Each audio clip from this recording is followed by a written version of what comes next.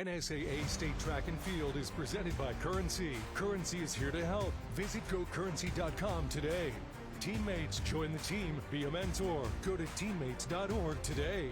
Medica. With a Medica health plan, you're not just covered, you're cared for. Liberty First Credit Union. Banking with purpose. Find out more at libertyfirstcu.com. And by Woodhouse Auto. Convenience delivered every time. Berg Stadium in Omaha is the setting for the 2025 State Track and Field Championships, the final day in Classes A and B on a lovely day in Omaha, Nebraska. Alongside Pat Jansen, I'm Eric McKay. So glad you could join us as we present the elite athletes the state of Nebraska has to offer. And Pat, both Classes A and B have a lot to offer us this afternoon. Yeah, I got the green tie on today because Perfect. It is go time, Yeah. but we were in the yellow to caution you, these races are anything but a sure deal. Today, we've got some of the best talent from across Nebraska on this track, and I don't just mean from this year. I mean generationally and perhaps ever. In the middle distance races, we've got some fun ones. Juan Gonzalez from Fremont, he's heading to Oregon. Braden Lofquist from Gretna East, he's headed to Duke. They're going to battle it out, though not head-to-head, potentially for that all-class gold in the 1600. Will we see a 4-minute mile for the first time in history? Who knows? It is going to be a blast today on a blustery day here at Burke Stadium. Well, if we've got the best athletes perhaps ever in the state of Nebraska here today, we need the best broadcasters field level as well. Thankfully, we've done so. Michael Shively is field level. He's keeping an eye on things in the field events and with the athletes on the track today. Let's send it down to the third member of our broadcast crew, Michael Shively. Thank you, guys. You're right. Beautiful day temperature-wise. Partly cloudy. You couldn't ask for much better. The wind, though, out of the north, about 15 miles an hour, definitely blowing us around a little bit here trackside. This isn't the first day, though. Yesterday, lots of action. Let's recap what happened here at News Channel Nebraska. We're not ones to bury the lead. Let's talk about the boys' Class A shot put. Ike Ackerman, Omaha Central, now has an all-time state record. 67.5 feet in his shot put toss. That was the gold medal by 13 feet over the second place thrower. It was breaking a 44-year record dating back to 1981. Marty Kobza of Schuyler had that record. Ike Ackerman, he's been busy today, already a winner in the Class A discus. Other results from yesterday: Class B girls pole vault, Avery Scott of Waverly the winner. In Class B girls discus, it was Aaron Briggs of Lakeview. Threw it 132 feet 4 inches. Drew Strike of Norfolk wins the Class A boys high jump at 6 foot 6 inches. Luke Broccoli, last year's winner out of Kearney, finished in third. Imani Skanes of Omaha Northwest wins the Class A girls long jump. She's a name you'll hear in our descriptions today. And Bryce Larson of Douglas County West won the Class B boys triple jump, 46 feet and 8 inches. That was some of the action from yesterday. We're going to get you caught up on all the running events from yesterday. Andy Klassen was there. He took the video, and he'll have a full report coming up after this. You're watching the State Track and Field meet on News Channel Nebraska. NCN Sports is brought to you by Chad Tyson Construction, Northeast Nebraska's premier home builder, and by Complete Insurance. Stop in and see Jamie, Heather, and Tara with Complete Insurance. Ladies and gentlemen, welcome to Speedy Mart. When you have to fuel your journey and feed the crew, whether it's many or a few, Speedy Mart is fresh, ready, super clean, and convenient. Here, customers can expect the highest quality fuel that they deserve. And when you make a pit stop, it's gotta be fast. Easy in, easy out. Speedy Mart for the win. NCN Sports is brought to you by BC Meyer Homes. The difference is in the details when building your new home. Start building your future at bcmeyerhomes.com. And by Johnson County Central Public School. Good luck to all Thunderbirds athletes. Does your business need quick, competitive financing for heavy machinery, trucks, or other equipment? Currency is here to help. Whether you're financing construction equipment, farm equipment, trucks, trailers, or any other big-ticket item, Currency will automatically find the best rates. Currency facilitates loans for up to $500,000 with repayment terms up to 72 months. It's fast, easy, and free to use. Visit GoCurrency.com and apply today.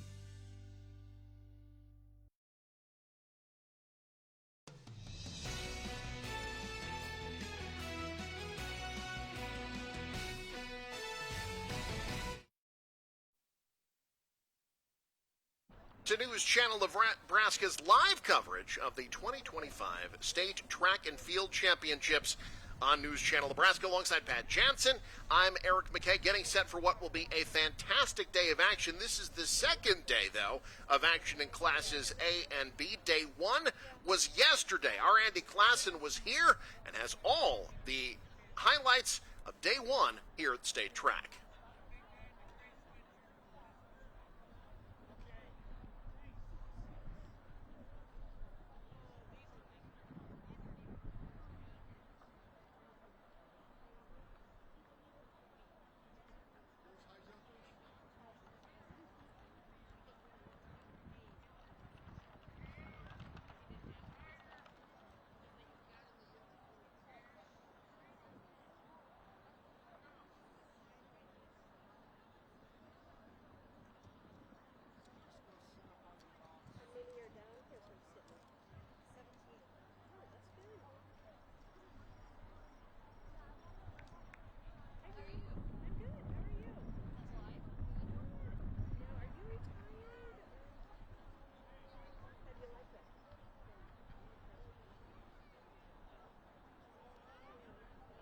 Partly cloudy skies, light breeze throughout set the stage for a fantastic opening round of the state track meet here at Berg Stadium.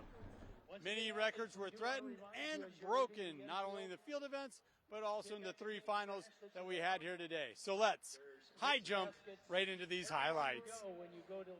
Starting off with Harrison Kruger out of Wahoo. He took the bronze with a jump of 6'4", followed by Kean Kaiser of Sydney, who took the silver with a jump of 6'4" as well. Tyler Daly out of Platteview got the gold with a jump of 6'6". Let's run on over to the girls' Class A pole vault. Annie Sander, a senior out of Lincoln Southwest, placed third.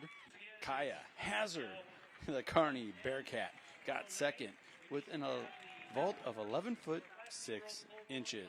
McKenna Keplinger set a new meet record with a vault of 12'6", good for the gold. Now let's kick it over to the boys' Class A triple jump. Mason Baum, the Lincoln East product, took the bronze. Taj Wilson out of Kearney, the Bearcat, took second. And Amir Hill, the Patriot out of Millard South, got the gold with a jump of 49 feet, 5 1/4 inch. Now let's step up to Class A girls 4x800 relay, where Papio La Vista South really dominated, but it was a tight race between Lincoln Southwest, Millard West, and Kearney for second, third, and fourth place. The Titans, consisting of Hoovey, Carter, Heisler, and Garcia, won the race with a time of 9 minutes 28 seconds. Lincoln Southwest got second. Millard West edged out Kearney for third.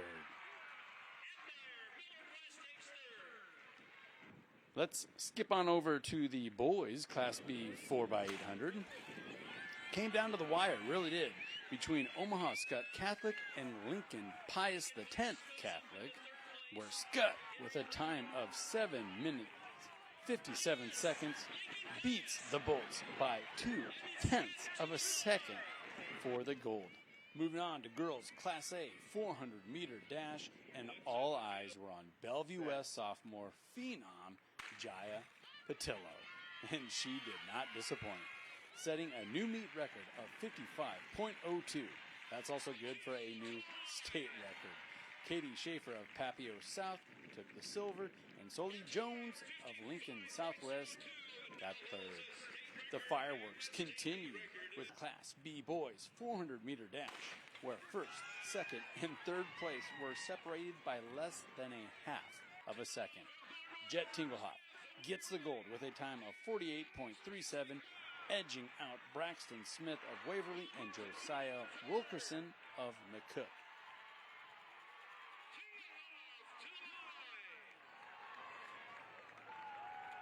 I love seeing that sportsmanship there between Braxton Smith and Jet Tinglehop. On to the girls, Class B, 3,200-meter run, and it was CC Cramper pretty much the whole way, followed by a couple of Norris Titans. Atlee Wallman received second, and Kendall Zavala received third. In Class A boys, 3,200-meter run would wrap up all finals on day one. And no surprise, from start to finish, Juan Gonzalez dominated the field. Got way out in front of the pack early, and it didn't get much closer. Earned the gold with a run of 9:01. Tyler Smith of Lincoln North Star got second with a time of 9:26. Juan's teammate, Noah Miller, did get the bronze. Now don't go anywhere, folks, because more live coverage and highlights will be coming your way live from Burke Stadium. Reporting for News Channel Nebraska, I'm Andy Klassen. NCN Sports is brought to you by Blazer Athletics, not only made in America, but right here in Nebraska, and by Home Innovations. Visit their showrooms in Omaha and Lincoln to find your luxury at home with Home Innovation Spas. Kearney, Nebraska is the getaway you never knew you needed. With comfortable, premium lodging, eclectic shopping, and a variety of locally owned craft food and drink options, Kearney has something for everyone. By day, you'll find rich history, outdoor adventure, and some of America's most unique attractions. And by night, our many entertainment options, dazzling performances, and unique hangouts offer the perfect way to unwind. Visit Kearney. It's so much more than just in the middle.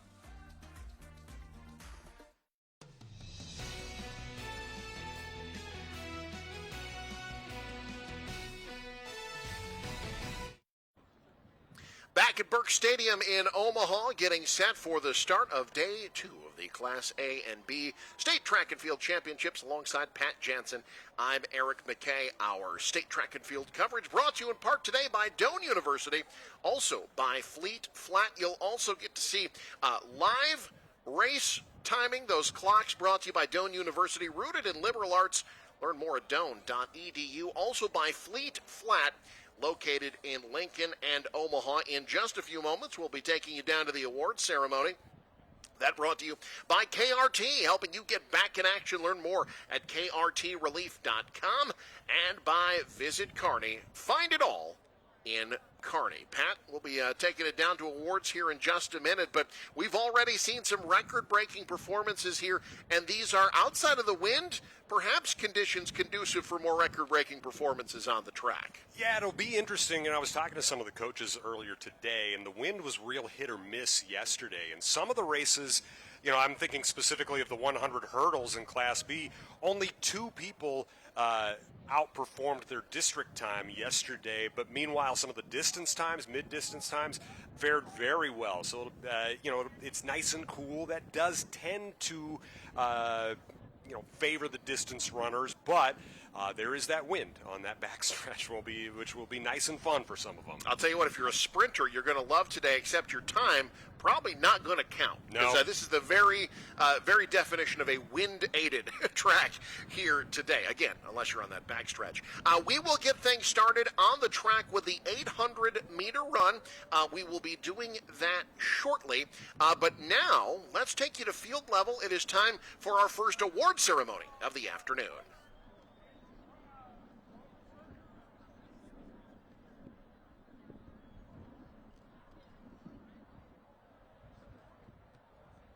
Ladies and gentlemen, if I direct your attention to the medal podium, we'll now be presenting medals. First up will be medals for the Class B girls high jump. We have a three-point tie for 7th place between Hayden Leapsack of Bennington, Claire Emerson of Wahoo, a freshman, and Eli Forney, a freshman from Columbus Lakeview at 5'3". In sixth place, Emma Heyman, junior from Blair, 5 feet 3 inches. Fifth place, Kinsey Land, a senior from Mendon, 5 feet 3 inches. She's a 3-time qualifier, 2-time medalist in this event.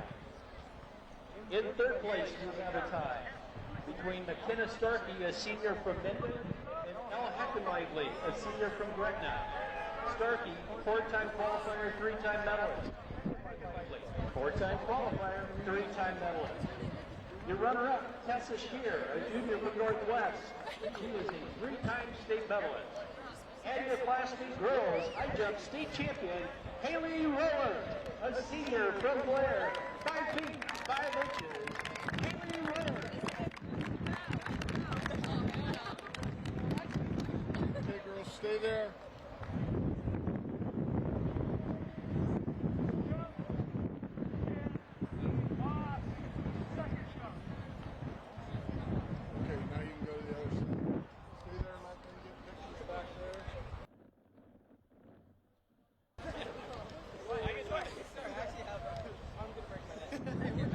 Next up, it'll be the medals for the Class A boys pole vault. In 8th place, James Bitchie, a senior from Fremont, 13 feet even. In 7th place, Ryan Whalen, a sophomore from Kearney, 13 feet 6 inches. In 6th place, Ian Hansen, a junior from Kearney, 14 feet even. In 5th place, Malachi Maley, a junior from Lincoln East, 14 feet even. In 4th place, Malachi Pieper, from Lincoln Southeast, 14 feet even, a 3-time state medalist in this event. In 3rd place, Greg Minnie, a senior from Grand Island, 14 feet 6 inches. He is a 3-time qualifier, 2-time state medalist in the pole vault. In 2nd place, Kendall Vandercheck, a junior from North South, 14 feet 6 inches. And your Class A boys pole vault state champion, 3-time medalist, 2-time champion at 15 feet, Liam McGlynn, a senior from Elkhorn South.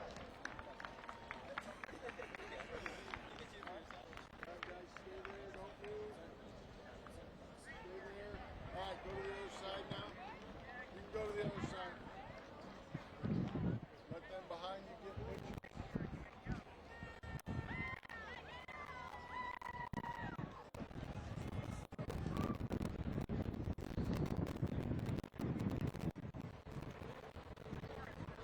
And now for your medals in the Class B girls shot put. In 8th place, Abby Sutton, a junior from Lexington, 40 feet 4 inches. She's a 2-time medal winner in the girls shot put. 7th place, Stella Campbell, a senior from Class A, 45 inches.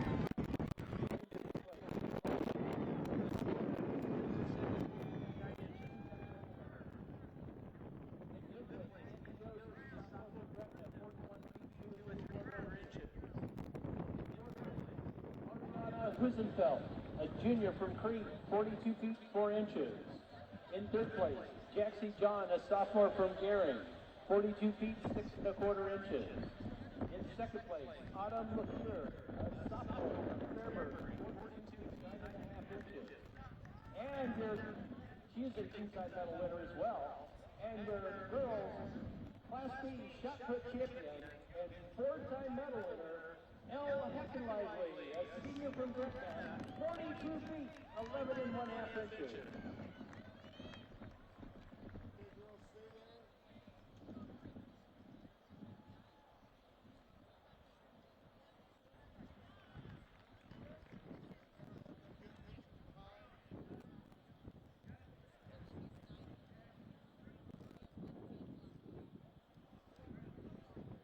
And now for your medals is the Class A boys discus throw. In 8th place, Sam Rice, a freshman from Lincoln East, 146 feet 2 inches. 7th place, Michael Wojciechowski, a junior from Columbus, 146 feet 2 inches. In 6th place, Hudson Meade, a junior from Omaha Westside, 149 feet 2 inches. In 5th place, Brady Detweiler, a senior from Lincoln Northeast, 152 feet 2 inches. In 4th place, Jackson Crawford, a senior from Lincoln Southwest, 160 feet 10 inches, 2-time medal winner. In 5th place, Cooper Buxton, a senior from Columbus, 162 feet 9 inches. his second medal in this event.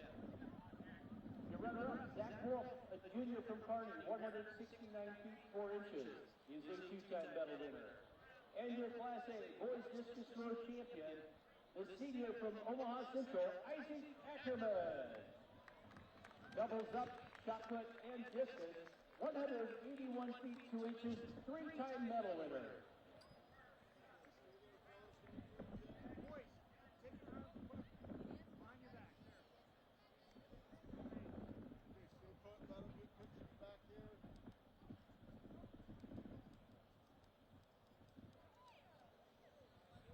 And now for your medals in Class B boys long jump. 8th place, Truman Ryan, a senior from Central City, 21 feet 9.5 inches. 7th place, Landon Riddle, a senior from Sydney, 22 feet 2 inches.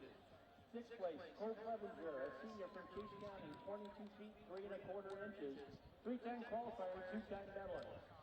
Nathan Axman gets 5th place, a junior from Waverly. He's a two-time medal winner, 22 feet 6.5 inches. In 4th place, Chayton Hoffmaster of Cozad, a junior, 22 feet 9.5 inches. In 3rd place, Daniel Young, a sophomore from Scotts Bluff, 22 feet 11.25 inches. He is a two-time medal winner. Your runner-up, Wyatt Dent, a junior from Central City, 23 feet 3/4 inch. And your Class B state champion in the boys long jump with a winning jump of 23 feet 1 inch, Jonathan Reimers, a senior from Adams Central.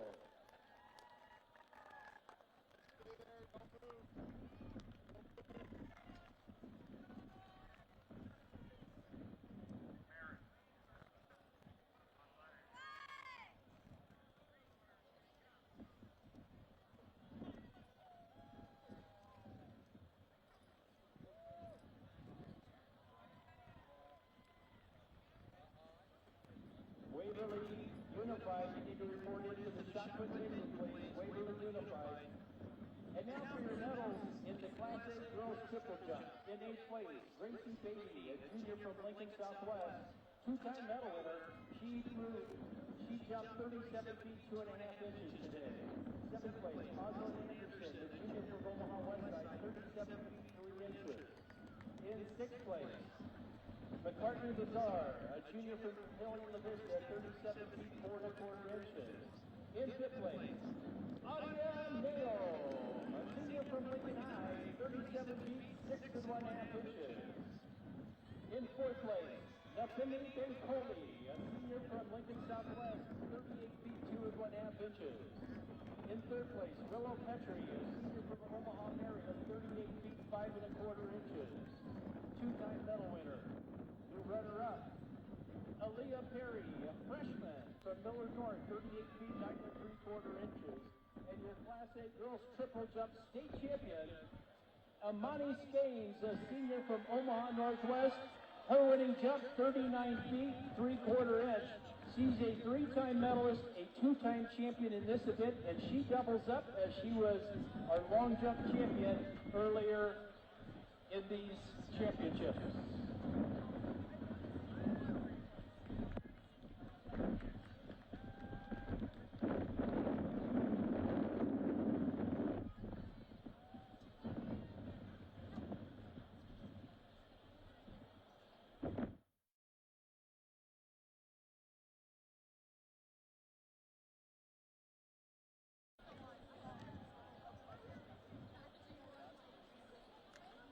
All right, we apologize for the audio issues. We are working on getting that fixed and hope to have that rectified by the time we get to the next award ceremony, which will be coming up later on this afternoon. Meanwhile, track events are about to get going. The 800 meters will be coming your way next. Stay with us. You're watching the 2025 State Track and Field Championships on News Channel Nebraska. NCN Sports is brought to you by Burr Farms Machinery in Dunbar, Nebraska. Visit burfarms.com for machinery sales, service, and rentals. And by Bernard Real Estate, an auction company in Auburn and Nebraska City. Find your next dream home at bernardrealestate.net.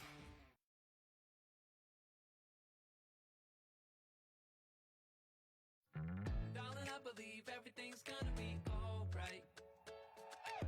No need to worry, cause you got somebody on your side. We all need a family. all need a crew. When you're in a jam, don't know what to do. Just reach out your hand and we'll see you through. Doesn't matter where you're at, we got your back. We got your back. With a Medica health plan, you're not just covered, you're cared for.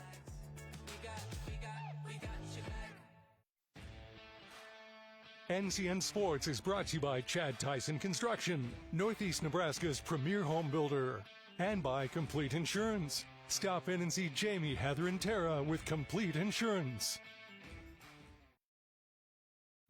I spend with purpose because I bank with purpose at Liberty First Credit Union. With my Liberty Plus checking account, I can earn extra cash just for spending on everyday things, like groceries, online or in-store purchases, and lunch. At Liberty First, anyone can join, so start earning money to spend on the things you love. Start banking with purpose. Start banking with Liberty First Credit Union. NCN Sports is brought to you by Currency. Visit GoCurrency.com for details. The Carpet Shop, providing quality residential and commercial floor covering and installation for almost 50 years. And by See the Trainer with locations in Columbus, Lincoln, Omaha, Bellevue, and North Platte.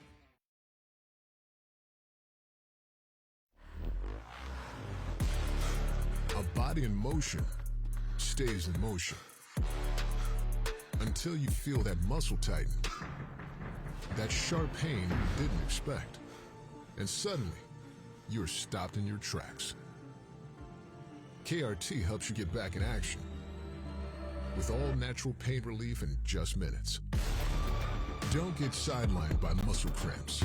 Stay in the game with KRT.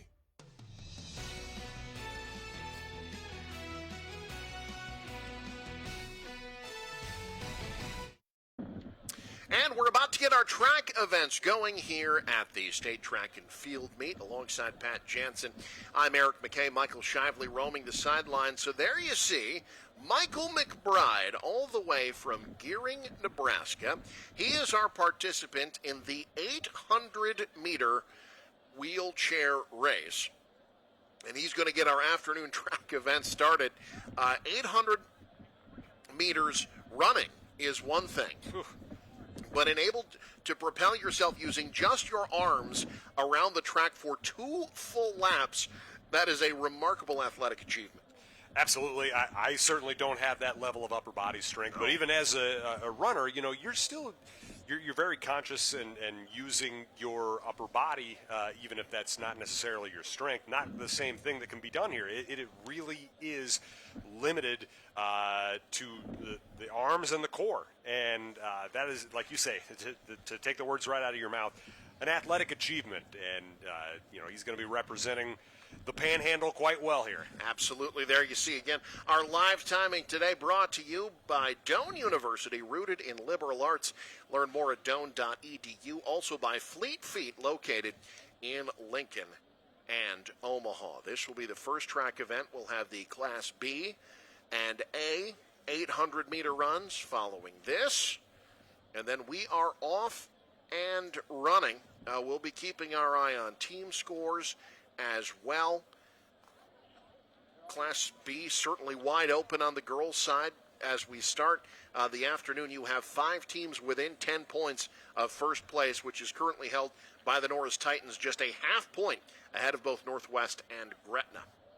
Well, and Waverly will have a lot to say in both the boys and girls race. There were a few that from Waverly who did not qualify into finals from yesterday, which was maybe a little bit of a surprise, but all sorts of athletes. Now, what complicates teams like Gretna East, Gretna, Waverly, the district that they came out of was a monster. That limited some of the entries for some of these teams.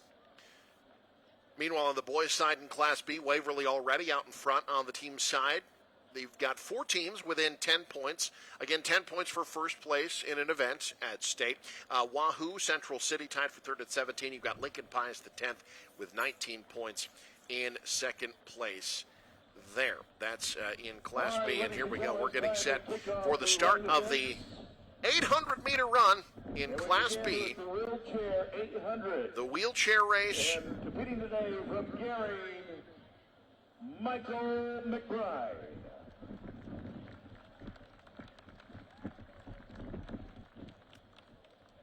So this is Michael McBride.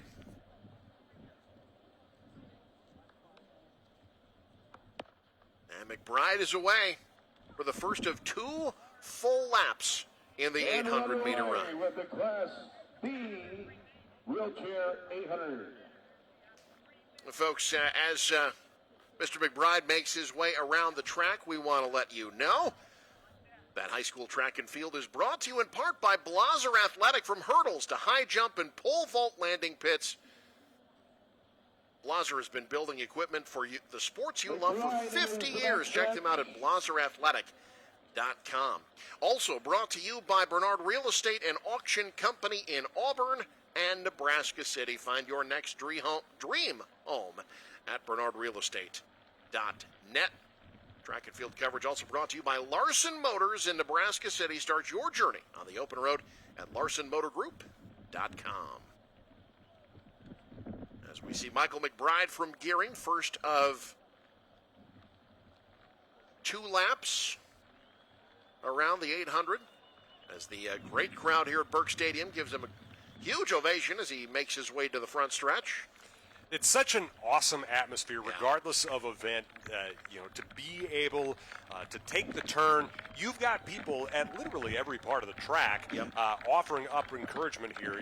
If you're at a track meet, say in late March in Falls City, Nebraska City, Norfolk, Grand Island, Minden, you name it. You maybe don't get that, besides the fact that it's usually a little bit colder. Yep. You other than right around the finish line, about where we're watching right now, that's about where you get crowds. Then, for an event like this, you've got everybody all the way around. It just adds an extra bit of juice to these performances, and it makes sense. It is the biggest event of the year, and it leads to some fantastic times. I think that this crowd really helps drive some of these great performances here in Omaha. McBride's first lap, 1 minute, 44.13 seconds. His qualifying time was 3 minutes and 48 seconds, so he's on a good pace.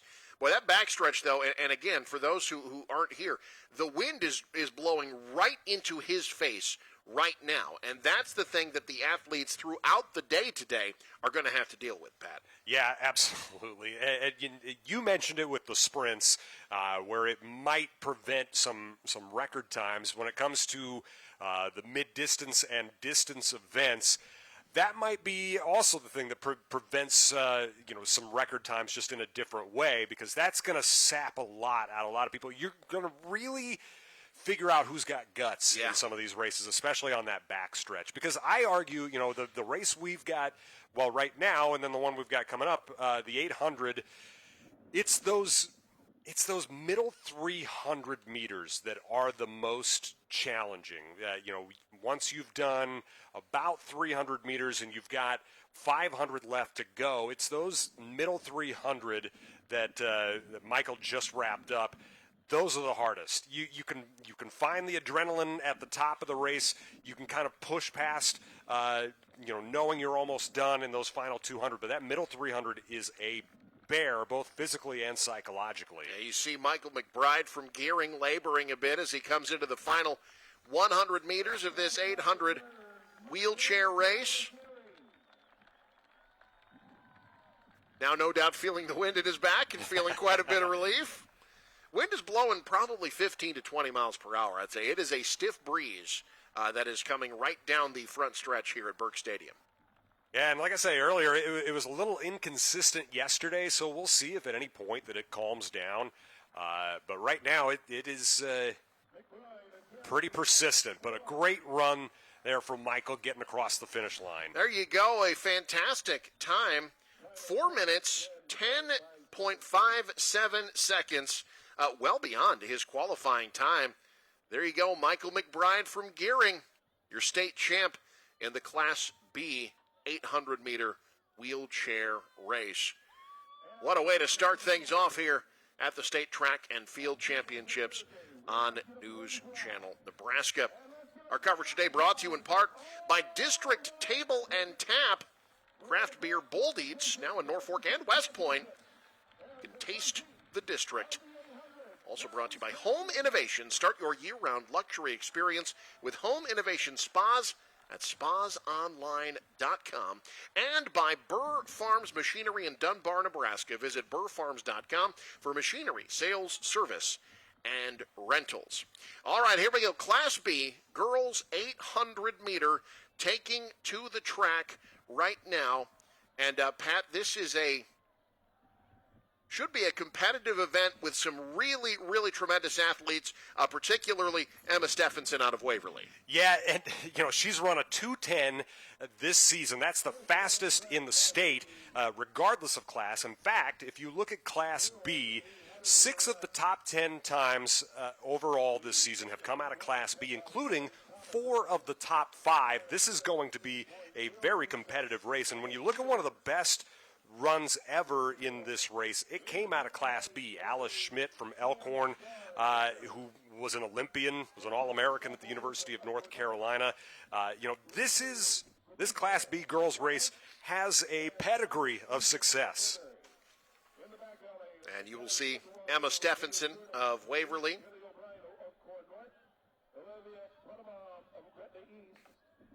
Well, it was a Class B run last year that was record-breaking with Ellie Thomas, who broke the aforementioned Alice Schmidt's record at 2:08:02. That is not an all-class record because Stella Miner in Class A broke it last year.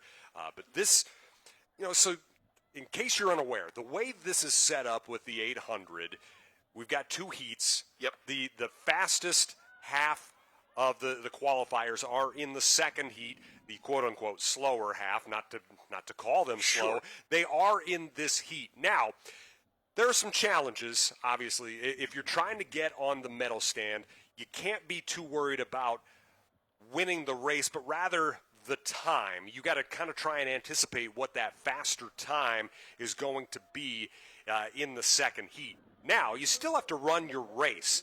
If you are in that sort of middle tier, there could potentially be an advantage of being in this race as long as you kind of follow your training. Because most of these athletes here are used to running meets in the spring where maybe they were the fastest one at the meet. There is a risk if you're running against an Emma Stephenson who runs a 2:10 and you're maybe someone who's trying to just get onto the medal stand, you could kind of let that pace control you and you run a little bit of a worse race. Maybe you get to run your race a little bit more if you're kind of in that middle tier here in this first heat. That's McKenna Smith of Wahoo out in front after the first lap. Peyton Christoffels of Elkhorn North coming in second. 108.31 the time for McKenna Smith, with Lydia Stewart of Platteview in third.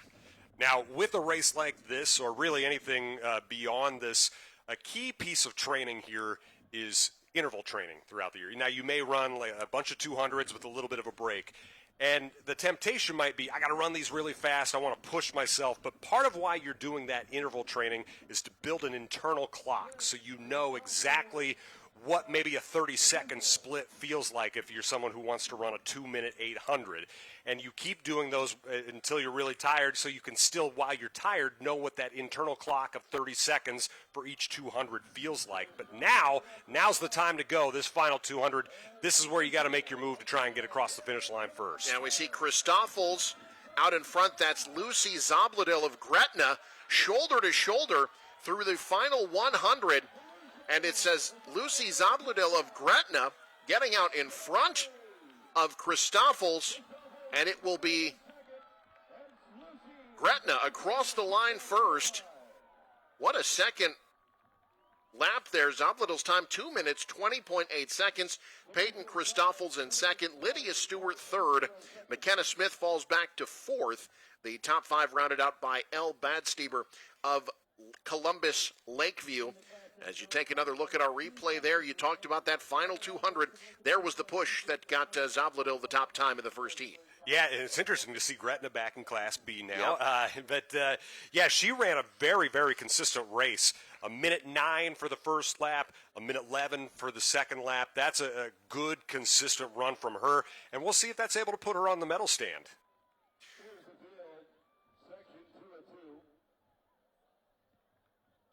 So we'll get set for the second heat here. you mentioned the name Emma Stephenson. Yep. She is someone to keep an eye on. But, Leah Robinson in Elkhorn North has one of the top times, actually the second best time in the state this year. Sophia Reynolds, Kendall Zavala. There are some fantastic times out here. Lydia Stewart from Platteview as well. This should be a race, Eric. This is going to be a lot of fun. You mentioned Robinson, Reynolds, and Zavala. All three have 3 of the top 5 times in Class B this year. They ran them in the same race at the Waverly Invite back on April the 11th. But it's Stephenson who's been the flag bearer. She ran a 2:10 at the Crete Invite earlier this month. And so the time so far to be 2:20.8 set in Heat 1. And in case you're curious, we did mention it a little bit ago, but the Class B record was set here at state last year. Ellie Thomas of Norris, a 2:08.02, which is absolutely cooking.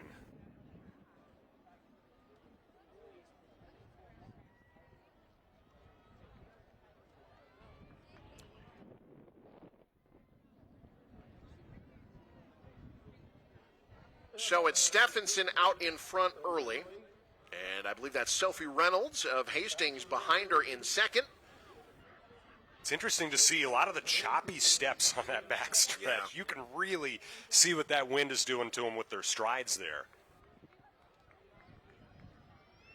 Coming into the front stretch, Stephenson out in front. Reynolds in second.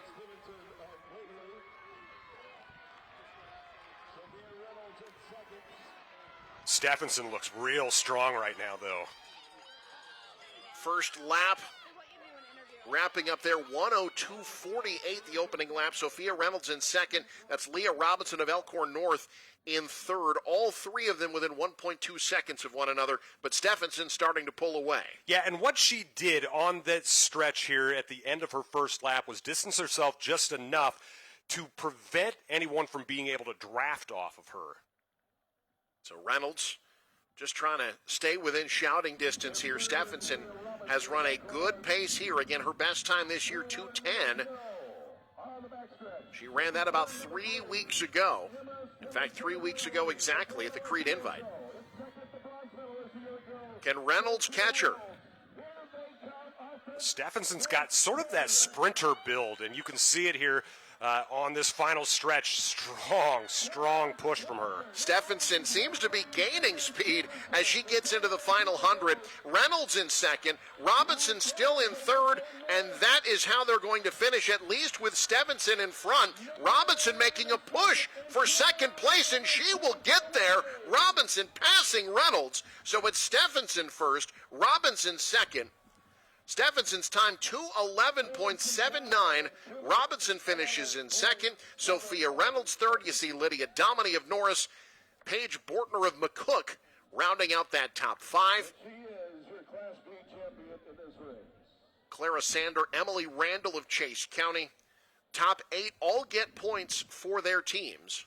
Yeah, and in case you're curious how that goes, you said the top half of it earlier. It goes 10, 8, 6, 5, 4, 3, 2, 1. So Stephenson, you saw, boy, she built a lead early, Pat. It's exactly what you talked about. She built a pace, stuck to it, was never in doubt who was going to win this race. No, and she came in as the favorite and really lived up to it. Just a junior, too, so a chance to defend her title next year. So Lucy Zobladil of Gretna ends up with the 6th best time, so she does medal from the first heat. But Stephenson gets first, followed by Leah Robinson, Sophia Reynolds of Hastings, your top 3. And now we move to Class A.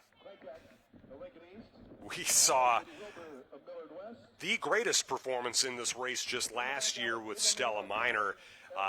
Obviously, she's not here anymore, the recent graduate, but now she's at Kansas State. Still some great performances out here, though, in Class A. Really excited to see how this race goes. Leading the way in Class A this year is Alexis Shodek from Papillion La Vista. She'll be in heat number 2, but, we saw it in that Class B race. Still a chance to get onto the medal stand from this opening heat. And you see the opening heat. Best qualifying time in this heat, Maya Kafka of Lincoln Southwest. Augusta Gans of Kearney as well. And when it comes to certainly team standings, points from this first heat can go a long way.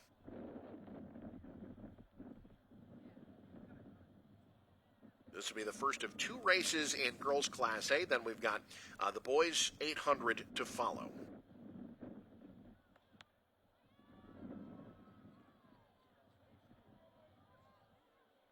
So underway here, heat 1 of 2 in the girls Class A 800 meters. Want to remind you, folks, that state track and field coverage on News Channel Nebraska brought to you in part by Chad Tyson Construction, Northeast Nebraska's premier home builder. Also brought to you by Western Oil. Make your first and last stop to and from the game, the nearest Speedy Mart or Good to Go convenience stores today. Followed by Augusta Gans of Kearney. And Allison Wilbur at the Northwest.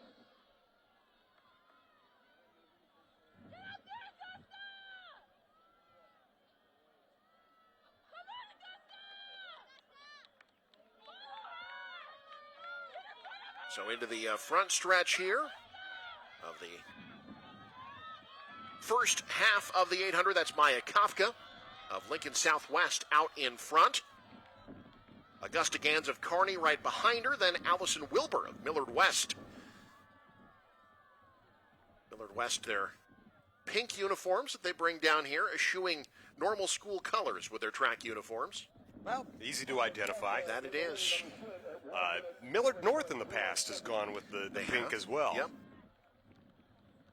See Kafka really trying to lean in here to that wind. It looks like she's trying to run against a wall right now. Yeah, it really looks like resistance training once you get to that back stretch. Kafka's first lap time, 1:07.21.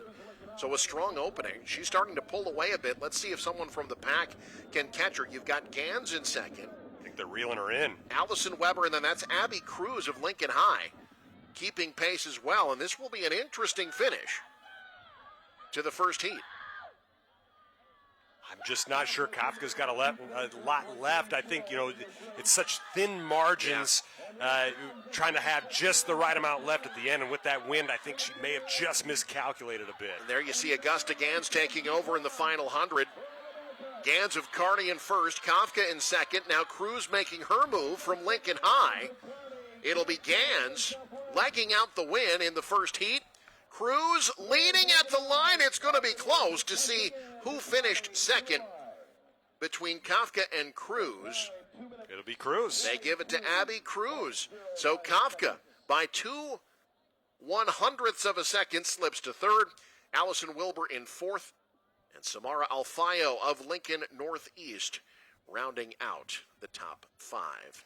Now, if you're looking at those team races, if Kearney can sneak just a few points out of this particular race in the 800, getting someone from the opening heat onto the medal stand, that could be a deciding factor in the team race. Hey, folks, we at News Channel Nebraska are saluting the athletes that made it to state. Now from Columbus High, this brought to you by Bank of the Valley and Blaser Athletics.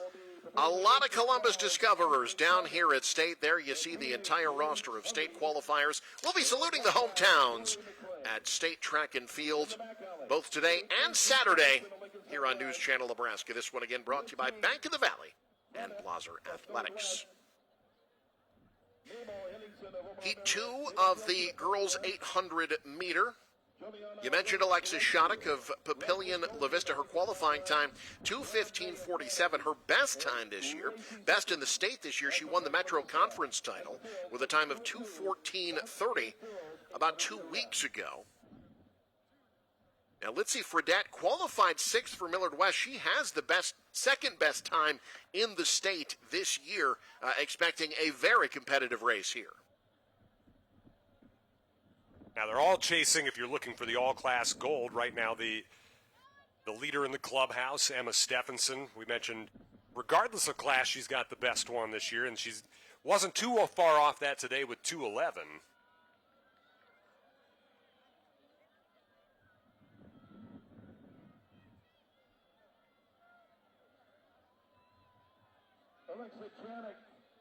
Through the first 200, it's Shattuck out in front.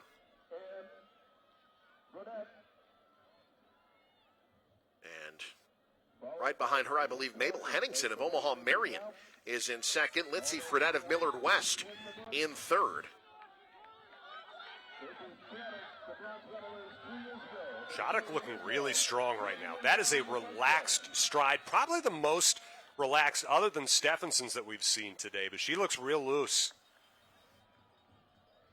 You mentioned team scores to this point. Kearney in the team lead with 54. Lincoln Southwest in second with 47. Papio South in third with 42. Kearney always a fixture here at State, defending team champs from a year ago. But right now, it is all about Alexis Shattuck, a 1.03 opening lap, and she has only extended her lead, although Fredette now trying to close the window a bit. Still looking really strong, really relaxed. That back stretch where we've talked about with that wind, it did not look like any difference in her stride. She really does not seem far off her pace from that first lap, which would have put her on pace with the all-class record.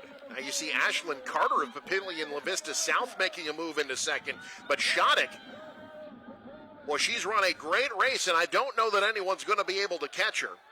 Carter trying to make her move, but it's Shattuck out in front. Alexis Shattuck from Papillion La Vista will be first to the line. It's a gold for the Monarchs. Carter in second, so it's all Papillion La Vista, 1 and 2.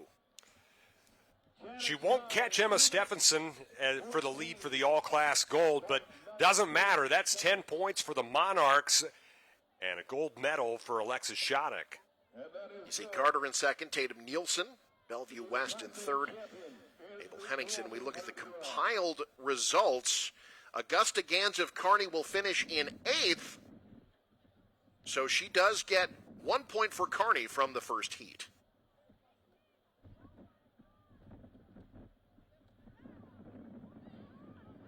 And now we get to head to the boys' race, where this Class B boys' race will be fantastic. Can't wait to watch this.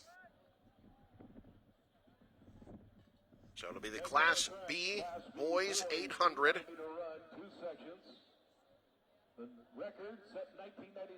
And before we get to that race, let's send it down to Michael Shively, who's got a gold medalist from earlier today. I'm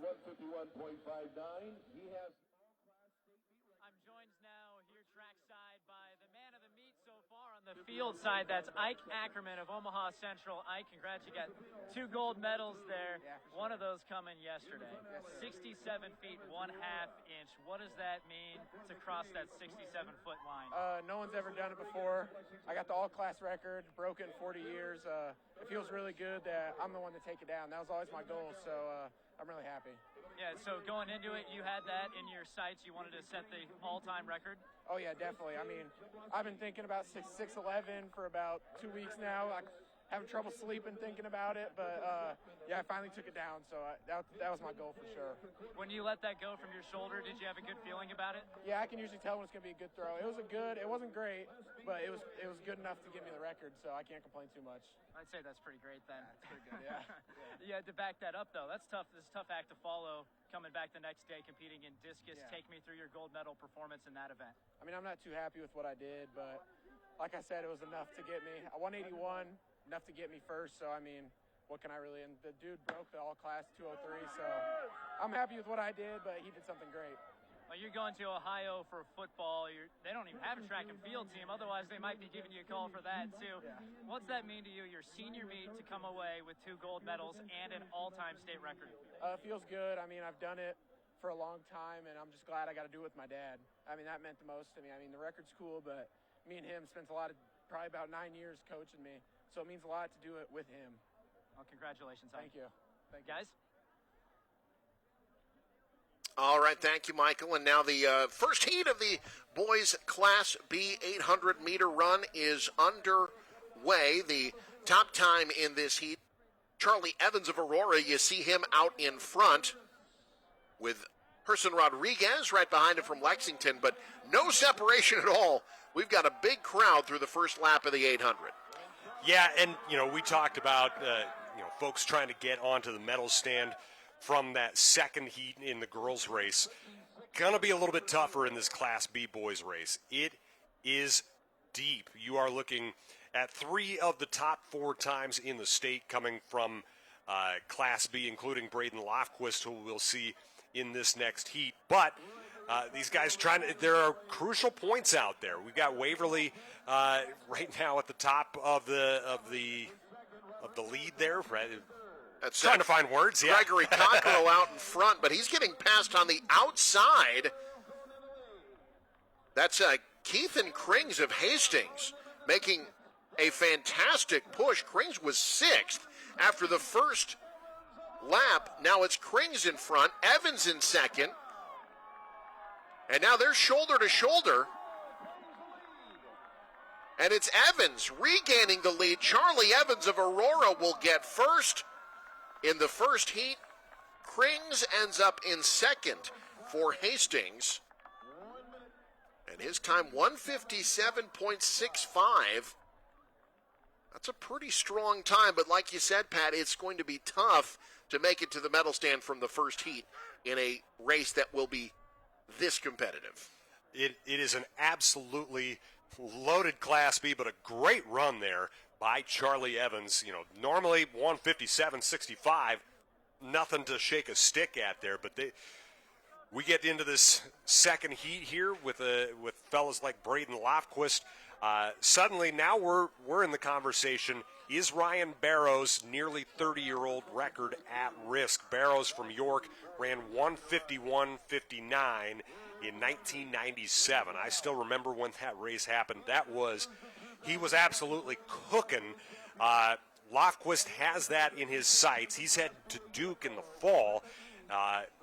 Came to high school intending to be a football player, was a little undersized, found his way to track, and he is one to keep an eye on here. Lofquist ran a 1:52 at the Dennis Smith Invitational back on April 25th. That is close to that record you were talking about. His qualifying time, 1:56.16. But you see how close those qualifying times are.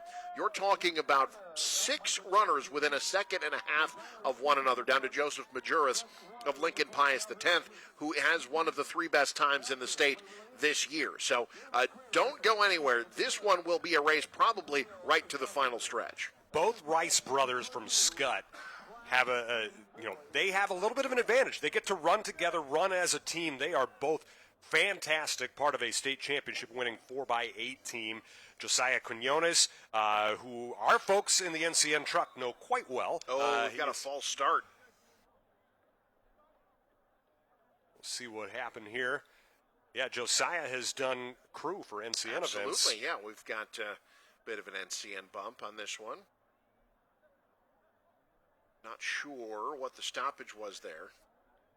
Great officiating crew here. A lot of people who've been a part of this for a long time here at Burke Stadium, including one who I got to shake hands with earlier, former Wayne State football coach Dan McLaughlin down there working amongst them. There's Josiah Quinones there, representing the orange. We, of course, promised to call this race right down the middle, despite the NCN ties. On your mark. I will say, I'll bet he's the best cameraman in this game. There are starting to be some very, very good sports media programs across high schools, something that was not a thing that existed when I was in high school. Pat, you've said it before. I believe what we're seeing is the races get won and lost in this stretch here. The back stretch with the wind in their face, the racers who are able to pace themselves the best on that part are the ones who have the best chance to get victories. And it's that second go-around with it where we've really seen people sapped. You've got a little bit of adrenaline here in this opening bit. What you're trying to do is jostle for position. Everybody is really essentially in that same spot. It's Lofquist of Gretna East out in front with Josiah Wilkinson of McCook out of lane 8 in second, and then Brendan Bowling of Pierce in third, 1, 2, 3. through the first 400 meters. Lofquist, a 55.95 400. He is a very, very strong young man, and you see this right now. He looks completely unbothered. His stride did shorten somewhat. It's a little bit like a cross-country runner attacking a hill here. Yeah. But he still looks very strong here in this backstretch. I don't think he's slowed down a bit. His pace has stayed fairly consistent.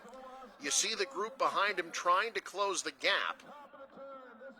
But Braden Lofquist of Gretna East, again, he'll be attending Duke to run track.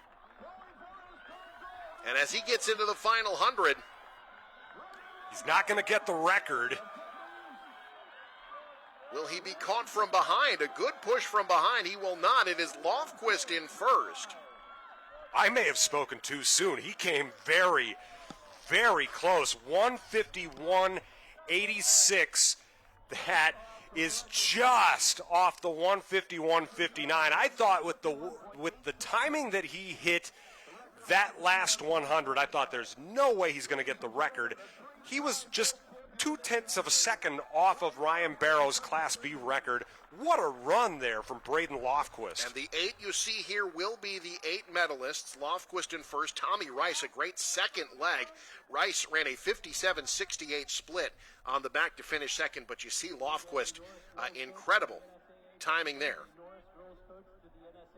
He wanted that record so badly. That is number 65 in the entire country this year, that run that he just put down. Incredible race, and you saw the times there, brought to you by Doane University, rooted in liberal arts. Learn more at doane.edu. Also by Fleet Feet, located in Lincoln and Omaha. We move now to Class A, the boys' 800-meter run. And in Class A, this is where you could see some shuffling at the top of the team standings. Kearney and Fremont are tied in the team standings right now at 36. Millard South in second at 33. Lincoln North Star fourth with 27 points. You see the first heat lineup there. Dalen Hochstein of Papillion La Vista South, the best time in this first heat in districts.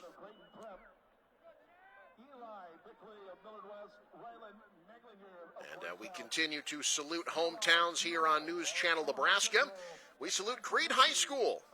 As you look at their state participants, that brought to you by Crete Public Schools.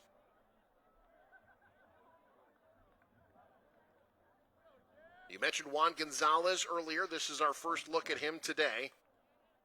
He will be in that second heat. Now, you mentioned the team standings. We're just going to keep referencing each other, Eric. Yes. This is where Fremont could really make hay. They've got 3 people in the second heat who are all part of a fantastic 4x8 yesterday. There could be some points, some major points on the table for Fremont.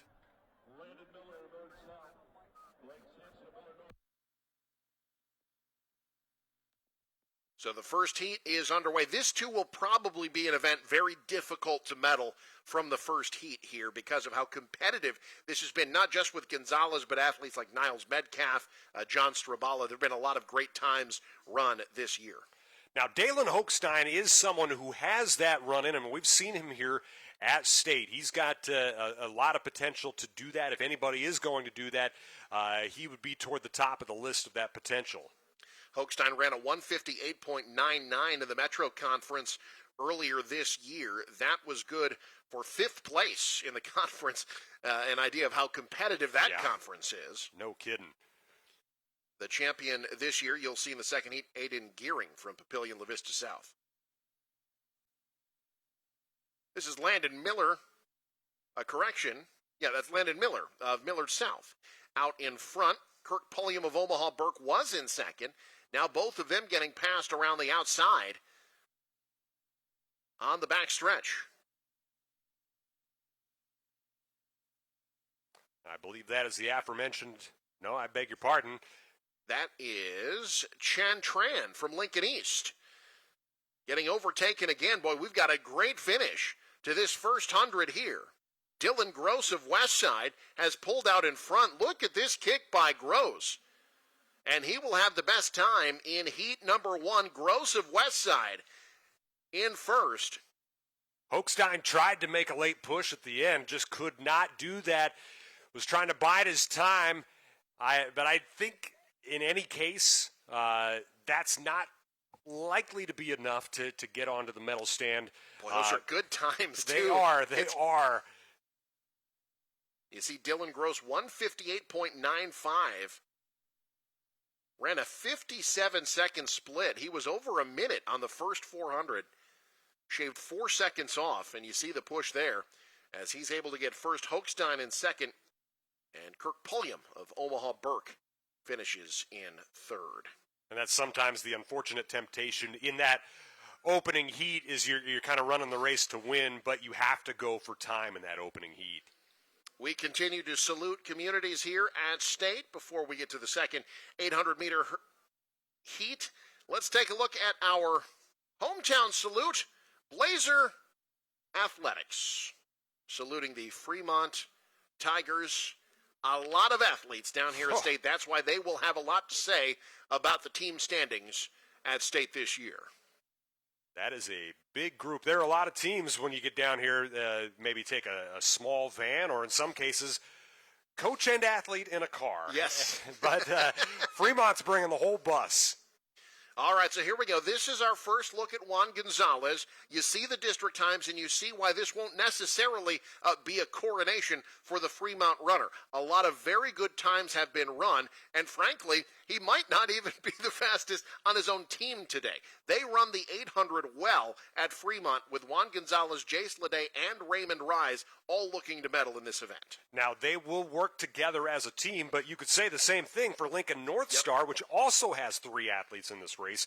Half of this heat is occupied by 2 teams.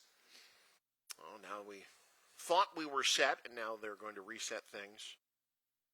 Someone perhaps out of their lane, making sure everyone is set up okay. Like you mentioned, both North Star and Fremont, each with 3 runners in this heat.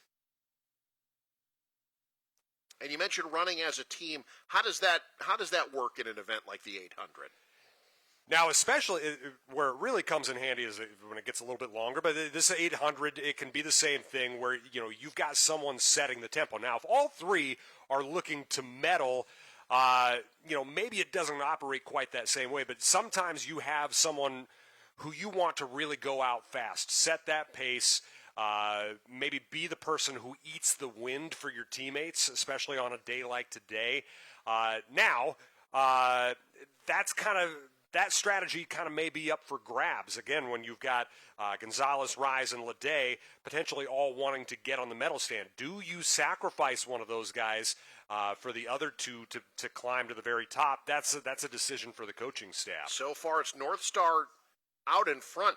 Xander Carson Kessner, 11th of the 12 runners, is actually out fastest right now, and he will be in first as we start the final 400. And that's exactly the strategy that I was just talking about there. You may have someone who's really fast and has that ability maybe to get a good pace lap, and they're just going to let him, they're just going to sacrifice him and let him potentially leave him to die in the second lap, for lack of a better term.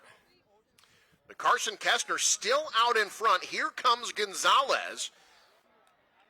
But how about Xander Carson Kessner trying to hold off the group behind him? Oh, this is going to be extremely competitive over the final 200. I don't think he's going to have it in the final 2, but he's hanging on a lot longer than I thought. Now, Gonzalez is not a tall guy. He's used him to draft because Carson Kessner is not a short man. You see Gonzalez make his move. It's Juan Gonzalez now out in front and pulling away. Juan Gonzalez saved it for the final 100. Look at him go. The senior from Fremont, Juan Gonzalez, to the line first with energy to spare, and he holds up the 3 fingers, the 3-time state champ in the 800. Oregon Duck fans are loving this one. That's a school that relishes their track and field tradition. They are going to be excited to have him. Really, I think he even kind of held up there a little bit at the end, wanting to save a little bit for that 1600, but that just looked so effortless on the backstretch there. 1:53.77. You want consistency? 56.85 first lap, 56.92 second, and he says, come on, like this is hard? Crossing the finish line with very little effort. Spiked the football before across the goal line, but you know what?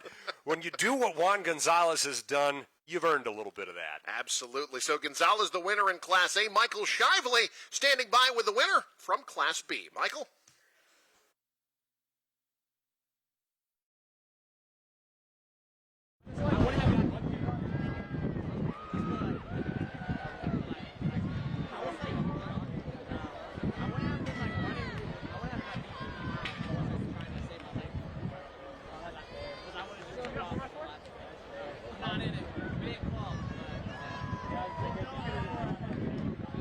We'll get to Michael Shively as soon as we can, but the Class A 800 is done. We will get set to start our 4x100 meter run in just a second as well.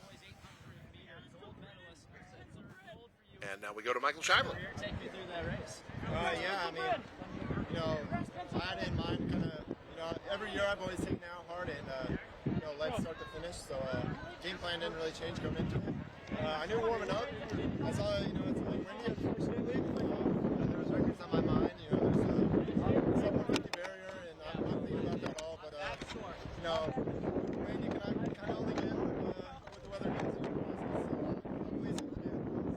Well, you ran yesterday. You got one race under your belt today. You still have the 1600 and the 4x4. How do you pace yourself throughout the state meet where you run so many times in such long distances? Yeah, being able to do this kind of starts from here. And kind of the summering with cross country as well, building volume and really building up on that strength. I put in a lot of work this winter, kind of with kind of a new plan going into it, a lot of volume because.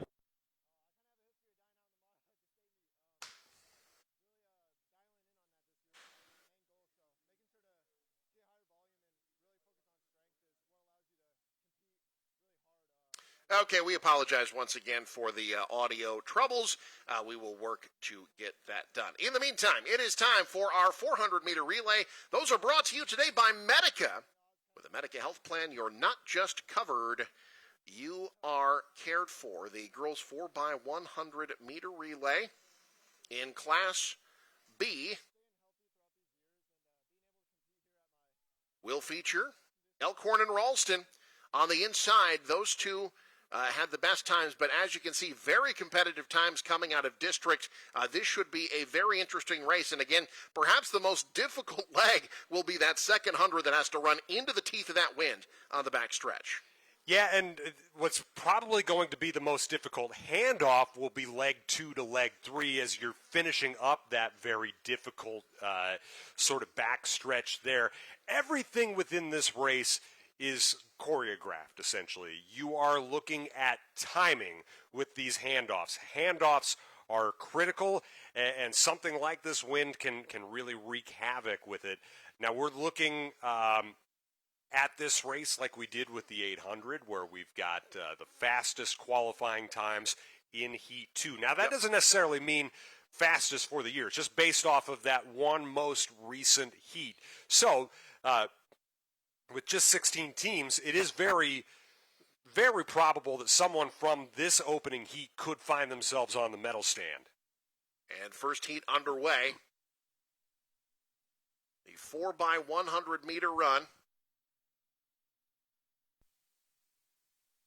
First exchanges all look pretty clean. Like you said, Pat, these could be the troublesome ones here. It's a challenging one anyways. You've got just a little bit of that curve. Pretty good exchanges all around, though. And now we really get a sense of where everyone stands as we get to the final 100. We did lose SCOTUS in lane 1, though. A dropped baton there on that next to last exchange. It was Elkhorn to the exchange first. Elkhorn down the backstretch. That's Cushing, the anchor leg, pulling away. And it'll be Elkhorn first in Heat 1. A very good time. 49.45 seconds for Elkhorn. Chase County ends up in second, followed by Hastings and Ralston, wrapping up the top four. But Elkhorn, a sub-50 time, Pat, you got to believe that they feel pretty good about their chances to be on the medal stand. Yeah, Mia Cushing's going to find herself there a few times today. She's having herself a nice meet already. Good finishing leg there for the Antlers. But just a good race all the way around for Elkhorn as they're trying to find themselves climbing up those team rankings a little bit. So Cushing to the line in first for Elkhorn. You mentioned the team standings. As we take a look at the lane assignments for the second heat, you see the meet record, 48.12 seconds. Also the state record, Norris ran a 48.2 in districts. So, again, potentially a record that could fall here today. Absolutely. These are a bunch of really good teams, and a lot of these teams, I mentioned it earlier, saw each other in districts. That Waverly, Norris, Gretna East district was just a slaughterhouse. There were a lot of good performances that came out of that district. Mentioned those team points. Elkhorn right now in the top 10, looking to kind of climb their way up. They've got a few more points out there, but Waverly, They find themselves at the top just ahead of Norris by 12 points at the moment. Speaking of Norris, we salute them in our hometown salute. Brought to you by Complete Insurance. Norris in second place in the team standings. That's why. Yeah. There's a whole lot of folks from Firth and the surrounding area down here at State this week, both boys and girls. The Norris Titans will be calling their name quite a bit. Yeah, and I think that's what's fascinating about Norris and Waverly. These are well-rounded teams on both the boys and the girls side of things. They're teams with traditions in track and field down there. I don't know what it is in that part of southeast Nebraska. They've just had a lot of great track and field teams over the years. You saw Gates there for Norris. She'll be the anchor leg for them. Again, Norris, if they can equal their district time and have the top time here, that would vault them into team contention. Right now in second place, 12 points behind Waverly, who also look to add some points here as they're in lane 6.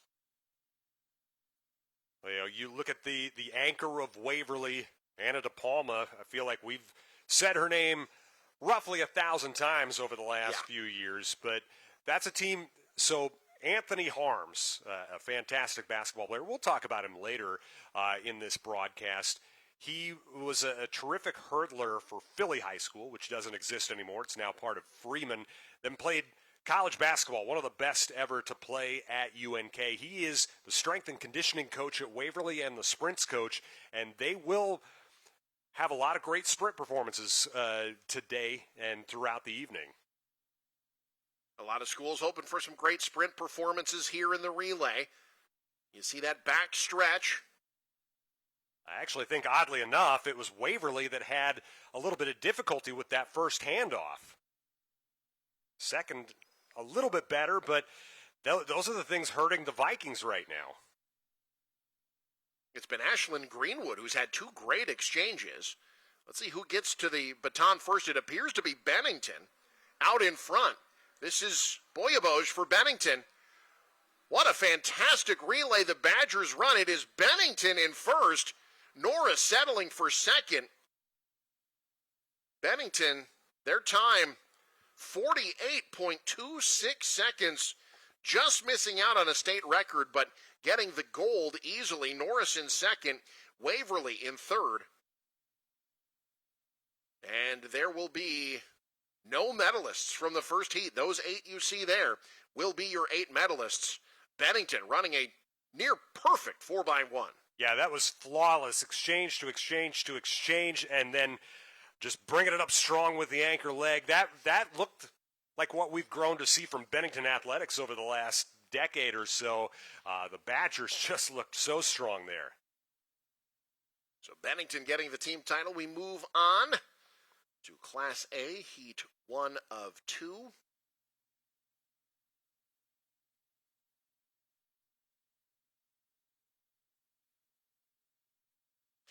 Let's salute another hometown here, bringing their athletes to the state track and field meet. We salute Fairbury, brought to you by Jefferson Community Health and Life. Fairbury trying to make some noise in Class B here at State.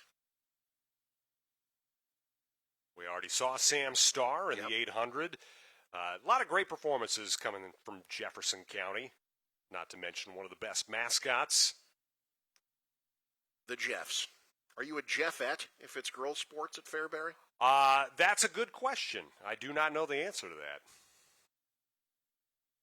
For as long as I have followed high school sports in Nebraska, and for as often as I played baseball in Fairbury with the train tracks behind us at their field, I should probably know that. I don't think that's actually the case. Lincoln North Star had the top qualifying time in this first heat. We get our first look at the Norfolk Panthers as well. They're 4x1. Will be part of this first heat of 2. Millard North, Columbus, lanes 3 and 6. Papio South and Lincoln High. And then Lincoln East and Grand Island on the outside. The records in this event, 46.84 seconds. That was Omaha North's relay team here at the state track and field meet 15 years ago in 2010. If you're looking what it typically takes to get the all-class gold, you're looking at, well, last year, 48.38. That actually came out of Class C with Kearney Catholic, who we will see Hazel Harburg again on Saturday on our broadcast. Top qualifying time you'll see in the second heat, Omaha Central, 48.43. Lincoln North Star's qualifying time that has them in lane 4 in this first heat, 49.56 seconds.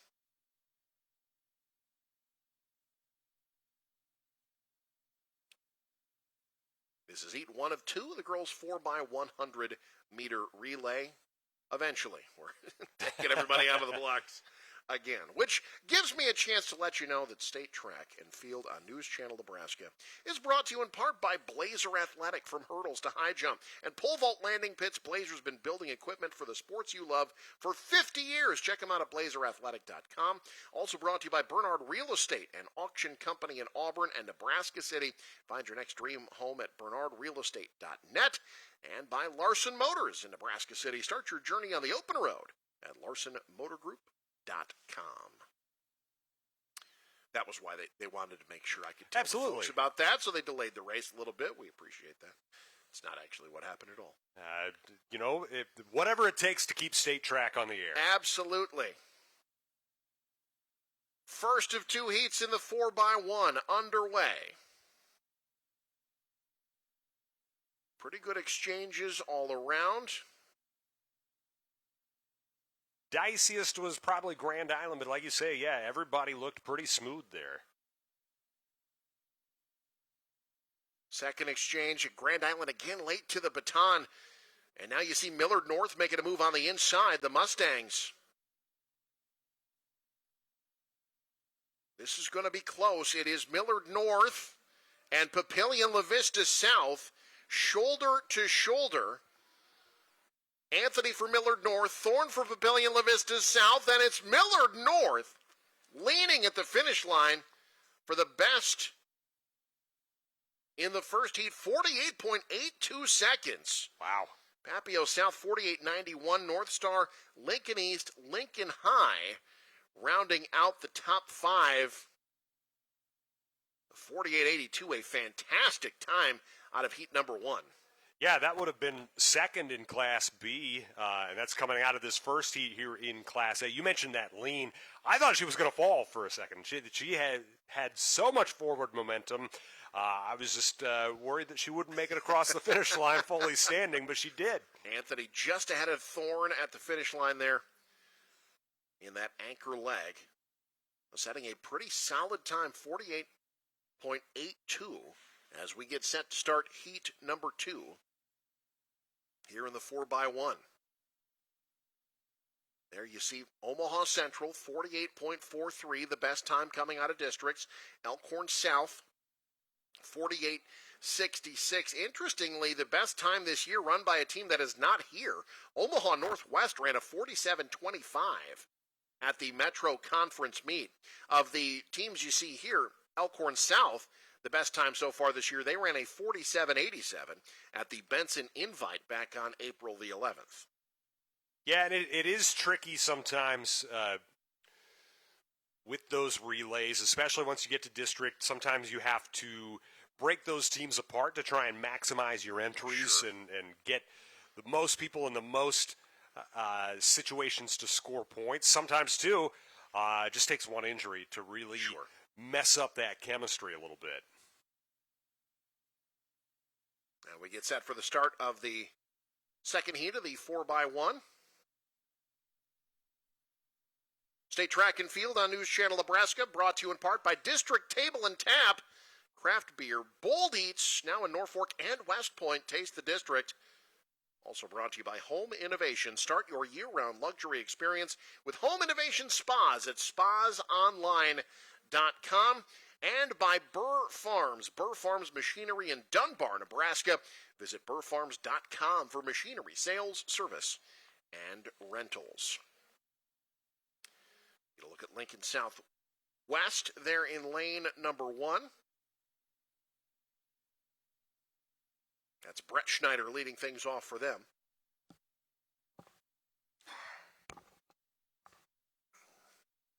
This Elkhorn South team, so you mentioned Omaha Northwest, the best time all year. Elkhorn South, the best remaining.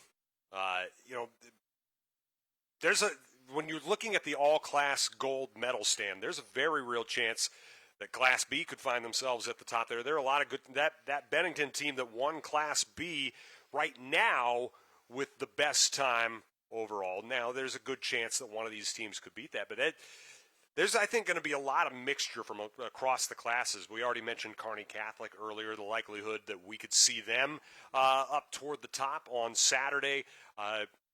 Really a lot of diversity across classes as far as talent in this race. So we get set for the start. The second heat of the 4 by 100-meter relay. Again, the time to beat 48.82 set by Millard North.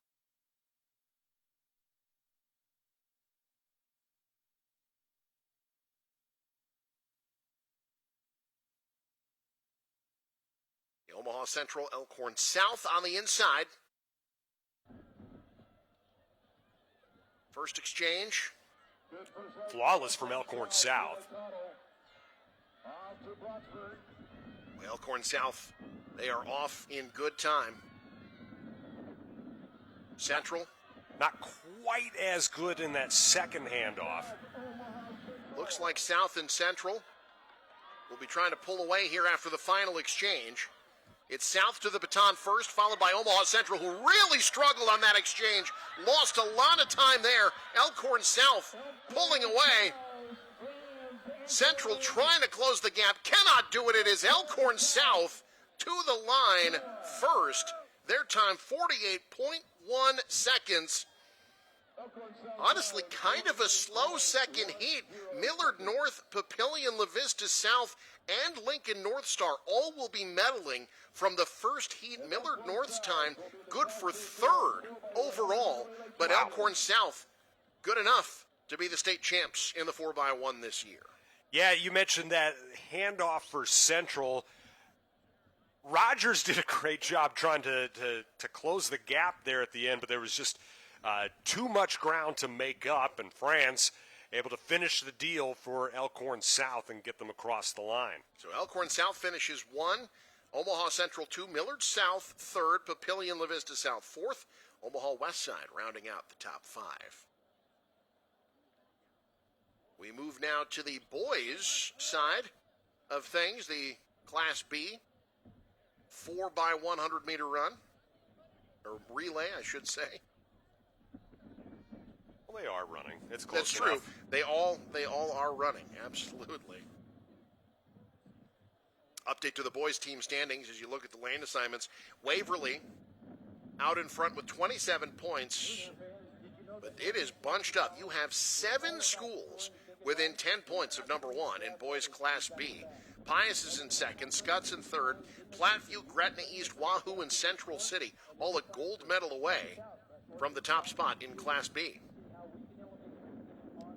Yeah, I think this is going to remain bunched up for a little while. There are a lot of points still out there for Waverly.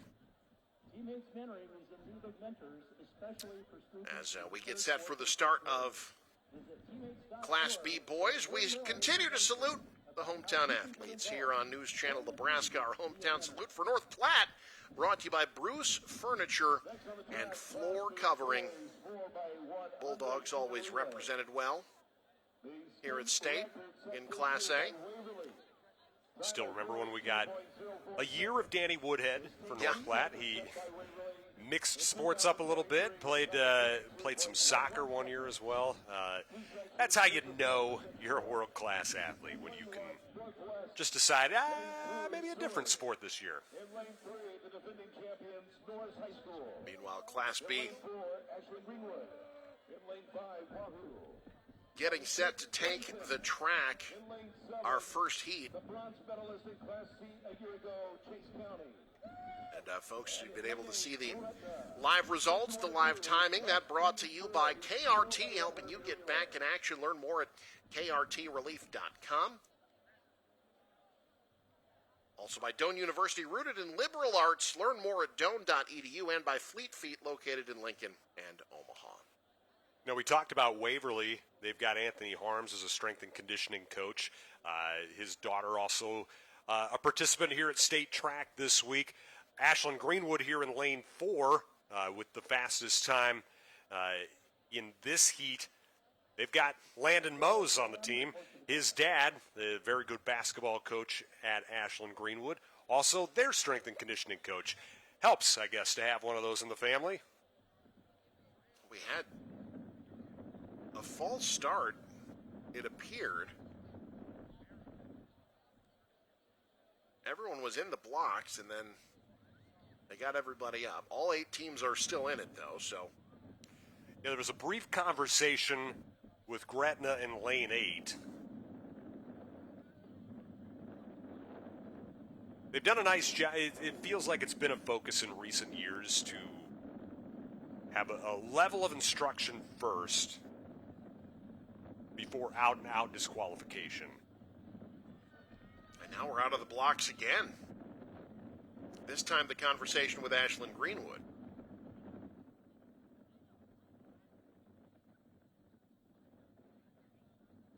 Once they're all across the finish line, they can go ahead and get supper. It's going to take a second, it seems.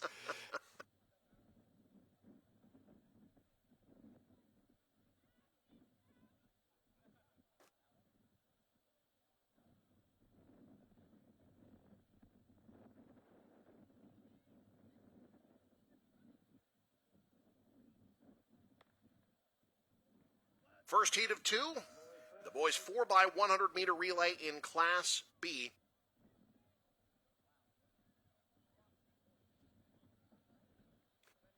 Wahoo taking a while.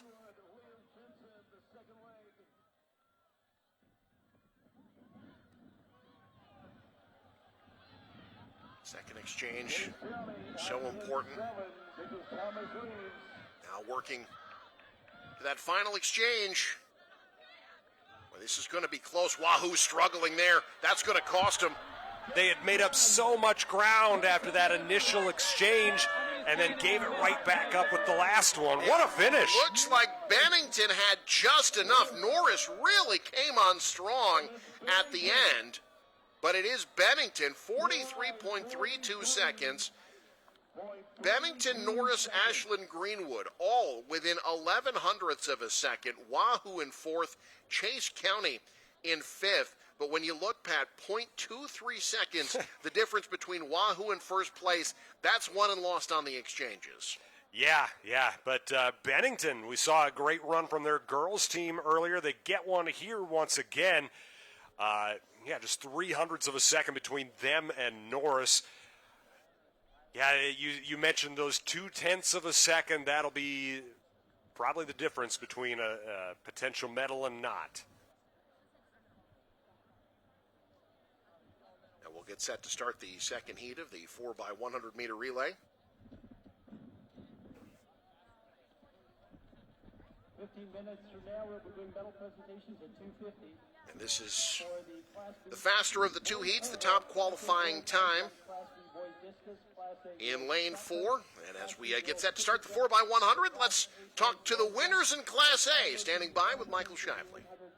All right, I'm joined by the Elkhorn South girls, the 100 meter relay, 400 meter relay, 4x100. How about that? Either way, you're really fast. Who all am I talking to here? This is Lena Cathel, Teresa Franz, Sophie Zaleski, Lilia Bratsburg. All right, how'd you guys do it? Just a lot of training and just team bonding. It was a whole team experience and just being patient and working on our handoffs day in and day out. What was it like seeing that sub 49 seconds, right around 48 seconds? I was proud of this team and I was really happy that we were able to do it. We've worked together for so long. What's the journey like working together as a relay team to get to this point where you're gold medalists? Yeah, we've been preparing 2 years for this. We got so close last year, but it was fun to finally get the gold, and it was amazing. And you were the anchor, right? Yeah. I got to let your teammates know, I don't know if I've seen a bigger smile crossing the finish line today than I did here. What's it like celebrating this type of achievement with your teammates? Well, it's a long time coming. I feel like it's something that we've all been looking forward to for the past.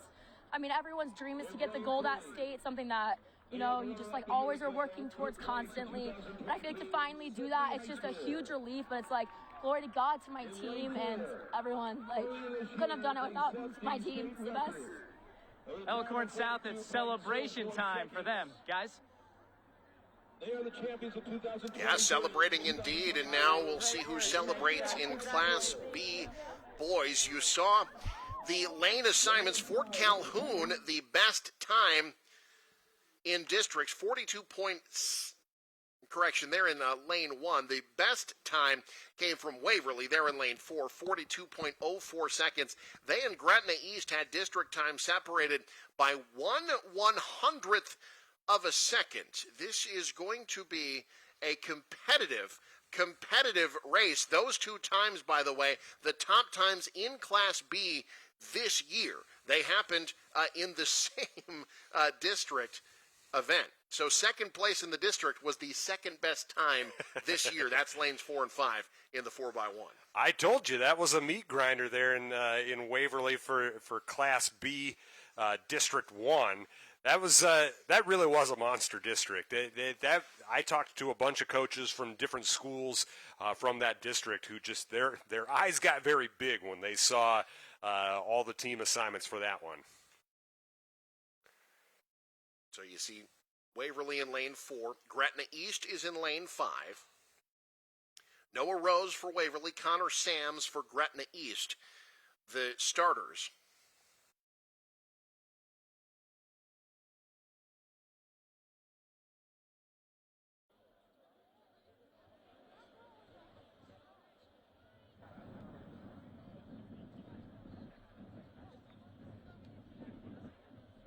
Apparently they're having issues with the microphone for the starter. They can't hear what the starter is saying down there. So there's audio issues all over the place. That's been the reason for the number of false starts and runners getting out of the blocks today. That's certainly a big issue if you're on that inside lane and you've got the starter from outside or vice versa. That's a difference in a few hundredths of a second. Here we go. As expected, Gretna East and Waverly shoulder to shoulder on the final exchange.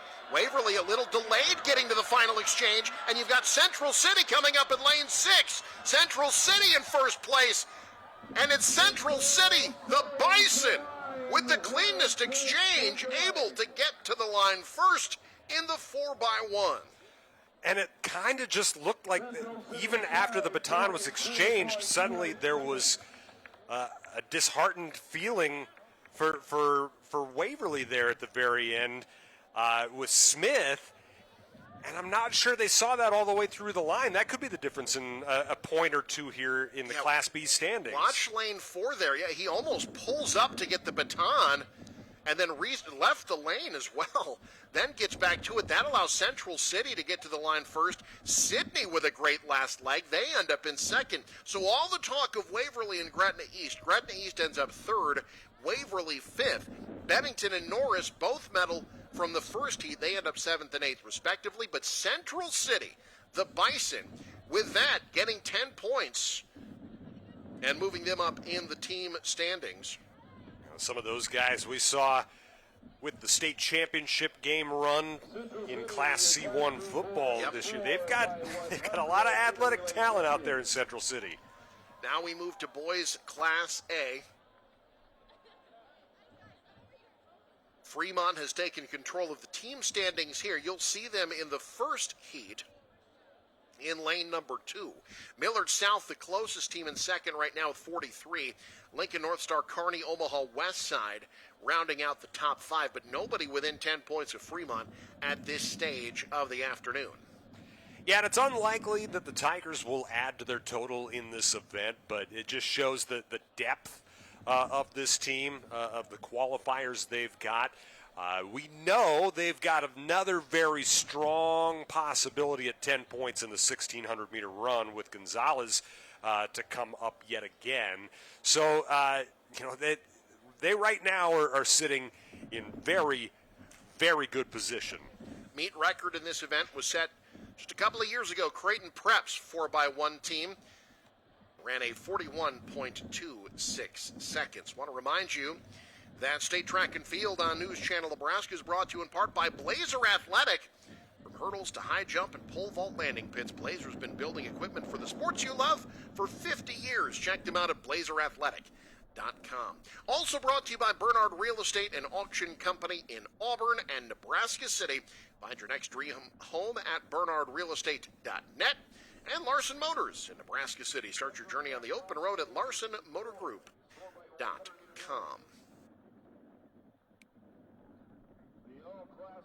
Following the conclusion of the 4x100-meter relay, we will be taking you back down to the award stand, handing out some more medals.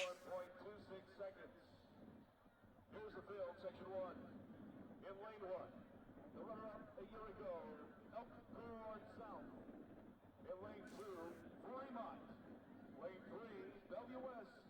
Lane 4, so you see, get a good look at the athletes there warming up. Lanes 4 and 5 are the fastest in the first heat. Seems like we're waiting out a starter issue once again. That is a casual-looking bunch. Yeah, they do not. Unless this is like a new type of start that I've never heard of. By the way, we continue to salute hometowns here on News Channel Nebraska, saluting the Ogallala Indians, brought to you by Nebraska Printworks, LLC. Also saluting O'Neill High School, O'Neill Public down here at State. They brought 5 athletes, thanks to this hometown salute from Great Plains State Bank.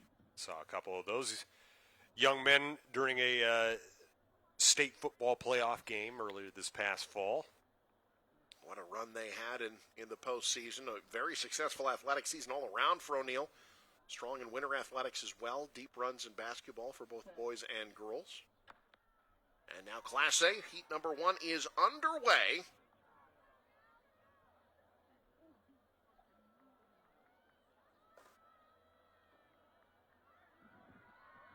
Saw some awkward exchanges there on the outside.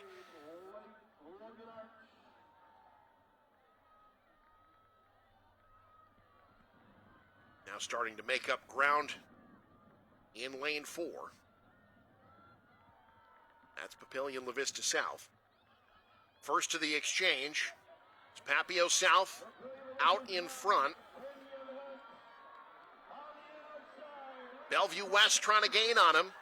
And from lane 6, Lincoln Southeast able to get to the line first. What a final 100 run for Lincoln Southeast. They're 42.74 seconds. That's a strong first heat there. Absolutely. That was The final 100 there run by Logan of Lincoln Southeast.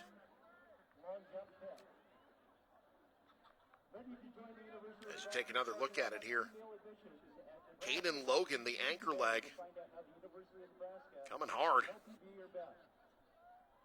from lane 6. Got the aerodynamics going. Absolutely. And you mentioned the time, 42.74 seconds.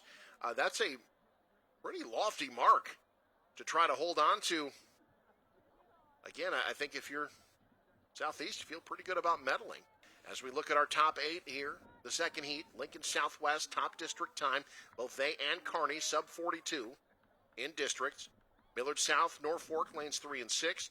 Then you've got Creighton Prep and Omaha West Side, Papillion La Vista, and Millard South on the outside. Now, here is where Kearney can make up some ground on Fremont. We mentioned that Fremont still has some points out there, but Kearney does too. Kearney's got a fair bit of potential still lurking out there. We'll see that in the sprints and the hurdles. So a chance now for the Bearcats to kind of try and start to make their run. We continue to salute hometowns, bringing their athletes to state. A whole bunch of folks saluting Pierce Public, Adam Bowling Construction, Chad Tyson Construction, J.E. Murette, Natural Concrete Product, Pierce Telephone Company, and Tom's Service. Top time this year run by Lincoln Southwest. They ran a 41.84 at district, which is why you see them in lane number 4. Kearney ran a 41.99 at their district event. That was on their home track. Millard South was in that district as well. They finished second in that district by just 0.04 of a second. So the top 3 times in the state this year all run just a little over a week ago in district meets.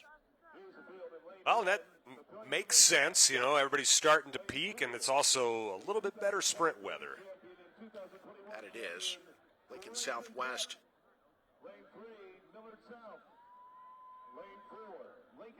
You'll see Trey Stoynev, Jackson Mowitz, Caden Leonard, Evan Robinson, Kearney's team, Camden Miller, Cannon Cope, Kean Miller, and, of course, Zaire Legrone Miller, a young man whose name we're going to hear a lot today. When I said Kearney's got a lot of points left on the table still, that's largely who I was thinking of. One of the more talented athletes in the state of Nebraska, Zaire Legrone Miller. You'll see him in the anchor leg here of this 4x1 for Kearney in lane number 5. Going to be participating in track and football at UNK.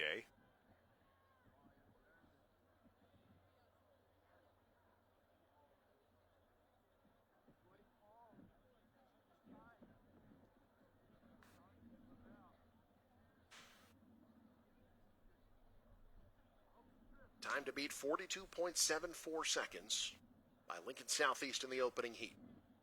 If you get sub 42, you're in the territory of all-class gold medal.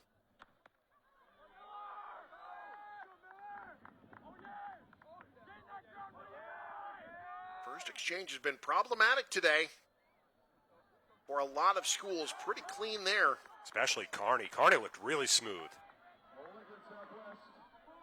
Great second leg run by Southwest, though. This is a fast second 100 and a clean exchange. Southwest is looking sharp as they make their way into the final turn.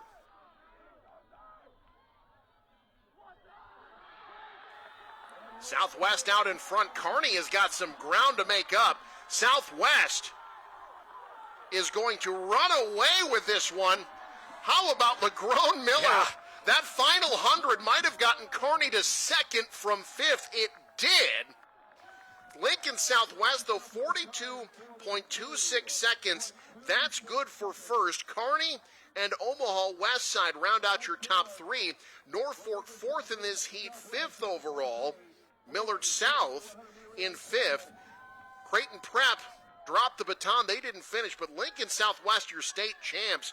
And really, it was clean exchanges all around. Yeah, you mentioned Legrone Miller. Going from 5th to 2nd, that's doubling your point total in just a matter of meters. You go from 4 points to 8 in the event. Now, you know, a lot of people say, well, if you're not first, did you win? No, that's huge. That is absolutely huge in the team race. To see the difference there that he made up, that may be huge later in this team race.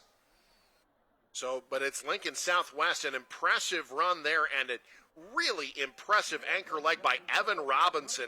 But that whole team, they started strong, clean exchanges all around. Trey Stoyanov, Jackson Mowitz, Caden Leonard, Evan Robinson, your state champs in Class A. Well, and like you said, Eric, just a clean race by Southwest. Southeast, out of that first heat, finished tied for third. They were unable to differentiate the two. They just give them both third place. Yeah. Why not? All right, we're going to head you down now to the medal stand for more awards. Those brought to you in part by KRT, helping you get back in action. Learn more at krtrelief.com. Also proudly presented by Visit Kearney. Find it all in Kearney. To the award stand here at State Track and Field. At this time, we'll be presenting medals to the Class A girls high jump. In 8th place, McCartney Bazaar, a junior from Pavilion La Vista, 5 feet 2 inches. 7th place, Gigi Owens, a sophomore from Lincoln High, 5 feet 2 inches. Tie for 5th place between Lexi Tempelmeyer, a senior from Lincoln East, and Kate Nerb, a junior from Columbus, at 5 feet 2 inches. Kate Nerb earns her second medal in this event. In 4th place, Adalia McWilliams of Norfolk, a senior, 5 feet 4 inches. In 3rd place, Ruby Morris, a sophomore from Elkhorn South, 5 feet 4 inches. She's a 2-time medal winner in this event. In 2nd place, E.J. Brown, a senior from Elkhorn South, 5 feet 8 inches. She is a 4-time medal winner, and she's a 2-time champion in this event. And your Class A girls high jump state champion for 2025, Claire Helbush, a junior from Lincoln North Star, 5 feet 8 inches. A 3-time medal winner, 2-time runner-up, and now a state champion.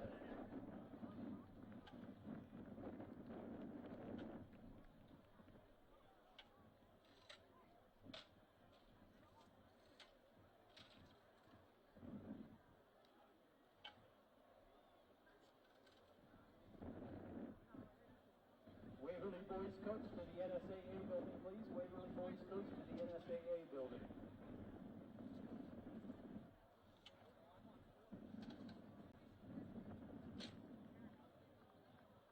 Next up, it'll be medal presentation for the Class B boys discus. In 8th place, Cooper Grossroad, a junior from Standing Bear, 158 feet 5 inches. 7th place, Eli Chetta, a junior from Wahoo, 163 feet 6 inches. He's a 2-time medal winner. In 6th place, Logan Rowell, a junior from Auburn, 164 feet 5 inches. 5th place, Noah Shoemaker, a senior from Cosette, 166 feet 2 inches. In 4th place, Brody Brunson, a senior from Platteview, 166 feet 2 inches. In 3rd place, Merrick Johnson, a junior from Beatrice, 171 feet 4 inches. Your runner-up, Barrett Kitchell, a sophomore from Ashland Greenwood, 172 feet 2 inches. And your Class B state champion with a new Class B and all-class state and state heat record throw of 203 feet 9 inches, Noah Rao, a junior from Kent County.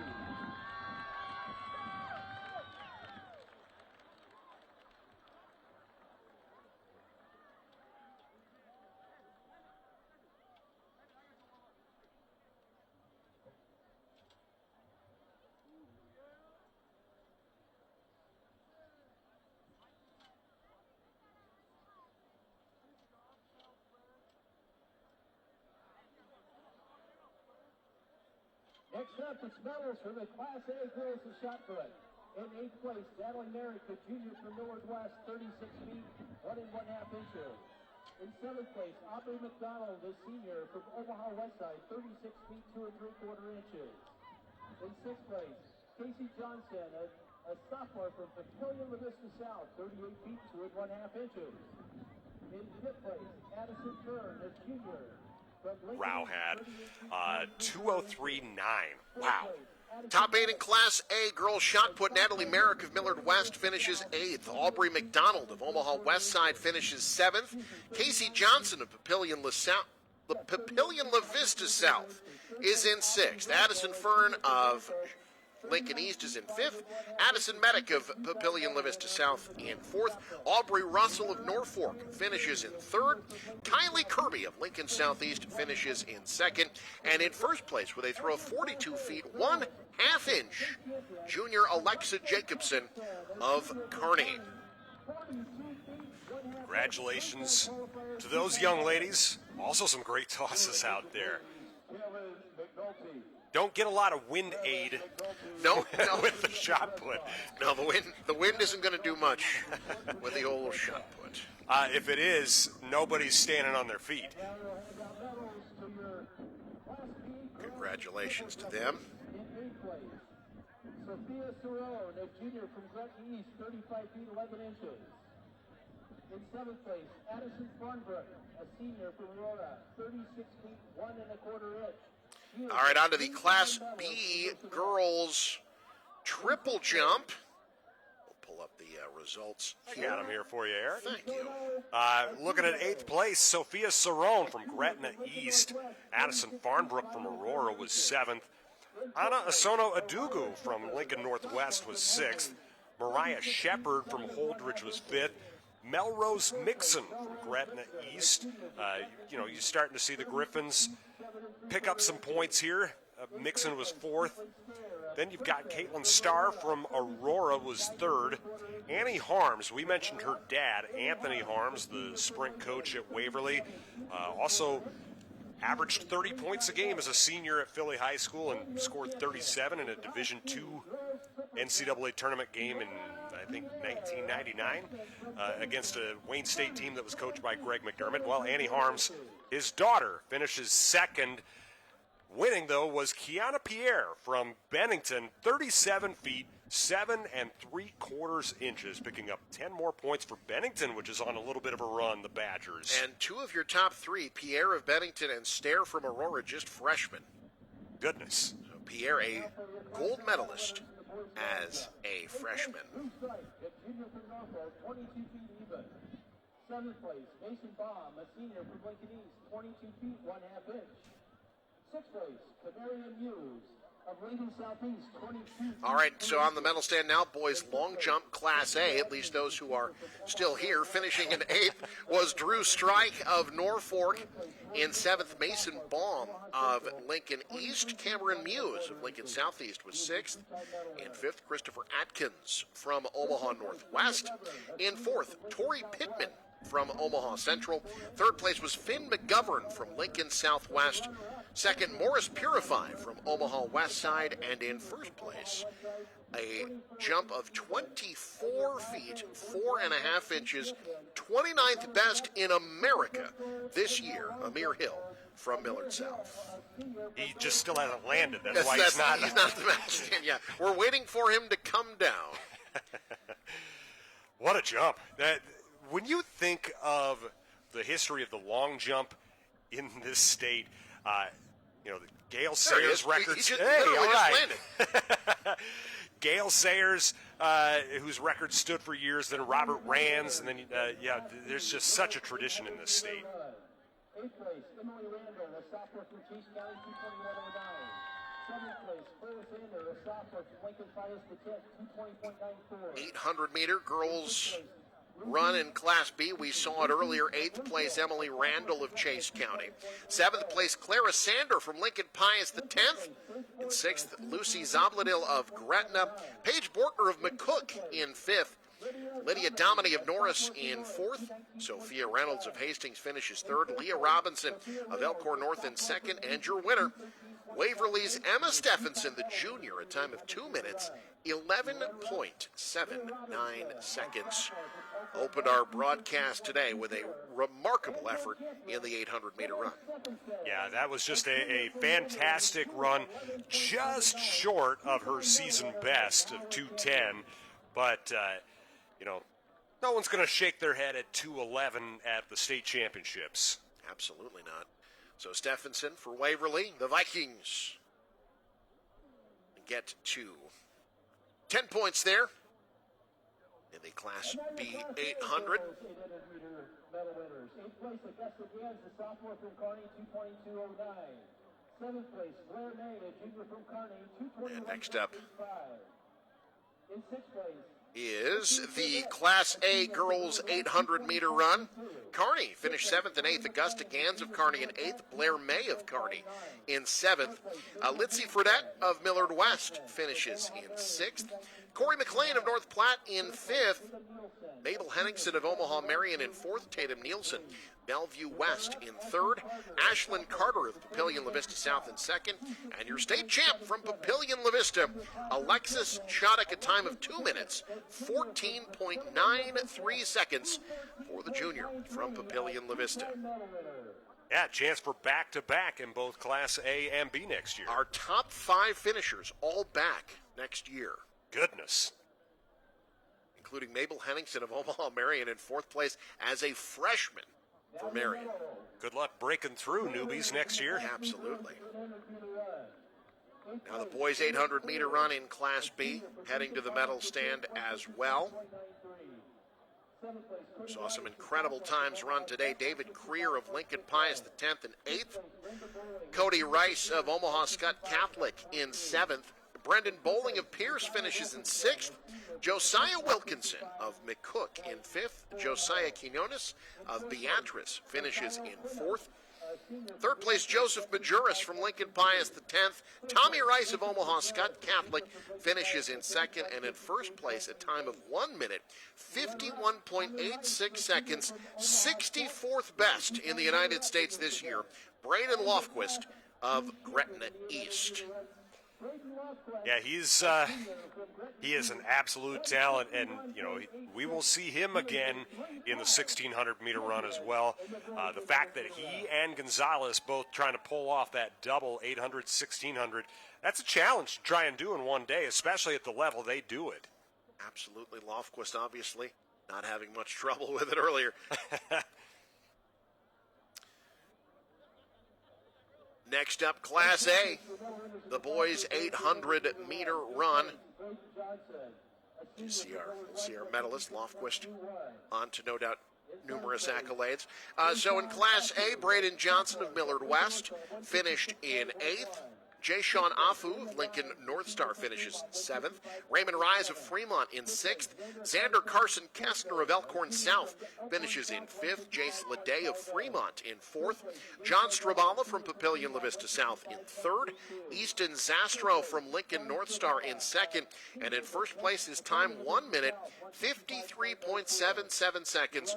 Juan Gonzalez of Fremont. Fremont goes 1-4-6. North Star gets 2nd and 7th. So 5 of the top 8 represented by 2 schools in the boys 800. Not too shabby. It's kind of fun to see that team versus team performance there. But if you're Fremont, yeah, you're absolutely stoked getting 18 points in one event. That has vaulted them to the top of the team standings in Class A. And of course, we will recognize the young man who started everything off today in the 800-meter wheelchair, Class B. That was Michael McBride of Gearing. 4 minutes, 10.57 seconds.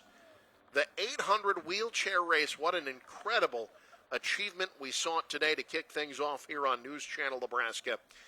Michael McBride, your state champ in the 800 wheelchair race. I love that it's become such a key part of the state track and field championships, the integration of that.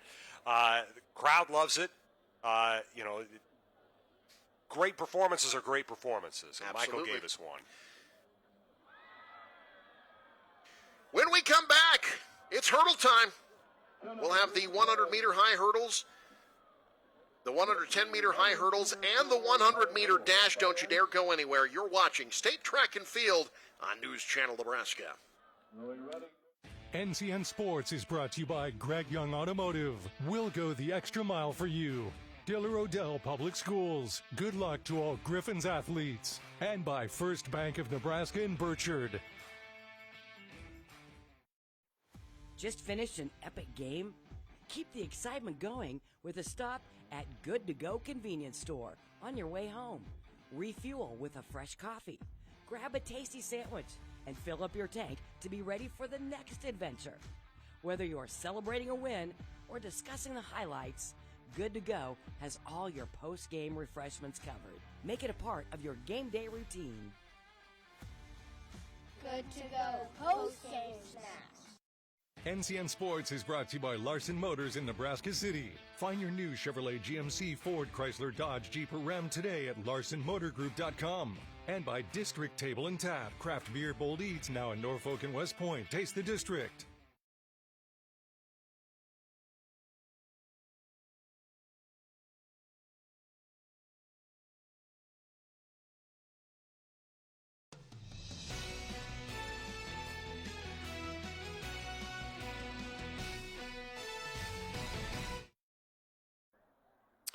All right, back at the State Track and Field Championships on News Channel Nebraska. We're getting set for the start of our hurdles. Those are brought to you by Custom Sports.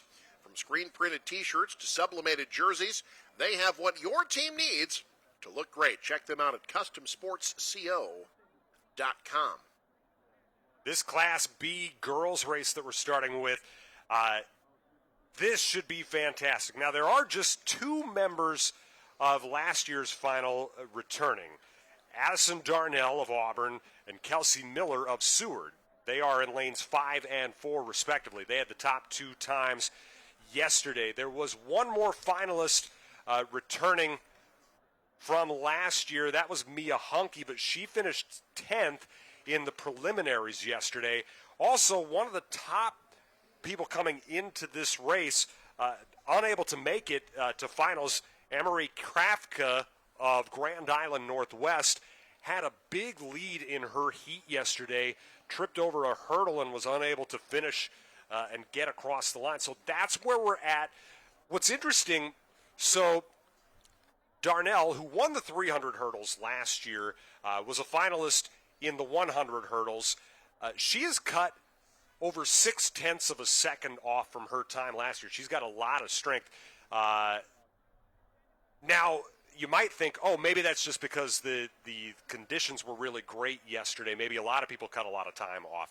There were exactly two people in Class B girls 100 hurdles who ran a better time yesterday than they ran at districts. That was Darnell and Mia Cushing from Elkhorn. Otherwise, everybody else kind of slowed down a little bit. Darnell ran her best time this season, 14.62 seconds. Kelsey Miller of Seward, she's in lane 4, has the best time in this event this year. She ran a 14:39 at the Mike Leal invite back on May the 1st. But you mentioned no Krafka in this race, so that really opens things up for maybe a new medalist, someone else on the inside perhaps to take over. And again, speed is obviously big, but that hurdle component, being unable to clear a hurdle, that can be a difference, especially in a sprint event like this. The margin of error is so slim. Yeah, and you're looking to keep your rhythm because you have a certain number of steps that you need to hit between each hurdle. Otherwise, you really throw off that rhythm, and you're going off of a different foot than you're expecting. So it's really just a choreographed dance, sort of like what we were talking about with that 4x100 earlier. It comes down to a lot of repeating the behaviors in practice so they become able to be repeated here. That's why I think it's really important to note that Miller and Darnell are the only state finalists from last year in this race. It was a very senior-heavy final last year. Everybody else, this is new for. So it'll be interesting to see how this affects everybody in this race. You saw Taya Mersney, Scarlett Fulkerson from Lincoln Pius, the 10th. You've got Elkhorn with two finalists, so they'll be gaining some points. Mia Cushing and Carter Stacken in lane 6 and 7. Maddie Camry of Minden in lane 8. And you've got the race clock there brought to you by Doane University, rooted in liberal arts. Learn more at doane.edu. Also, Fleet Feet, located in Lincoln and Omaha. Rasby's someone really to keep an eye on. She's a young one who will probably be the favorite in the 300 hurdles. Miller from Seward, who we saw, probably the favorite in this race. But I talked about Darnell. She comes from a family of athletes. Her dad and her two brothers were both shrine bowlers as football players. Her brothers for Auburn and her dad for Falls City Sacred Heart. Not every day that an 8-man guy makes the Shrine Bowl. That is absolutely the case. The Shrine Bowl, by the way, you'll be able to watch that on News Channel Nebraska once again. This year, next month, we got all kinds of football coming your way. The Northeast Nebraska All-Star Football Classic, moving to Friday, June 12th as well. Head to newschannelnebraska.com. Check out our schedule for all the amazing events we've got coming your way this summer. Right now, time for the amazing event that is the 100-meter hurdles. Only one heat. Again, qualifiers started yesterday.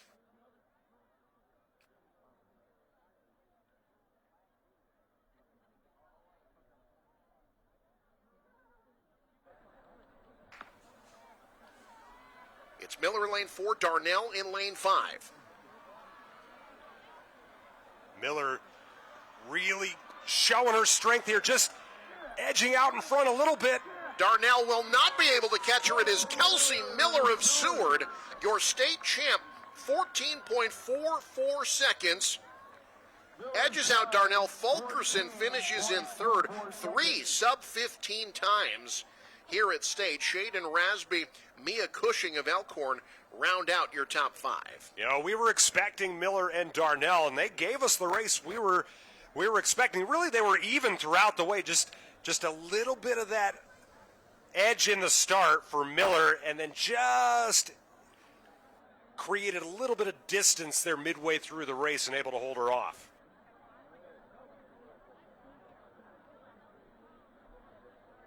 And there you see Kelsey Miller of Seward celebrating. Meanwhile, our Michael Shively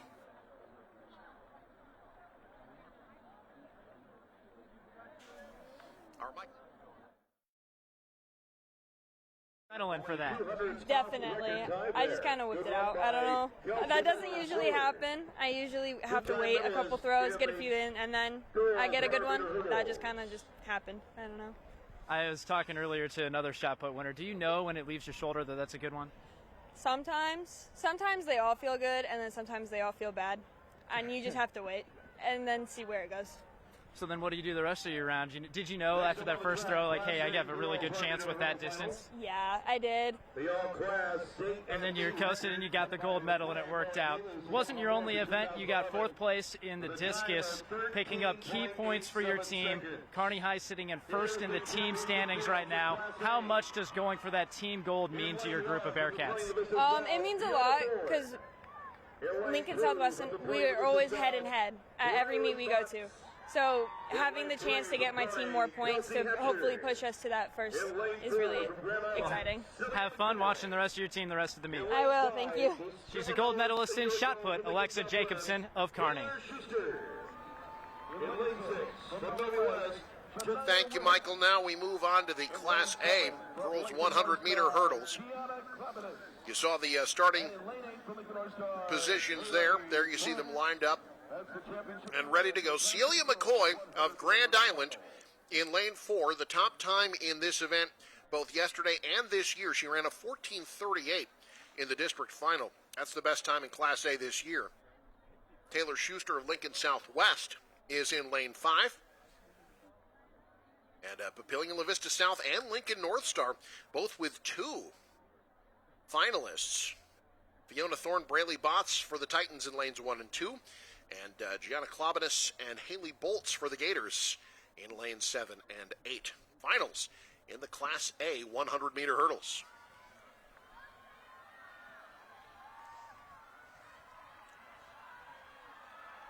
McCoy trying to pull away. Being pushed from lane 6. McCoy over the last hurdle to the line in first place for Grand Island. Celia McCoy, 14.42 seconds, edges out Taylor Schuster. It's Botts in third, Willis, and then Kelsey Hatcher of Kearney, rounding out the top 5. But Celia McCoy, 14.42 to win in Class A. And That was just 0.02 of a second better than Miller in Class B, putting her in the pole position for the all-class gold, McCoy. Great performance there from her. It was 14.42 that was the time that won the all-class gold last year. Chloe Arns from Sydney. And that, so far, seems to be enough. We'll see what happens in Classes C and D right here on News Channel Nebraska this coming Saturday. All right, they'll raise up the hurdles. Time for the 110-meter hurdles.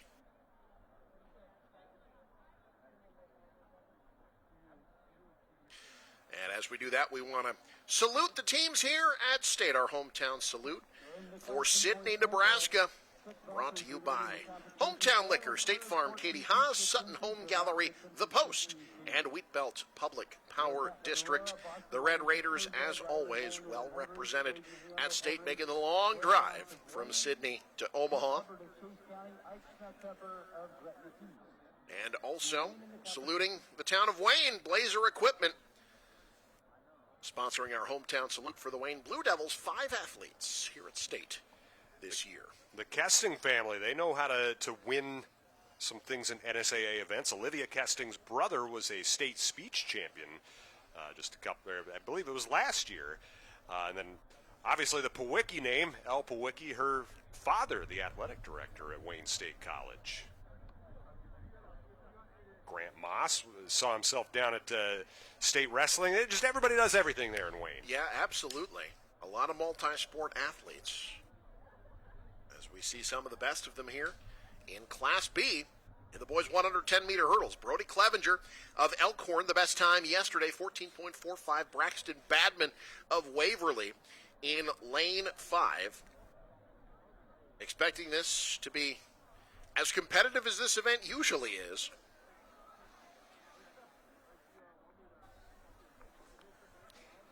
You know, these are some of these multi-sport athletes that we talked about earlier. Pryor Matthews, really good on that O'Neill football team this fall. Clevenger ran a 14.27 earlier this year at the Waverly Invite. That was way back at the beginning of the season, April 11th. That's the best time this season, and he had the best time in qualifying yesterday.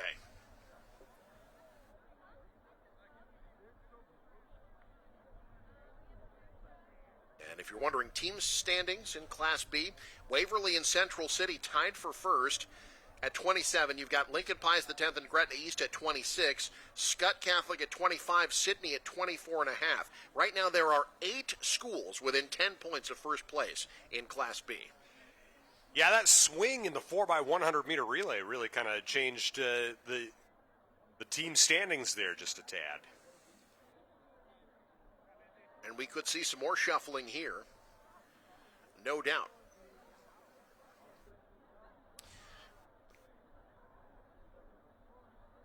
There you see Pryor Matthews from O'Neill in lane 1.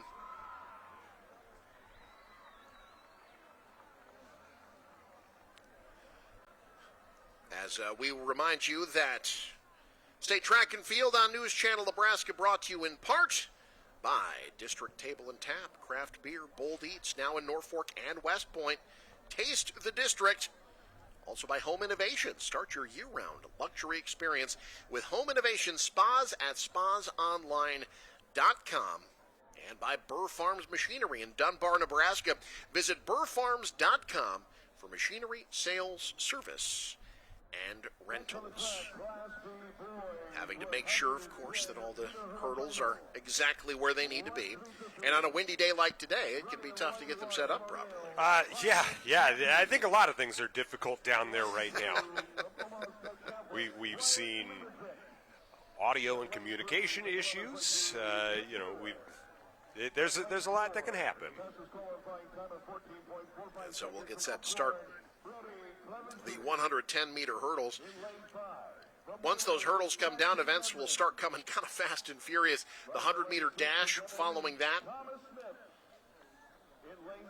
And then we have the 1,600-meter as well. We'll see the mile and a chance. We talked about the Fremont boys, a chance for them to tack on to their lead in Class A. Fremont has had a lot of success here in track over the years. Team titles in 2022, 21, and 2019. They have been synonymous with track success over the last decade. Well, and honestly, a chance for immortality in that race, too, if Juan Gonzalez can. Now, once you're going that fast, cutting 3 seconds is not insignificant, but 4 minutes, he would become the first Nebraskan to do it. That would be a sight for everybody here. Record in this event, the 110-meter hurdles, 14:02. Aaron Brandt of Bishop Newman ran that in 2006. He was a lot of fun to watch. We'll see who's fun to watch this year. It's lane 4. That's Clevenger looking clean. Look at this push at the end, though, from lane 6. Thomas Smith of Gretna East over the last few hurdles closes the gap, runs a 14:27, and gets a state champ for the Griffins. Clevenger was in control and just lost his balance there toward the end before that final hurdle, and that opened the door for Smith and Badman to overtake him. So Smith, the state champ. Clevenger slips to third. Braxton Badman finishes in second.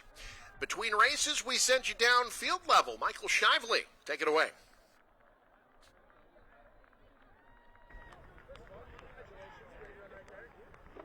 Celia McCoy of Grand Island, your state champion in the 100 hurdles. Take me through that exciting race. Yeah, so at the beginning I knew that my block start was really important, so I made sure to take some strong steps out of the blocks. And then throughout the race I made sure that instead of just sticking with everyone, it was time to separate. So yeah, that was kind of my game plan. I was listening to you talk to some other reporters, and you said that you talked to yourself during the race. Yes. What's that inner dialogue like? So usually in the 100 hurdles, it's a really fast-paced race, so it's hard for me to get any thoughts through.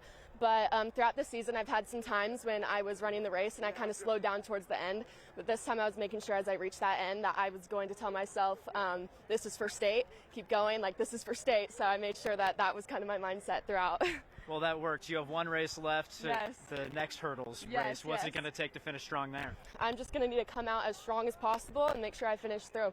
That's my goal there. Well, congratulations, Celia, Yes, and good luck. Thank you. Thank you so much. She's a Grand Island Islander and a gold medalist. Guys?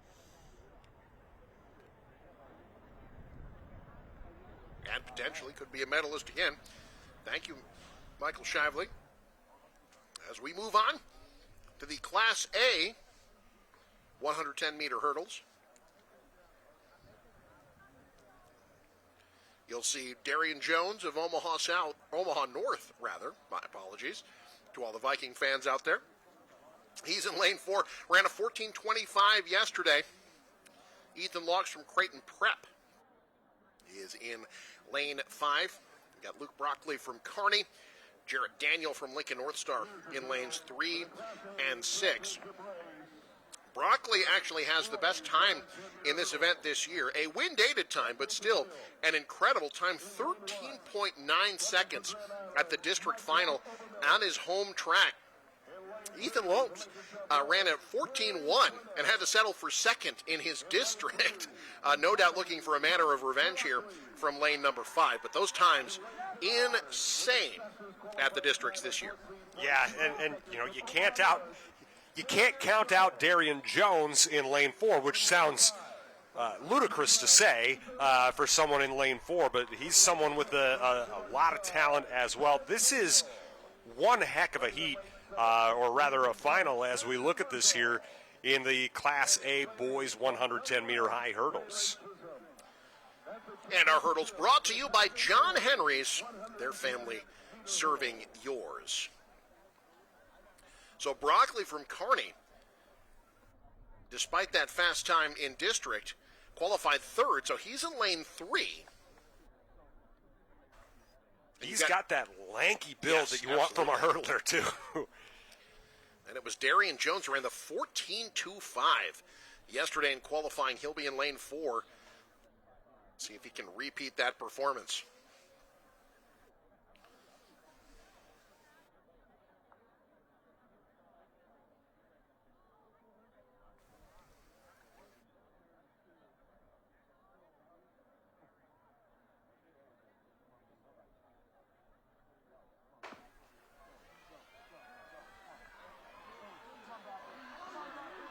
Broccoli out early.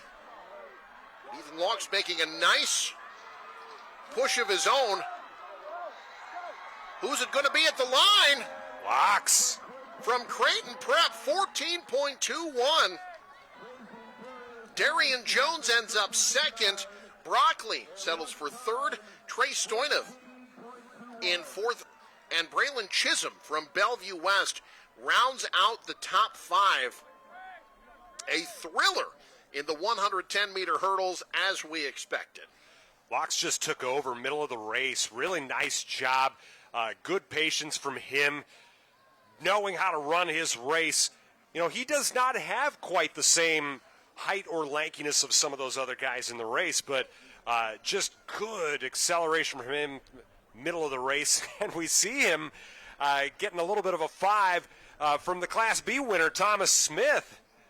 Guys, sharing the love, sharing the gold. You've got to 14.21 and 10 more points for Creighton Prep, who were actually a little bit back in the team standings. Millard South and Kearney were within shouting distance of Fremont. Kearney has really closed the gap with that third place finish there. They were only 10 points back of Fremont heading into that event, and now are once again within shouting distance of first place, at least for now. Yeah, well, you know, you've got the hurdles out there still for Kearney. You've got the 1600 still out there for Fremont. That's going to be just a blazer of a Class A boys team final. As we move on, now time for the 100-meter dash. Class B girls will be up first. Our 100-meter dash brought to you by Nebraska Public Power District. Always there when you need them. It was Kira Ray of Northwest who had the best qualifying time yesterday, 12.22 seconds. She is in lane 4. But as you can see, the qualifying times were very close. Everybody in this race within 15 hundredths of a second of one another.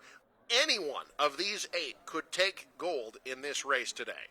Yeah, absolutely. This is, you know, the team here who could probably make the most move in the team standings, at least of significance. You're looking at Northwest right now sitting in 5th place, just a little over 20 points behind Waverly for that lead. Surprisingly enough, Waverly with nobody in this final. Waverly usually a very sprint-heavy team.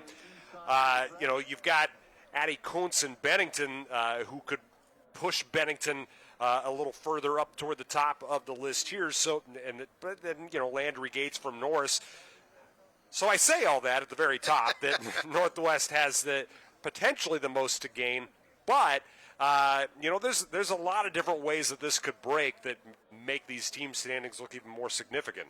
Kira Ray has the best time of the state this year, ran a 12.12 at the Central City Invitational back on April the 17th. The meet record in this event set a couple of years ago, Kennedy Wade of Bennington ran an 11.97. The state record set by Katie J. of Mitchell, 11.94 seconds way back in 1999.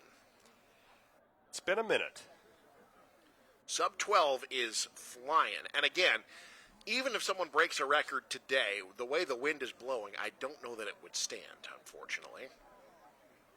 It seems very unlikely, Eric. It would be what they call a wind-aided time. Time now for the 100-meter dash finals. We begin with Class B girls.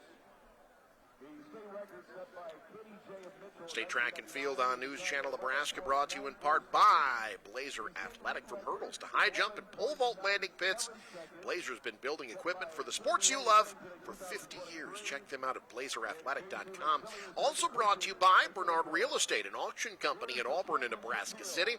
Find your next dream home at bernardrealestate.net. Also by Larson Motors in Nebraska City. Start your journey on the open road at larsonmotorgroup.com.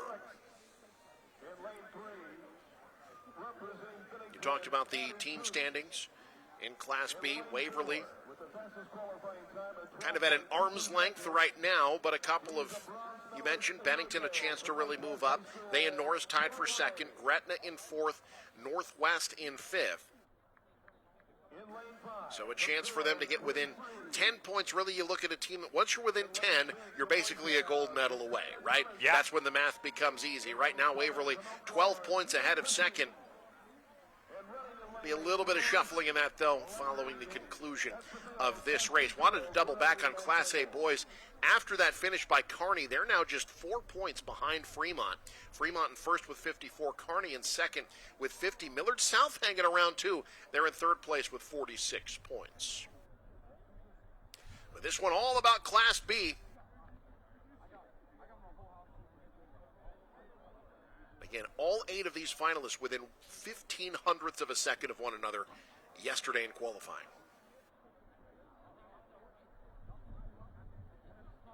We've already seen Mia Cushing here in lane 7. We saw her in the hurdles earlier. We also saw her in the 4x1. Yes. It's been a very busy day already for the Elkhorn Antler. Like Cushing was out really good out of the gate. Extremely close, like we thought it would be. Photo finish to the line. It's Addie Kuntz from Bennington in lane 3. 11.94 seconds. Oh! Kira Ray runs 12 flat. Kira Ray ran a great race. There's just nothing that she could do about someone who just tied the Class B record. She tied the record at 11.94. What a run by Addie Kuntz. Kira Ray finishes in second. There you see her at the finish line. Jade Sargent in third, Jakia Thomas, Mia Cushing rounding out the top 5, but Addie Kuntz 11.94 seconds, a sub-12 time in the 100-meter dash. A new state meet record and tying the Class B record. Katie J is going to still stay in the record books a little bit, but with a friend. Now let's salute our hometown teams that made it here to state as we salute Columbus High School, brought to you by Bank of the Valley and Blazer Athletics. You see all the athletes that made it here from Columbus. Also saluting the Fremont Tigers, that brought to you by Blazer Athletics. So Class A girls 100-meter dash will reset team standings. Papillion, La Vista South, and Kearney are tied for first in the team standings right now. Lincoln Southwest is in third at 55. Papio South and Kearney at 62. Basically a 3-team race now. Millard West a distant fourth. But Papio South and Kearney, you've got Misha Kosimba from Kearney, who is going to get them at least some points here. So Kearney will have at least a slight edge on Papio South following this 100-meter final. Amani Skanes here from Omaha Northwest in lane 2. She's looking for her third gold medal already of this state track and field championships. She won the long jump and the triple jump, was on a third place 4x100-meter relay team too, so you know she's got it in her. She's got that competitive ability for sure. This should be a fun race as well. I'll be interested to see how these times compare to Class B. Keep an eye on Elizabeth Wemhall from Columbus in lane 5. Second best qualifying time, but best time in the state coming into today. She ran an 11.82 at the district final.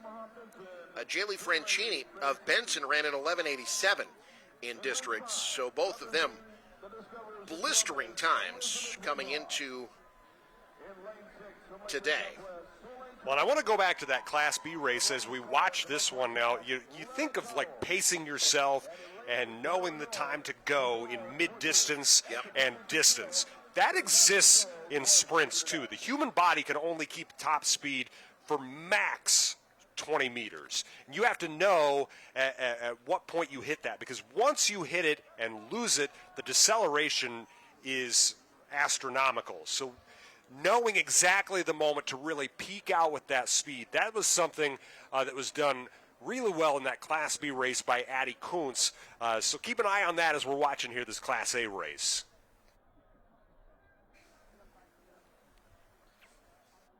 Brancini, the top time yesterday, an 11.95. Wemhoff ran an 11.97. So both of them were under 12 yesterday. Franchini out quickly. Look out from lane 2. That's Skanes from Northwest. Franchini giving chase to the line. It's Franchini from Omaha Benson. 11.87. Edging Imani Skanes. Maya Rogers in third. Wemhoff in fourth. For Columbus, 3 runners sub-12 this year. And that was exactly what I was talking about. Imani Skanes, just a fantastic run, but Jaylee Francini knew the moment to hit that peak. She had worked on that with the start, with the middle, with the finish. Just a great run all the way around. It was fantastically engineered by her and her coaches from Benson. Great job by Jaylee Francini. So she's the gold medalist in the 100. You'll see her in the finals of the 200 as well later on today. Also the favorite in lane 4. Before we get you to the 100-meter finals in Class A boys, Michael Shively standing by with the state champ in Class B. Michael? Addie Kuntz of Bennington, she just won the Class B race, and you ran it at 11.94. How does that time and how does it sound to be a gold medalist? It sounds really good. It felt really good to run. The wind on my back helped me push. It was an incredible race. Well, you were behind Kira there for a bit. What went into the final meters to pull ahead and win? In my mind, I was just thinking, like, she's a good competitor. I just got to keep pushing. It's not over till the end, and then that's what I did. What's going through your head when you crossed the finish line first? I felt really good. I was really happy. I didn't know that my time was going to be that good, but that was a pretty good time. Yeah. All right, now you have the 200. What's going through your head getting ready for that? Just rest, drink some water, sit down for a little bit, stay hydrated, and then just keep pushing for that one as well. It's not over till the end of the line. Well, congrats, Addie. Thank you. 11.94, guys. All right, thank you, Michael. I believe I said Class A earlier. I meant Class B. Class B boys, 100-meter dash. And we will see the anchor leg of the state champion winning 4x100-meter relay team from Central City, Wyatt Dent. He is in lane 4, had the best qualifying time yesterday, 10.68 seconds. Helped the Bison get gold earlier today. And again, this is a tight team race in Class B. Boys, Central City, if they can get another gold here, would potentially vault back into the lead. You've got Gretna East in first with 36. Waverly in second with 35. Scott in third with 28. Central City in fourth with 27. Lincoln Pius the 10th, fifth with 26.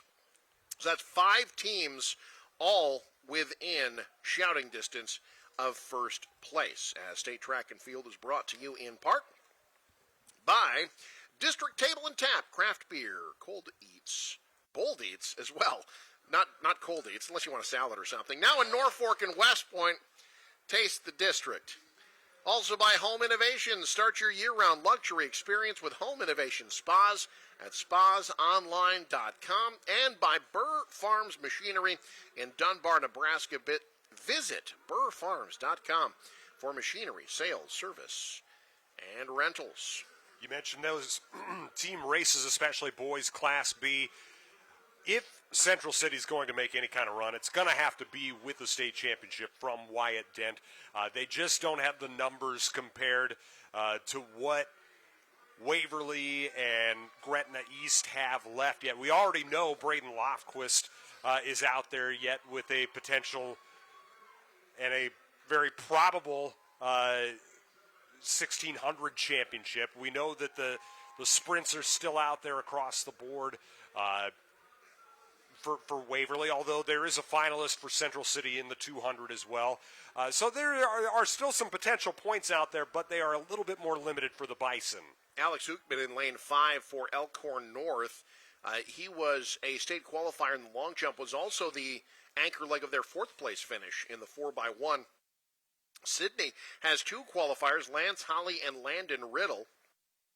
Riddle also finished 7th in the long jump, and Sydney the runner-up to Central City in the 4x1 earlier today.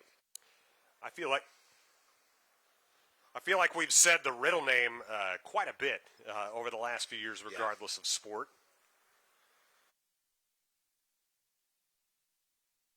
Record in this event set just last year, Ethan Bassler of Blair ran 10.5 seconds. As we get out of the blocks again, there have been some audio issues down at field level, difficulty with the mics, able to hear when they're supposed to be in the blocks, when they're supposed to get out of it. Now, potentially an issue with the starting pistol as well. And these officials, all volunteers, all doing a great job, as always, keeping this thing running on schedule. As we salute our hometown athletes, we take a look at Crete. Sponsored by Crete Public Schools, the Cardinals sending 5 athletes to state this year.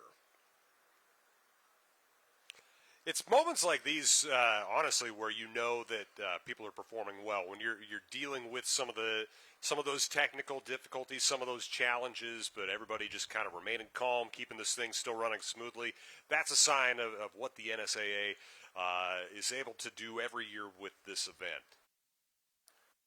Wyatt Dent's qualifying time yesterday, 10.68. That was almost 0.2 ahead of Uchtman, who had the second best time. Connor Shear, of these athletes, has the best time this year coming into today. Ran a 10.63 in the district finals. Well, and Shear got out nicely there, too. But it's Dent pulling away. Wyatt Dent of Central City holding off a late charge from lane 8, and it's Wyatt Dent. His second gold medal today, 10.61 seconds. Luke Findlay of Norris from lane 8 finishes in second. Landon Riddle of Sydney in third. Then Caden Annis, Alex Uchtman rounding out the top 5. But Wyatt Dent anchors the 4x1 to gold earlier and wins gold by himself in the 100-meter dash here this afternoon. Yeah, he really honestly looked unchallenged from about 40 meters on. What just a fantastic effort there from Wyatt Dent. He looked smooth, unbothered. And we move on to Class A, brought to you again by Nebraska Public Power Districts. Always there when you need them. Top qualifier yesterday, Jackson Lehman. He and Charlie Thorne neck and neck. 10.59 seconds each, their qualifying times there in lanes 4 and 5. Evan Daniels, just over a week ago, ran a wind-aided but still blazing 10.31 second race. That is the top time this year in the 100-meter dash. Again, wind-aided, but still. You run a 10.31, you're flying. And, of course, Zaire Legrone-Miller in lane 3 ran a 10.35 in districts last week, and we saw him run an incredible anchor leg of the 4x100 earlier, moving Kearney up from 5th to 2nd over the course of 100 meters. You know, it's amazing to me as we're looking at this finals here. Obviously, Legrone-Miller, he is a Legrone man. He is a senior. But you look at the likes of Lehman, Daniels, Shelton. Those are freshmen. Yeah. It's unreal just kind of looking at what is in this finals here. There's a lot of youth within here. Charlie Thorne, a state champ yesterday in the boys' 400-meter run. Again, a new part of the state track and field championships this year. The 400-meter run has been moved to day 1 as opposed to day 2, something that a lot of the sprint athletes had requested to have more downtime in between races. Well, and it removed the preliminary. Right. So they did this last year with the 300 hurdles as well, where there used to be a preliminary for the 300 hurdles and for the 400-meter dash. Instead, they just went to a final for each of those, which honestly makes a lot of sense. Those are grueling races to have to run twice, and it's not something that you have to run twice in a normal meet throughout the year or at districts. It was only at state where they had to do that. And it's often those are athletes who are also running in 200s, maybe 800s, as well as field events. That can be tough to do. Hey, folks, State Track and Field brought to you in part by Blazer Athletic. From hurdles to high jump and pole vault landing pits, Blazer's been building equipment for the sports you love for 50 years. Check them out at blazerathletic.com. Also, brought to you by Bernard Real Estate and Auction Company in Auburn, and Nebraska City. Find your next dream home at bernardrealestate.net. And Larson Motors in Nebraska City. Start your journey on the open road at larsonmotorgroup.com. Zaire LeGrone Miller in lane 3. You'll see him in the 200 as well. He'll be in lane 4 for that. Was the anchor leg of their runner-up 4x1 earlier today. Silas Bush in lane 6 will also be part of the 200 final. He was part of that 4x1 for Creighton Prep. They dropped the baton, though. Were unable to finish.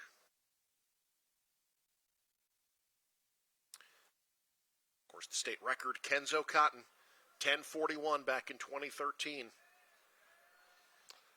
That man could fly.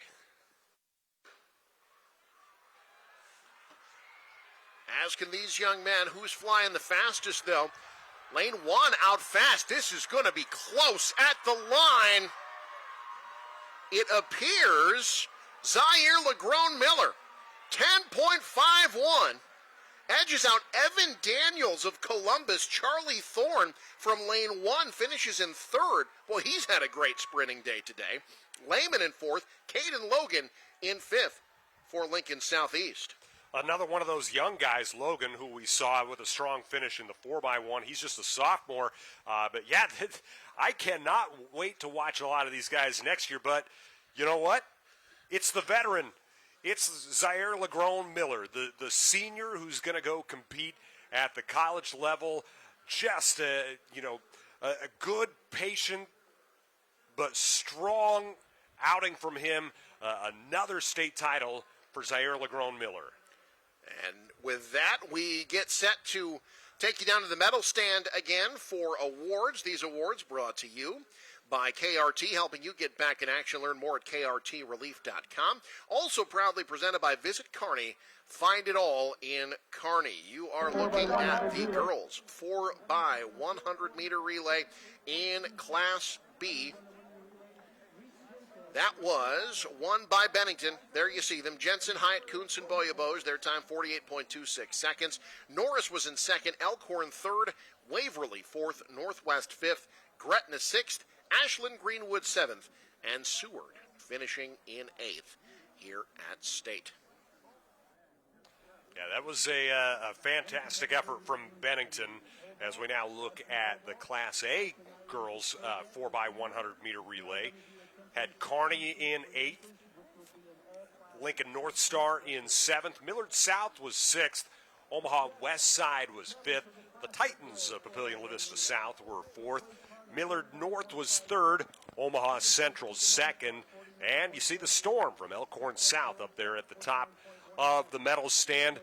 Cottle, Brotsburg, Zalewski, and Franz bringing home the state title for Elkhorn South in the Class A girls 4x100 meter relay. Their time 48.1 seconds to win in Class B. And they're happy about it. They sure are. You heard him earlier talking to Michael Shively, smiling when they cross the finish line. That's when you know you're running well. Boys, I think they're just happy everybody fit on the medal stand. Fair enough. The boys 4x100 meter relay. In 8th place was Ashland Greenwood.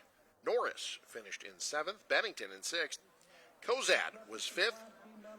Elkhorn North finished in 4th. Gretna East finished in 3rd. Sidney finished in 2nd. And your state champs, they had to take a little while to get to the medal stand because their anchor leg just won the gold medal in the 100-meter dash. Central City, their time 42.28 seconds. Cole, Brazy, Henke, and Dent. And again, Dent, a state champ as well in the 100 meters solo. So flashing his skills as a sprinter here today. Bison bringing that one back to Merritt County. And bought matching sunglasses, it looks like? It sure looks. Yeah, you got to keep the uniform. That's true. Uniform through and through. As the boys 4x100 meter relay team, Bellevue West finished in 8th. Papillion La Vista South was 7th. Millard South was in 6th place. Norfolk finished in 5th. Lincoln Southeast in 4th. Omaha West Side finished in 3rd. Kearney in 2nd.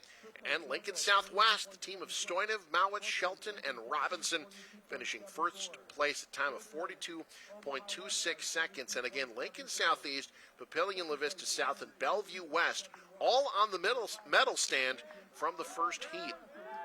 A competitive group in Class A this year.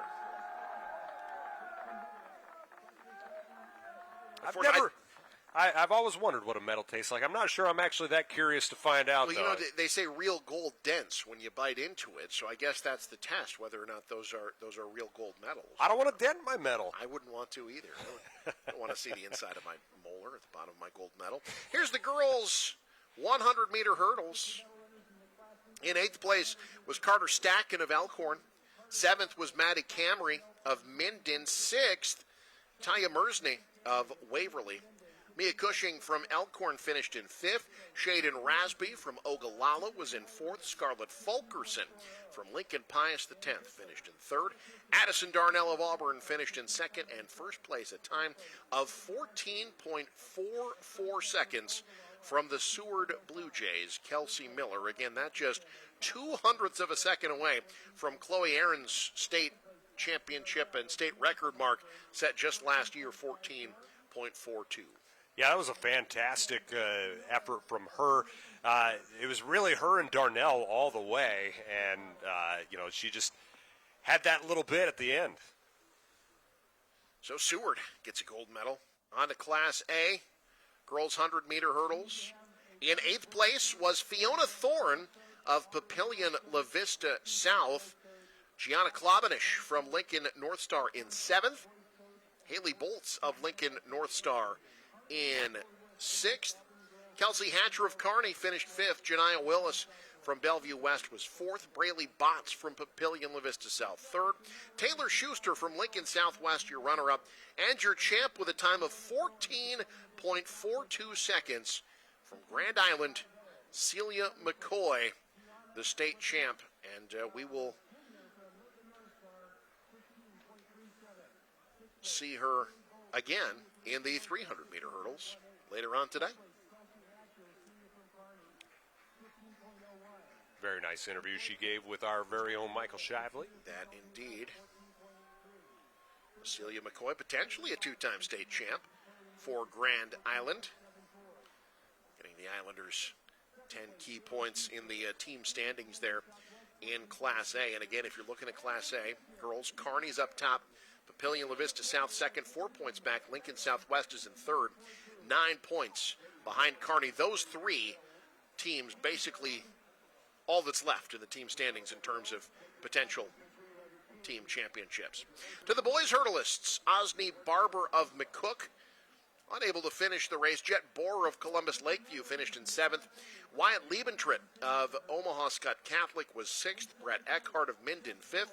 Pryor Matthews of O'Neill finishes in 4th. Brody Clevenger of Elkhorn finishes in 3rd. Braxton Badman of Waverly finishes in 2nd. They had to go to the video to decide who got 2nd and 3rd here. They were separated by 0.004 of a second. But your state champ, no need to go to the video on that one. Thomas Smith of Gretna East, his time 14.27 seconds. Victorious by almost 0.2 of a second in the 110-meter high hurdles. Thomas Smith of Gretna East, who has had a fantastic state tournament so far. We will see him in the 300-meter hurdles later on this evening. And in Class A, the boys' 110-meter hurdles. 8th place, Michael Obermiller of Grand Island. Carson Verzel of Creighton Prep finishes 7th. Jarrett Daniel of Lincoln North Star was in 6th. Braylon Chisholm of Bellevue West in 5th. Trey Stoynev of Lincoln Southwest in 4th. Luke Broccoli of Kearney finished in 3rd.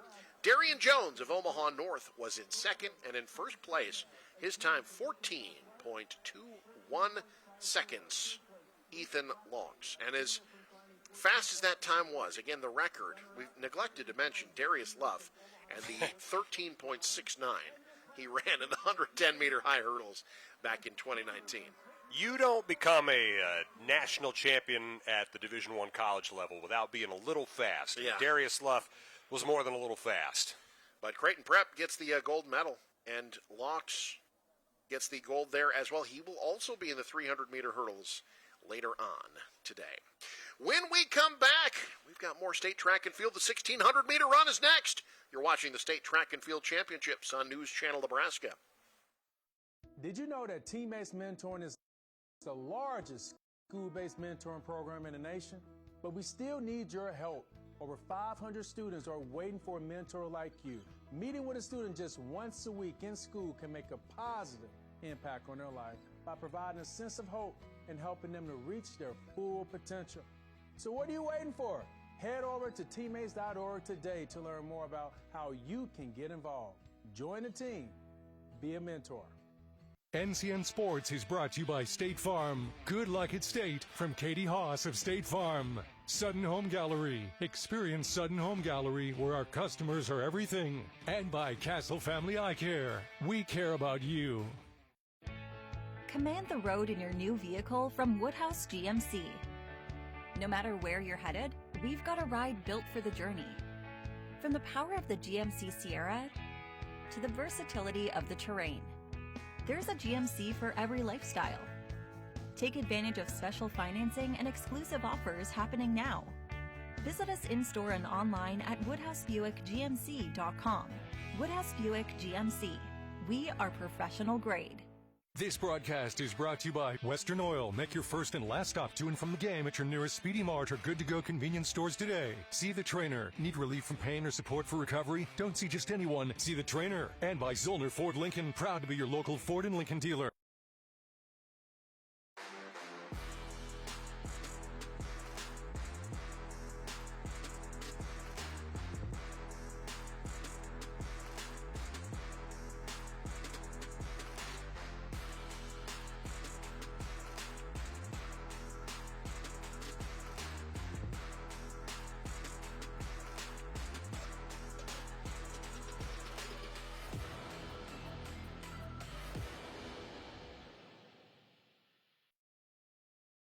Spring is here.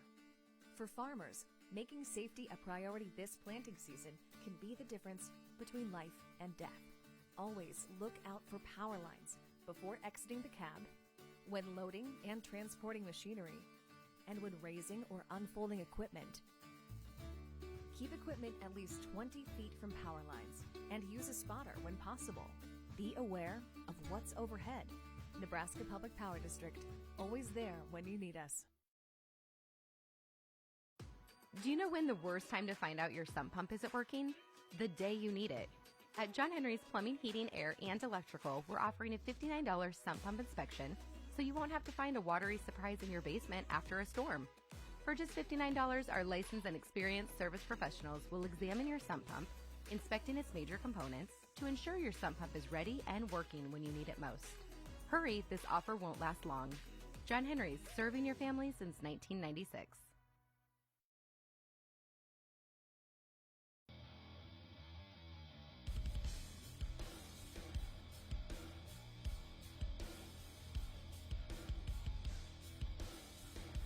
At the racetrack or the rat race round town, fuel matters.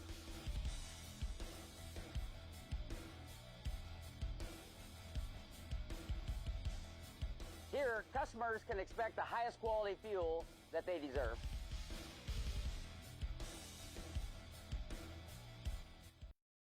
Does your business need quick, competitive financing for heavy machinery, trucks, or other equipment? Currency is here to help. Whether you're financing construction equipment, farm equipment, trucks, trailers, or any other big-ticket item, Currency will automatically find the best rates. Currency facilitates loans for up to $500,000 with repayment terms up to 72 months. It's fast, easy, and free to use. Visit GoCurrency.com and apply today. Kearney, Nebraska is the getaway you never knew you needed. With comfortable, premium lodging, eclectic shopping, and a variety of locally owned craft food and drink options, Kearney has something for everyone. By day, you'll find rich history, outdoor adventure, and some of America's most unique attractions. And by night, Our many entertainment options, dazzling performances, and unique hangouts offer the perfect way to unwind.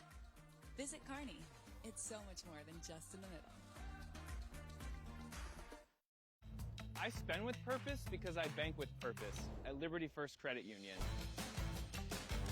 With my Liberty Plus checking account, I can earn extra cash just for spending on everyday things, like groceries, online or in-store purchases, and lunch. At Liberty First, anyone can join, so start earning money to spend on the things you love. Start banking with purpose. Start banking with Liberty First Credit Union. A body in motion stays in motion until you feel that muscle tighten, that sharp pain you didn't expect, and suddenly you're stopped in your tracks. KRT helps you get back in action with all natural pain relief in just minutes. Don't get sidelined by muscle cramps. Stay in the game with KRT. Hey, sports fans, heading to the big game tonight? Make sure you stop by Speedy Mart before you hit the stadium. Fuel up your car and grab your favorite snacks and drinks to keep your energy high. Whether it's chips, soda, or a quick meal, Speedy Mart has everything you need to kick off your game night right. Don't miss out. Swing by Speedy Mart for all your pre-game essentials. Speedy Mart, snacks before the game.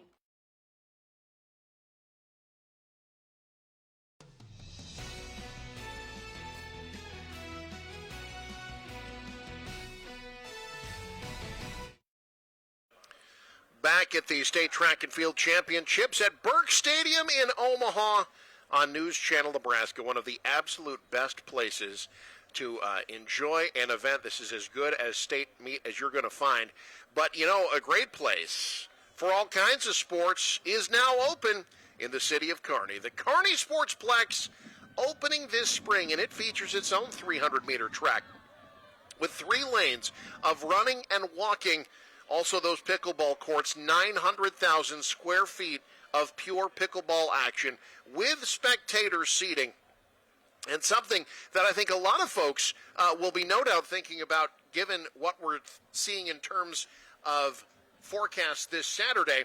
It is a climate-controlled facility, use year-round, right off of I-80, a multi-use premier athletic facility accommodating youth and adult sports tournaments, camps, leagues, and rec programs. The Kearney Sportsplex, it is now open in the city of Kearney. Let's head on over, Eric. Okay. We got tomorrow off. Let's do it. After that. Who says I don't have tomorrow off? I have sports off. I'll be doing other things. Right. Yeah. I'd say this get a job where you have the summer off. Fair enough. Yeah, fair enough. All right. So you see our athletes coming up now to the start line. This is the 1,600-meter run. And when we're talking team standings, Norris fans excited about what they're seeing here, because you've got Kendall Zavala and Atlee Woolman with 2 of the 5 best qualifying times out of districts. And in terms of team standings, Norris is in 3rd right now, Waverly in 1st with 55. They do not have a finalist in this event. Bennington is in 2nd. Norris is in 3rd, 10 points back. I should say Waverly does have a finalist, Lily Benish. She's back of the pack a little bit, qualifying 15th. Anything can happen, but Pat, this is an opportunity for the Titans to maybe take control of the team standings. Yeah, and what we talked about with team running earlier, too, because Norris technically has a 3rd runner in this. Tana Pecci could be someone who serves kind of as that sort of pacer for a race like this. There is a lot of opportunity here for Norris. Don't want to look past Elkhorn North either. Right. You got Leah Robinson, you got Ella Ford, you got Anna Ripley. Have heard those names, especially Ripley and Ford, quite a bit the last few years. So there's a chance for them to make a little bit of noise, kind of finally start to get themselves in consideration here just a little bit. This could be a fun 1,600. And, looking at the wind situation, it has picked back up just a little bit. So there will be some guts to display in this race. And we say all that. The standard bearer in this race all season has been Omaha Roncalli Duchenne's Cece Cramper. Best qualifying time, 5 minutes, 14 seconds, 0.15 seconds, but also the best time this year. She ran a 5:01 to win the conference championship back on May the 6th. She has been the one everybody else has been chasing all year, and will be wearing that number 1 on her leg as we get things started with the 1,600-meter run, the 1 mile in Class B. Now, the all-class gold medal winner came out of this class last year, Reese Ewald of Blair, 4:53. Ooh. That is not too shabby. It is not the Class B record, though, which is 4:50. That is the all-class state meet record. We've seen Aubrey Warden from Scotts Bluff go 4:50. We've seen Berlin Schutz from Lincoln East in the state meet go 4:50. There have been some great times at this event. It's going to be fairly bunched up to start out. Nobody is really looking to set the standard to start out. Now, this isn't like the 800 where you've got to worry about another heat. Really what you're doing is you're figuring out what is the race here. What's the strategy here? I think you'll start to see some moves on this second lap, but I don't think you could see much more of a bunched-up group than you've got right now. And it's Norris running 1-2 right now. Atlee Wallman is out in front with Zavala in second through the first 400. So Norris not really electing to bunch up as a team to begin with. Wallman has been the pace setter from the beginning, 1:14.62 on her opening lap. Well, and that's the thing. Nobody wants to be the pace setter today. Right. With that wind, nobody wants to be the person who's taking all of that on. And now we do start to see things string out just a little bit. Now, this allows actually for more people to draft. There were too many people on the outside catching some of that wind, even if they weren't at the front. And now you're seeing Cece Cramper start to make her move. She's in second. Again, the top qualifying time, top time in Class B this year. Trying to pass Wallman on the outside, but you've got Norris running 1-3 right now. That's Zavala in third. And then coming up, working her way into fourth, is Sophia Reynolds of Hastings, who's already done well in the 800 earlier today. But things still very bunched up as we reach the halfway mark of the 1,600.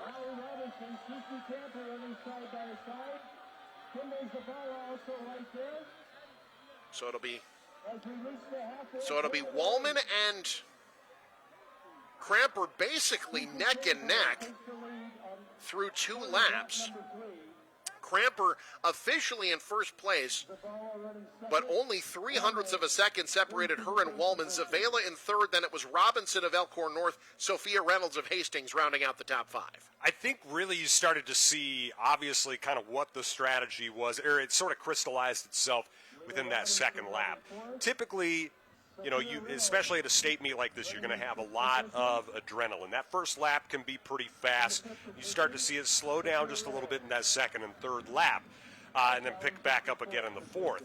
But Cece Cramper ran really similar splits of 1:15.56 and then a 1:17 on lap number 2. That shows that there hasn't been anybody really ready to make that move just yet, except now is where we're really starting to see Cramper go. Yeah, really starting to pull away through 1,200. Cramper is out in front. Norris, though, sitting 2-3. They're running a very good race. It is Cramper out in front. You've got Zavala now moving up to second. Wallman is in third, maybe fading a bit over this final 400, but boy, Cramper starting to take control. That was a 1:14 third 400, her fastest lap so far. Yeah, she's recognizing the need to, she's a strider. Yep. She is a long strider, and that is helping her there kind of cut through that breeze. She looks strong. She looks very confident right now. Zavala looks like she's ready to go, but I don't think there's any way she's going to cut into that. In fact, I think she's losing ground. You've got Leah Robinson now taking over second. for Elkhorn North. Cramper is pulling away. Cece Cramper, like we said, she was the favorite coming in. She's been the standard setter in this race all year long. The sophomore from Roncalli Duchesne making her way to the final 100. It is C.C. Cramper. Again, the record in this event, 4:50. That's safe. But Cramper running a fantastic time. Will she get sub 5? It's going to be close. She does. C.C. Cramper, the state champ. A great race for second. You'll see Leah Robinson finish in second for Elkhorn North. Going to be 4-5 for Norris. Yeah, Norris faded a bit. Sophia Reynolds ran a 1:11 final lap. She jumps to third. Zavala and Wallman, fourth and fifth. Halen Holiday, Tessa Greason, and Catherine Roberts rounding out your medalists. But C.C. Cramper sets a new best this season, 4:58.26. With that strategy of everybody kind of going out a little bit slowly and bunched up, you knew that there were going to be folks who had big final laps in them. And the three fastest splits came on the final lap from first place C.C. Cramper, second place Leah Robinson, and third place Sophia Reynolds. Those three had the three fastest splits in the race overall, and it went in that order. So it came down to who was going to finish strong, and it was those three. Cramper, Robinson, and Reynolds. But if you're a Norris fan, you're excited. That fourth and fifth place finish gives you a lot of traction in the team standings. All right, on to Class A. Brought to you by Greg Young Automotive, where they'll go the extra mile for you. Kate Ebmeyer of Millard West had the best time out of district. Papio South and Lincoln Southwest, both the potential to really gain in the team standings here. As you look at now the second half of the qualifiers. Class A, again, Ebmeyer of Millard West, the best time coming out of districts. Best time this year was run by, prior to state, was run by Abigail Berger. She ran a 5:02.43 at the Omaha North Invitational on May the 1st. Folks, State Track and Field on News Channel Nebraska is brought to you in part by District Table and Tap Craft Beer, Bold Eats, now in Norfolk and West Point. Taste the district. Also by Home Innovation. Start your year-round luxury experience with Home Innovation Spas at spasonline.com. Also by Burr Farms Machinery in Dunbar, Nebraska. Visit burrfarms.com for machinery, sales, service, and rentals. Eric, you mentioned those team standings and how there's a chance for some movement here. Honestly, if you look at it as Elkhorn South, this is tough because, Grace Volsky has a chance to get some good points for the Storm here, but you already mentioned Lincoln Southwest and Papillion La Vista South. They could outdo that and really not allow Elkhorn South a chance to work their way back into the team standings. In fact, as we're looking at them right now, there's a chance for a leadership change at the top of the board.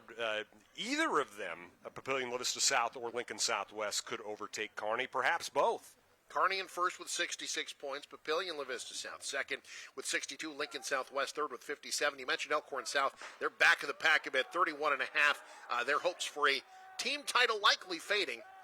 We'll see what happens here in the 1,600-meter run in Class A. And it's not like one of those instances, too, where someone's running away with the state crown, but maybe you get a chance to get that runner-up trophy. Everything's too bunched up there right now. State record in this event set last year. Stella Miner of Omaha Westside ran a 4:47.49. The meet record set in 2023. Berlin Schutz of Lincoln East ran a 4:50.09. Stella Miner was just something else to watch the last few years. That was a generational talent right there. But we've got some good ones here on the track today. Again, I think we're seeing a real similar strategy as we saw in the Class B race. Everybody just kind of feeling each other out here in this first lap. Abigail Berger of Kearney was runner-up in the 3,200. Kate Ebmeyer, best time in this event, also won the 3,200-meter run yesterday. Looking to be a two-time state champ here. But like you mentioned, very little separation. It's Berger leading a very bunched-up pack with Ebmeyer on her left, and then Marissa Garcia of Papio South, 1, 2, 3 through the first 400. The pack maybe isn't quite as pronounced as in Class B, but that first half of the pack, very much so. It's a lot to wade through. I personally, as a runner, hated that. I felt very claustrophobic. As a tall runner, we see a couple of those out there, although we've got kind of some shorter ones out there today. The taller runners really hate it because you know that you're going to catch a spike to the shin. It's really hard to manage your stride when you're boxed in like that. The shorter runners don't mind that as much. You don't really have to alter your stride quite the same way.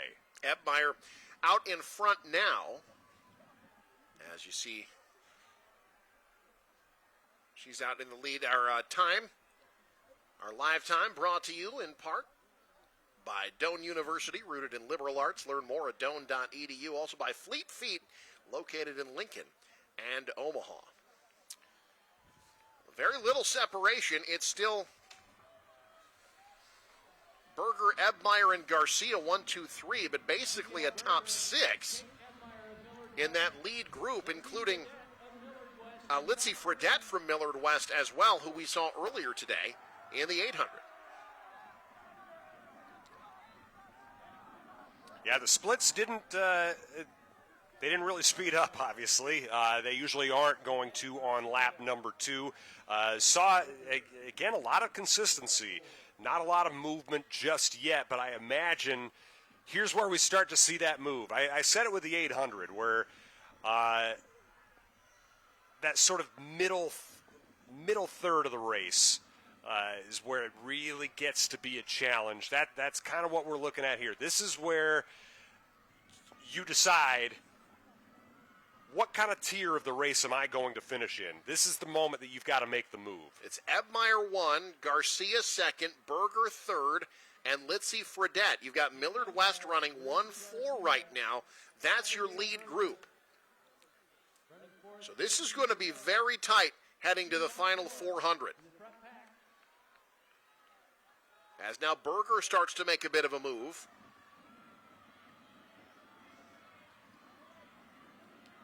We see Garcia and Berger in there. Got Berger wearing the sunglasses. Yep. That honestly, that's something I never did because I was too jerky of a runner. But that's a good thing. You want to be smooth enough that you're not going to lose your sunglasses. Sometimes there are runners who do that, not just for protection of their eyes, but also to make sure that they're remaining smooth, steady, not bouncing around too much when they're running. This could be a two-person race. You've got Ebmeyer 1, Berger 2. Fredette starting to gain on Garcia for 3rd. Garcia is able to hold her off, but it's still Ebmeyer up top. Berger 2nd, Garcia 3rd. Ebmeyer has been part of that lead pack throughout for Millard West. She won the 3,200 yesterday. In fact, this was the way the 3,200 finished yesterday. Ebmeyer 1, Berger 2. Is that how it finishes in the mile? Ebmeyer trying to hold off Berger for the final 100. Kicking in, digging in. Ebmeyer pulling away. She had enough left in the tank. And it's Kate Ebmeyer of Millard West, her 2nd gold medal here at state. Berger really planned that race quite well. She made her move. She had it strategized the way she wanted it to, but Ebmeyer was just too strong down the stretch, just striding it out to go ahead and pull off another victory. Papio South, meanwhile, Ashlyn Carter runs a great final lap. Moves up to 4th. So Papillion La Vista South goes 3-4. They'll take the team lead in the girls' standings. Litzy Fredette finished 5th. Tatum Nielsen of Bellevue West, Meredith Marsh of Southwest, and Dawson Krychik of Kearney rounded out your medalists. But Kate Ebmeyer of Millard West, a winner in the 3200 and the 1600 here in the State Track and Field Championships. As we salute the hometowns sending their athletes to state this year, Fairbury's athletes, brought to you by Jefferson Community Health and Life. Thanks to them for sponsoring this salute. And Norris brought like half the school, it seems like. Their roster of athletes there brought to you by Complete Insurance. Just feels par for the course for the Titans. Yep. So now we move on to Class B boys. And again, the team standings here have been so tight all day. Gretna East right now has the lead, 41 points. Waverly 38, Central City 37, Sydney 31 and a half. You've got Scott and Pius not that far back. All 6 teams within 15 points of one another, and that's big for Pius because you've got David Creer and Joseph Majuris in this race, which means they're probably going to pick up a lot of points. Yeah, and it's interesting to look at the seeding here because districts are all one day. Right. Braden Lofquist was putting in a lot of work during districts and was presumably preserving some of his energy. He comes in as the 5th seeded runner here. He's run a 4:06. He's probably going to do a little bit better than 5th if I had to guess. So we'll see. There's not much left in his college career. Is he going to go ahead and try and uncork? We've talked about the possibility of Juan Gonzalez going for a 4-minute mile. Braden Lofquist may have something like that in him as well. It's going to be interesting to see what we get out of here. There are some big points out. Tommy Rice for Scott has some big points. He and Cody Rice, his brother, they will run a competitive race to be certain. We've already seen Josiah Quinones earlier from Beatrice. He's got one in him as well. This is going to be a lot of fun. This is a huge race with a lot of potential when you look at the capabilities here in the 1600. A lot of the best times have come. Oh no, we've got runners down. They're going to have to restart. My goodness. That is Diego Jaholan from Hastings. Lost his footing. We take another look here. There was a lot of jostling. Yeah. So they're going to restart the race. And boy, for a race like this, that's tough because you mentioned so much of this is the mental component, the ability to pace yourself, that having to reset like that can be tough. Yeah, well, and the guy who went down, too, is going to, Hastings is a team that could have a lot of points here. You mentioned Diego Chaholan. He and Austin Carrera will probably run together quite a bit. He's a very important guy for Carrera, who's run a 4:11 this year. He is kind of generally his pace man, and I think we've got discussion here between the officials sorting this out. It looks like everybody's good to go. Yeah, they're going to keep all 24 athletes in this race. Well, we saw how bunched it was during the girls' races. It's not likely to be any less bunched here in the boys' races. So Lofquist, despite having the 5th best qualifying time, already a state champ here at state in the 3,200 and the 800, but a competitive 1,600-meter race, no doubt. Saw some dancing there in that start. Everybody trying to stay upright in those first 100 meters. You mentioned Lofquist running a 4:06. That was in the conference championships. Austin Carrera of Hastings, that was when he ran the 4:11. Had to settle for second place after running a 4:11 in the mile. That's tough. That is tough. The record in this event was set by Lofquist, that 4:06. That is the new state record. The meet record just last year, Riley Boonstra of Norris ran a 4:14. And that was a monster race from him, too. Just looking at this right now, this may say something for Juan Gonzalez's Class A race. Yeah. We do not have a pace set here with anybody aiming for 4 minutes right now. Everybody has in mind right now a state championship, not a record. That was Colin O'Grady of Bennington, who qualified 21st of 24 with the fastest first lap, 108.92. Larson in second, Quinones in third, Sam Robinson and Samuel McQuiston of Holdridge. There you see the early times there.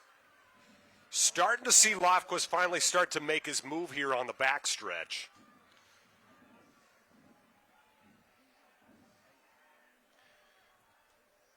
And we talk about those pious runners. They're a little bit back in the pack as well.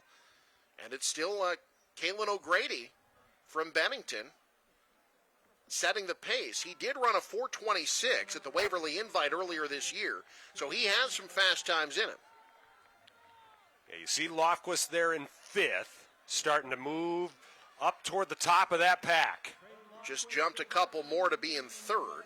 It'll be O'Grady first, halfway through.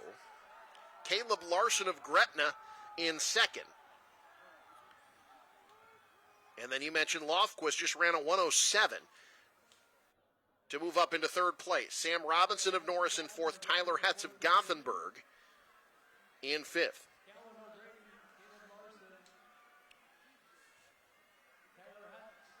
Lofquist trying to make his move, but a lot of guys trying to make their move. Tyler Hetz of Gothenburg now charging up into second, and Kalen O'Grady still leading the pack. Lofquist has looked over his shoulder left and right on this backstretch. I think he's maybe a little bit thrown by the amount of traffic around him This right is now. crazy, the lack of separation this far into a 1600. You've got Hetz from Gothenburg starting to inch out in front. There is no separation at all through 1,200 meters. Well, if anybody can make that push in the 400, you'd put your money on Lofquist, and that's what he's trying to do right now. Yeah, he's turning it on. It was him and Hetz basically shoulder to shoulder as we start the final 400. Pius starting to make a charge from the back of the pack as well. Lofquist in front. You saw Tommy Rice. He's moved his way up into second. That's Joseph Majuris from Lincoln Pius, the 10th in third. Tommy Rice jumped up 10 positions on that lap alone. But now Lofquist really starting to turn it on. Will he have enough over the final 200? Opening up the lead, folks. He holds the Class B Lofquist time of 4:06.80. starting to get a little bit of a push from behind from Rice and Majuris. Majuris now overtaking Rice, but it's Lofquist out in front. Braden Lofquist of Gretna East checking over his shoulder, double checking, nothing to worry about. He's the state champ. And Rice holds off the charge. He'll finish second. And Joseph Majuris of Lincoln Pius, the 10th, gets the bronze. But Braden Lofquist, 4:18.42. He ran a 54-second final 400. You know, that I think is the mark of a competitor. You want to go get the best time you can, sure. But these guys are all here to win. Yeah. They're all here to pick up gold medals. He knew the race he had to run. He knew the race that he could run. And when he was essentially in first or close to it, right at the line going into that final lap, he knew it was his. He had that 54-second 400 meters in him. It just looked effortless in that last lap. Pius the 10th, they pick up some key points team-wise as Majuris finishes in third. David Creer finished in sixth. Your final medalists were Caleb Larson of Gretna and Samuel McQuiston from Holdridge. The early leader, Kalen O'Grady, ended up fading, finishing in 20th place. So we move on to Class A. As you See our starters there. All right, what's Juan Gonzalez going to do here? We've seen him go 4:03. Now, a lot of these distance times, a lot of the best ones we've seen, we mentioned Lofquist with the 4:06. We mentioned Gonzalez with the 4:03. You know, those came when they were really going for those. You know, these guys are trying to run a bunch of events right now. They're trying to manage that workload. You go for a 4:03 or a 4:06 when maybe you're not doing one of your other events. You know, they manage that to kind of go for those records. Is it likely we will see 4 minutes here? No. But there's not much left for Juan Gonzalez to show. Might as well empty the tank. The biggest thing for him is he just wants to be a 4-time gold medalist here at State. He's already won the 800. Did so pretty much effortlessly. He won the 3200 yesterday with a time of 9:01. He was part of the state champ 4x800 meter relay team, anchored that, and now trying to get gold in the 1600 as well. And he does own pretty much every record in this event as well. Set the meet record last year, 4:08. Set the state record earlier this year, 4:03.08. As we salute our hometown heroes, North Platte High School, their roster brought to you by Bruce Furniture and Floor Covering.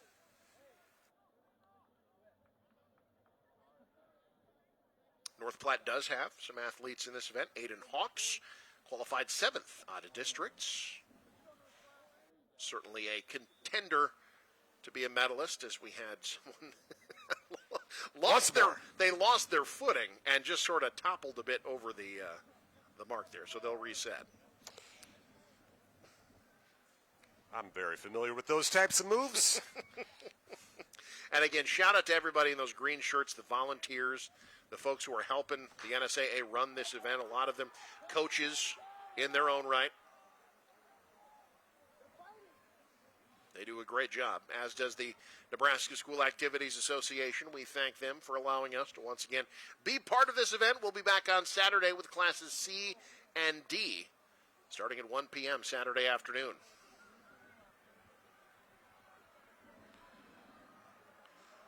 Also want to thank Black Squirrel for providing the live stats and the live times. You're seeing those times up there.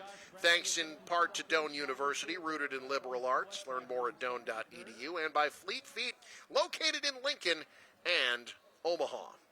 Gonzalez setting the pace early on, as you thought he might. That's Josh Bradley of Lincoln Southeast in second. Aiden Hawks of North Platte running third.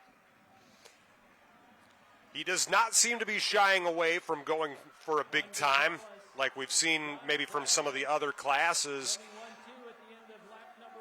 He's off the 4-minute pace at the moment. 1:02.67. You know, if you're one of those runners right behind him there, maybe you're a little worried. Potentially they can keep up, but maybe that's a faster first 400 than some of those guys right behind Gonzalez were planning on running. You know, Josh Bradley doesn't look too intimidated at the moment. Not at all. We're seeing come up around the outside there. That's Connor Gross from Omaha West Side. Which, as we've talked about, West Side has some tradition in this race on the girls' side of things with Stella Minor. And this is Gross's only event here at State. That's important to note. So he's hanging around with Gonzalez. Juan Gonzalez, the state and meet record holder, and has been one of the most entertaining distance runners to cover over the last few years and in the history of Nebraska. We see another West Side runner, Ryan Kugler, working his way up into third. Not to be confused with the director of Black Panther. That's true. Gonzalez, his second lap, keeps him out in front. 2:09 through 2 laps. Connor Gross hanging there. West Side sitting second, third. Ryan Kugler in third. John Strabal of Papio South. And now Aiden Hawks making a move back up to fourth, potentially third, as he makes a move on the outside of Kugler. Forget about aiming for 4 minutes. Gonzalez is going to have to fight just for this state title. Connor Gross, the senior, hanging with him step for step for now. Gross ran a 4:18 to win this event in the Metro Conference meet. That was a very competitive event. Strabala and Kugler all finished within 3 seconds of Gross in that conference championship. Well, 4:18 is the pace that they're on right now. Gross hanging with Gonzalez. Gonzalez with the lead as we start the final 400. It's Gonzalez and Gross practically step for step. Aiden Hawks in third for North Platte. They did speed up that tempo on lap number 3. It was 1:04 for Gonzalez on his third split, 1:03 for Gross. Gonzalez starting to turn it on a bit on the backstretch. Gross trying to hang with him. Gonzalez stretching it out a bit. The final 200 will tell the story. Juan Gonzalez trying to add another gold medal to his already well-adorned trophy case. Pulling away. Into the final 100 we come. It's Juan Gonzalez of Fremont. The future Oregon Duck turning it on at the end. Gonzalez down the stretch. A state champ once again.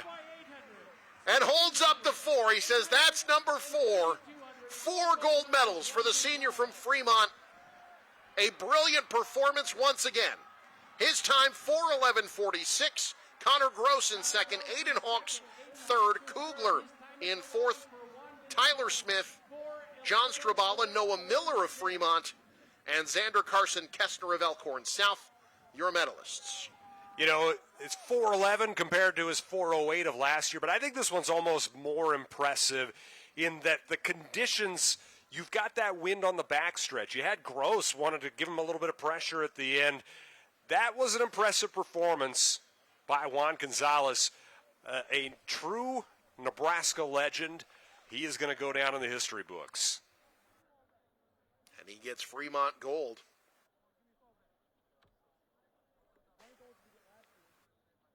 And no doubt they've retaken the team lead over Kearney. They were only 6 behind them. They actually had 2 medalists in that event as well. So the 1600 is done. We bring hurdles back out on the track, getting set for the 300-meter hurdles. But before we get to that, this is how you know you're a good athlete. You just ran a mile and just walk right over to Brandon Axman, who's holding a microphone, standing by with Juan Gonzalez. Brandon?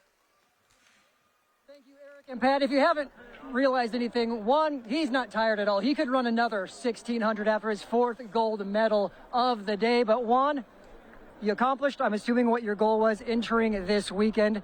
Instant reaction to how it feels to come across the finish line and get that 4th gold.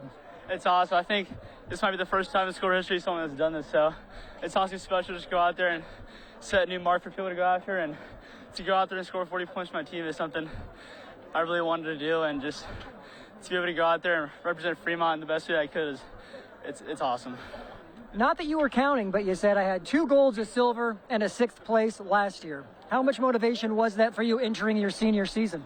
I knew, if you wanted to place high as a team, I had to go through and, pull my guys with me and just go out and score as many points as we can. And all the work I put in this winter, this spring, has led up to this moment, so I can just go out there and do the best I can for my team and, do something legendary together. Clearly the goal was to get the 4th gold, but as you approached this race, what was your strategy entering? Just to go out and have a blast. It's my last race, with the F on my chest, so it's definitely a little bit emotional, but, I just wanted to come out here and have some fun and maybe go for a fast time. Obviously, it wasn't like the craziest time, but my legs were a bit heavy from a, pretty solid weekend. But, I'll have more chance to go for a fast time, throughout the summer, so it's all good. Juan, I would say a pretty good weekend. 4 gold medals. Congratulations on your performance, your career, and best of luck at Oregon next year. Thank you so much. Appreciate it. Juan Gonzalez, 4 gold medals for the Fremont Tigers senior, and the future Oregon Duck. Eric and Pat, back up to you. Juan gone. That wraps up his high school career. He does have Fremont back in the lead, or has certainly helped get Fremont back in the lead of the team standings. They're now 6 points clear of Kearney with just 3 events to go. Omaha West Side hanging around 48.5. They gained a ton in that race as well. Millard South, Lincoln North Star within shouting distance. But might just come down to Fremont and Kearney. Might come down to Greater Nebraska in Class A this year. Well, there are points still to be had for Kearney. This is going to be one of the more climactic team races we've had in a little bit, Eric. Indeed. Last year, team races were decided fairly quickly. We do have some drama here today. As we get to the 300-meter hurdles, we start in Class B girls. The 300 hurdles brought to you by Medica. With a Medica health plan, you're not just covered, you're cared for. And Class B girls team standings, will quickly reset those. As you see, our starters, Kafuki Donato, Lincoln Pius X, the top qualifier yesterday. But these are the top qualifier in districts. But these qualifying times bunched up. This could be a very interesting race.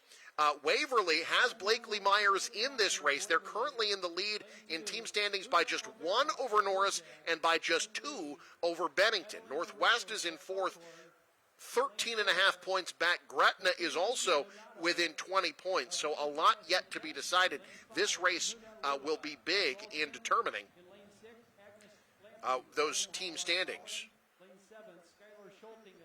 in what is one of, if not potentially the most pound-for-pound, leg-for-leg difficult race, I think, in all of track, the 300-meter hurdles. Yeah, I think a lot of people would probably put this ahead of the 400 when it comes to that, the 400 and the 800. I mean, every race, if done properly, is very difficult. Yes. But yeah, and the way this is done now, so it used to be that there were heats where on day one you'd have the heats of the 300 hurdles, and then you'd have the finals on day two. That does not happen. The 400 and the 300 hurdles do not have preliminaries in any other meet in high school track throughout the year, including districts. So I think it makes sense that now the 400 is finals only, the 300 hurdles are finals only. But yes, it's a lot. It's a lot to expect of these athletes because not only is it physically challenging, you know, if you start to flag a little bit, suddenly your steps get off, and that's when you struggle with a hurdle. That's when you see people hit the track. So it's very physically challenging. It's very mentally challenging. But the way that you see it now, because it's done in heats with no finals, it's sort of like what it was with the 800, where we had the slower half first and the faster half second, except now it's 3. Yep. Broken up in 3 like that. So you will see the more likely medal winners usually in the later heats. This is heat 1 of 3. And interesting, of these 8 athletes, for 5 of them, this is their only events at state.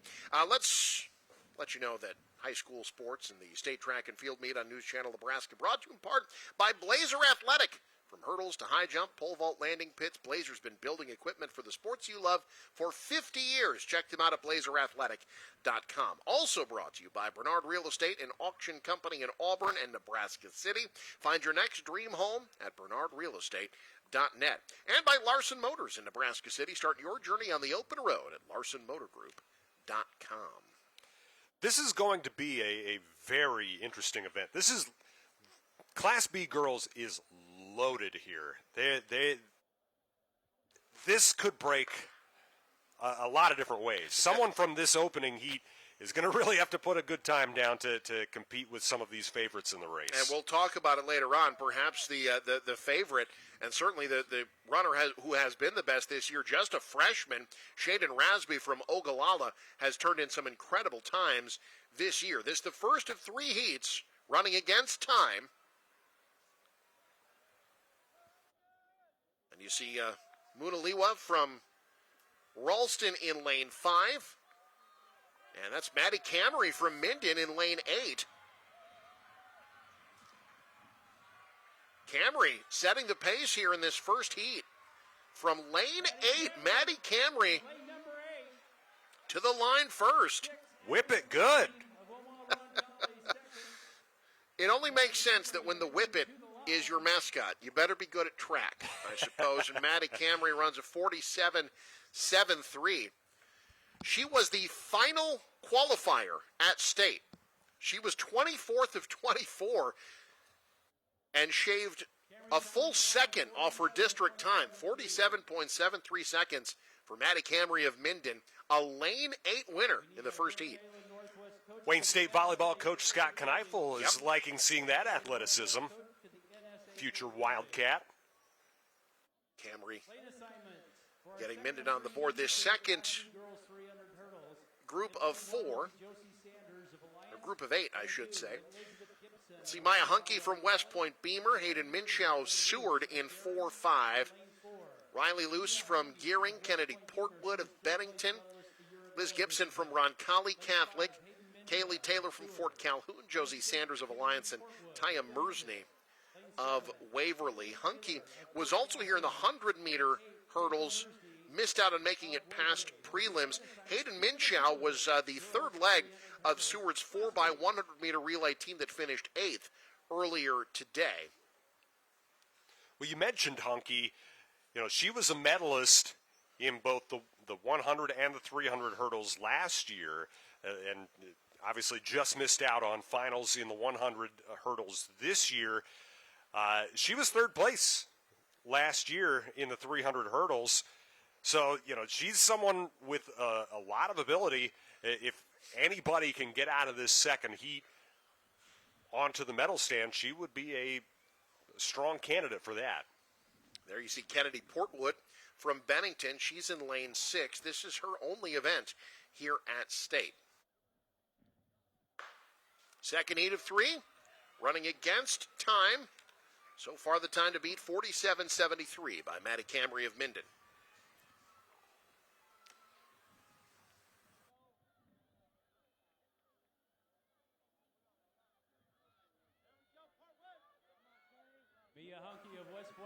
So Hunke running well here, as you mentioned, someone with medalist experience here at State. It's Hunke in lane 4 in the white. In the lead, Kennedy Portwood and Hayden Minshew both giving chase. Hunke kind of got a little bit of doubt with her steps, though, in that last hurdle. Minshew trying to catch her from Seward. This is close. Hunke got her. Everybody looking up. Hunke able to get it by 1/100th of a second. And Mia Hunke, 46.02, the new standard bearer. All but 2 athletes from the first heat have been eliminated from medal contention. Hunke setting the new standard at 46.02 seconds. Just got across that finish line first. I mean, I guess when it's 1/100th of a second, it's close. Yes, absolutely. So now let's talk about this third heat. Let's talk about who's on the track here for this third heat. You have the current state record holder, just a freshman, Shaden Rasby of Ogallala, ran a 43.45 in districts. That's the fastest time ever in the Class B 300-meter hurdles in Class B. But Kelsey Miller of Seward, not that far behind her. This could be a very competitive race, but Shaden Rasby has been the standard bearer in this event as just a freshman this year. You've mentioned 2 names, and you have yet to mention the defending champion in Addie Darnell. That's true. From Auburn. And then you've got also Emery Krafka, who was the favorite in the 100 hurdles until she fell in the preliminaries. She's very strong in this event as well. This is loaded. This is absolutely loaded here. There you see Darnell. Rasby finished 4th in the 100-meter hurdles earlier today. Folks, let's let you know that State Track on News Channel Nebraska, brought to you in part by District Table and Tap, craft beer, Bold Eats, now in Norfolk and West Point. Taste the district. Also by Home Innovation. Start your year-round luxury experience with Home Innovation Spas at spasonline.com. And by Burr Farms Machinery in Dunbar, Nebraska. Visit burrfarms.com for machinery sales, service, and rentals. The meet record in this event, Chris Nelson of McCook, 43.86 back in 1989. It has stood till today. There you see Rasby. She's in lane 4. Miller in lane 5 for Seward. The defending champ Darnell in lane 6. They're even on the hurdles to this point. This is going to be very, very close. It's Darnell with a bit of a lead as they work their way into the front stretch. Darnell trying to defend her championship. Rasby starting to push her. Can Rasby catch her? Darnell through the final hurdle first, and it's Darnell defending her title. In the 300-meter hurdles, 43.68 seconds, a new state meet record. My goodness, Addie Darnell. This is a family, I mentioned it earlier, that's got a lot of athletic ability. She may be the most accomplished of all of them now. Darnell, 43.68, the new meet record for Class B at state. And Rasby, the freshman, finishes second. Kelsey Miller of Seward settles for third. Darnell just found out she's a state champ. And we'll see her again, too. Yep. She's part of a very good 4x4 team for Auburn. Congratulations to Addison Darnell of Auburn, the state champ and state meet record holder in the 300-meter hurdles. We salute the towns that sent their athletes here. Here's the roster of athletes from Ogallala here at state. That brought to you by Nebraska Printworks, LLC.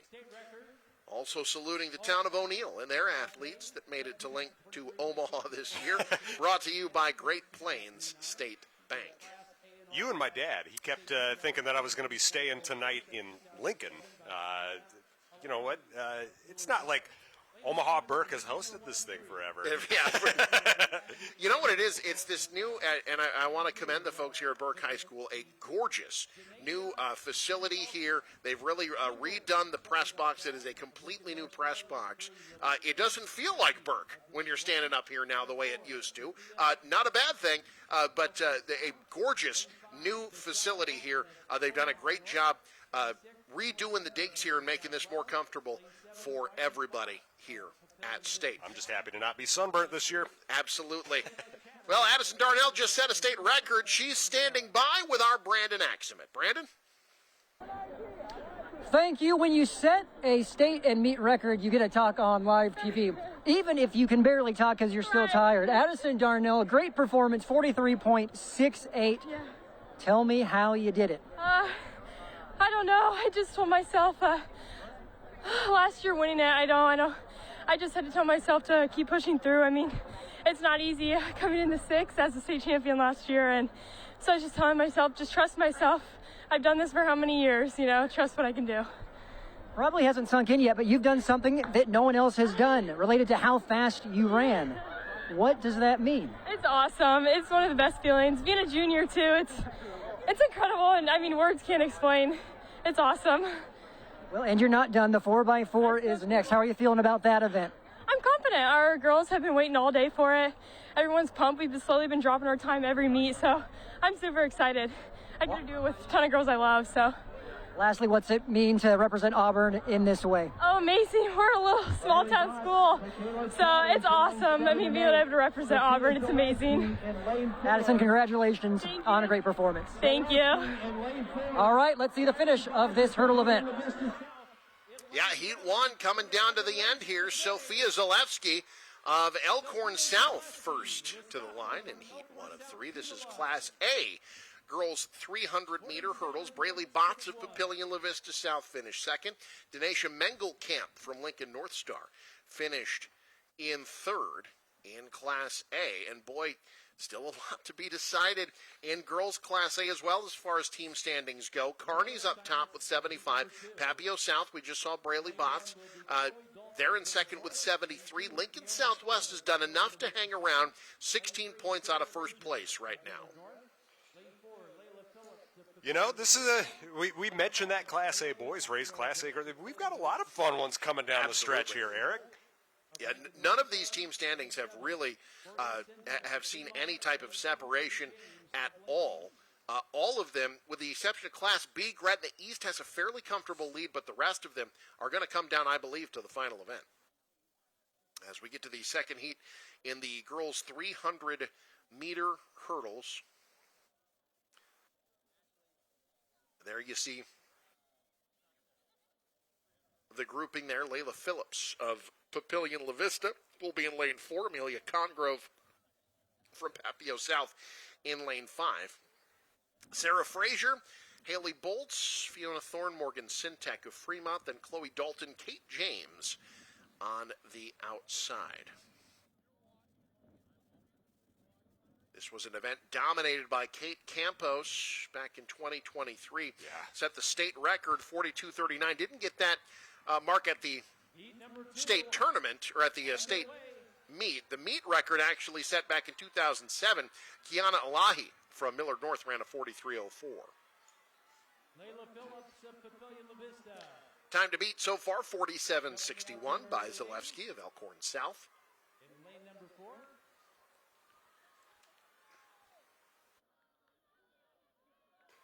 And in lane 4, you see Layla Phillips from Papillion La Vista and Amelia Congrove from Papio South. A little crosstown rivalry here in the second heat. Yeah, Congrove just showed a little more confidence in her steps, her strides down the stretch. That was a good, confident run from her. Amelia Congrove wins the second heat. Her time, 45.4. Boy, remember that. That might be good enough to medal. That's a great time in the second heat. And a nice little hug from the crosstown rivals there at the end of that. Both she and Phillips ran impressive times. Got to believe those will hold up to be the top 8. Those are really, really strong times. That was Congrove just looked very powerful there down the stretch. I don't think she lost anything in that last 100, 150. She was the Metro Conference champ this year, ran a 45:56 during that tournament. But we will see the third heat and see someone who's already been a state champ today in Celia McCoy of Grand Island. She's in lane 3. She's got the top time in this event this season. Alina Henderson from Lincoln Southwest, the best qualifying time. Kelsey Hatcher in lane 5. Taylor Schuster in lane 6. Lincoln Southwest folks staring up at those team standings. Thinking maybe they got a chance to gain some ground on Kearney and Papillion La Vista South if their runners can do well here. There you see Taylor Schuster in lane 6. Finished second in the 100-meter hurdles earlier today. Also finished 4th in the long jump. So looking to be a 3-time medalist here at state. And there's Kelsey Hatcher from Kearney. 5th place in the 100-meter hurdles earlier today. She was also part of their 4x1 relay team that finished 8th. So she, too, could be a 3-time medalist this year. A lot of pressure here, between just trying to get on the medal stand yourself, but the team standings could go a million different directions after this race. And the time to beat, honestly, not an easy one, 45.4 from Amelia Congrove.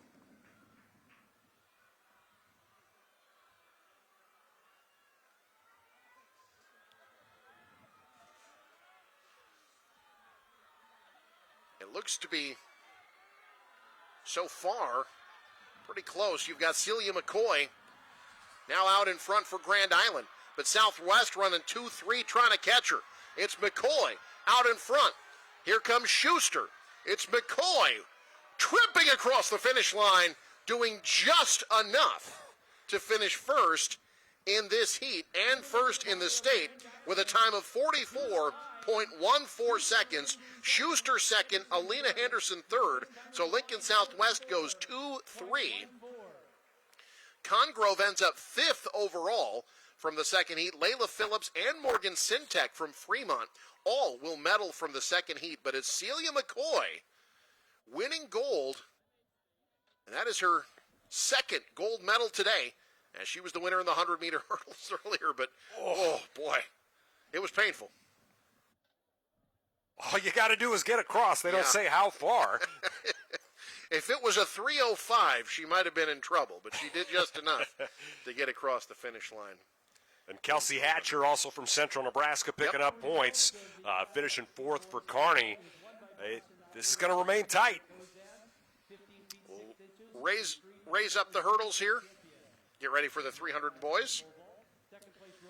As we salute more of our hometown athletes making it to state this year. Pierce, brought to you by Adam Bowling Construction, Chad Tyson Construction, J.E. Nurette, Natural Concrete Products, Pierce Telephone Company, and Tom's Service. Also a bit longer of a drive for the folks from Sydney. That brought to you by Hometown Liquor, State Farm, Katie Haas, Sutton Home Gallery, The Post, and Wheat Belt Public Power District. And Wayne, 5 athletes making it from Wayne, America this week. Brought to you by Blazer Equipment. All right, boys, Class B, 300-meter hurdles. This is the one team event that, in terms of team standings, Gretna East has pulled away a little bit, but this is by no means over. Waverly is in second. They're 14 points back. Central City, Omaha Scott Catholic, both within 20. And there will be entries from all of those schools in this event. You see the first heat of 3. Braxton Badman from Waverly. Thomas Secchi from Scotus Central Catholic, part of the crew here. Again, this event brought to you by John Henry's, their family, serving yours. You know, it's interesting. The district and state competitions can be very different from one another. You know, Waverly's still, like you mentioned, very much in it. They won by 71 points over Gretna East districts. You know, it really becomes a top-heavy kind of competition at state. You know, you can have depth. That's very good at the district competition, but it's really all about who are the best of the best, how many of those top-level performers do you have. It's why occasionally you can see a team win with 1 or 2 performers who really can shine. I mean, Juan Gonzalez has done everything he can to help try and push Fremont across the line, and it still may not be enough, but depending on what happens with Kearney and some of the sprint events. Yeah, he has accounted for 2/3, just about, of his team's points, 40 of their 66 points. Thanks to Juan Gonzalez. First heat underway here in the 300-meter hurdles. Oh, boy, when you clip a hurdle early on like that, it really affects your timing. Yeah. Recovered fairly well, though. That was Kyle Jaggers from Sydney, I believe. Everything is really intricately planned. Yep. You may find yourself going off the wrong foot the rest of the way. Badman's in front. This is Wyatt Liebentritt from Scott in lane 8, running a solid race. But Badman from Waverly out in front. Can Liebentritt catch him? He will not. Badman, the top finisher in the first heat. Solid time, 40.18 seconds. Which, if you're going off of district times, would be 5th best. So Braxton Badman setting a nice mark. Liebentritt at 40.45. Secchi 41.63. But Braxton Badman, a great run for Waverly in heat number 1. Yeah, we've called his name quite a bit today. He's someone who we're going to see quite a bit of over the next few years. When you're a freshman competing in the sprints, I feel like the sprints and the throws are where you're least likely to see the young folks. Finished second, though, in the 110-meter hurdles earlier today. So he will have a lot of medals in his trophy case when all is said and done. What a shot.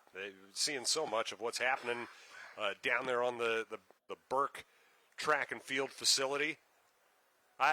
We really got to thank our crew, whether it's just punishing heat so many other years or just being blown around in the wind like today. They do fantastic work. They really do. They really do.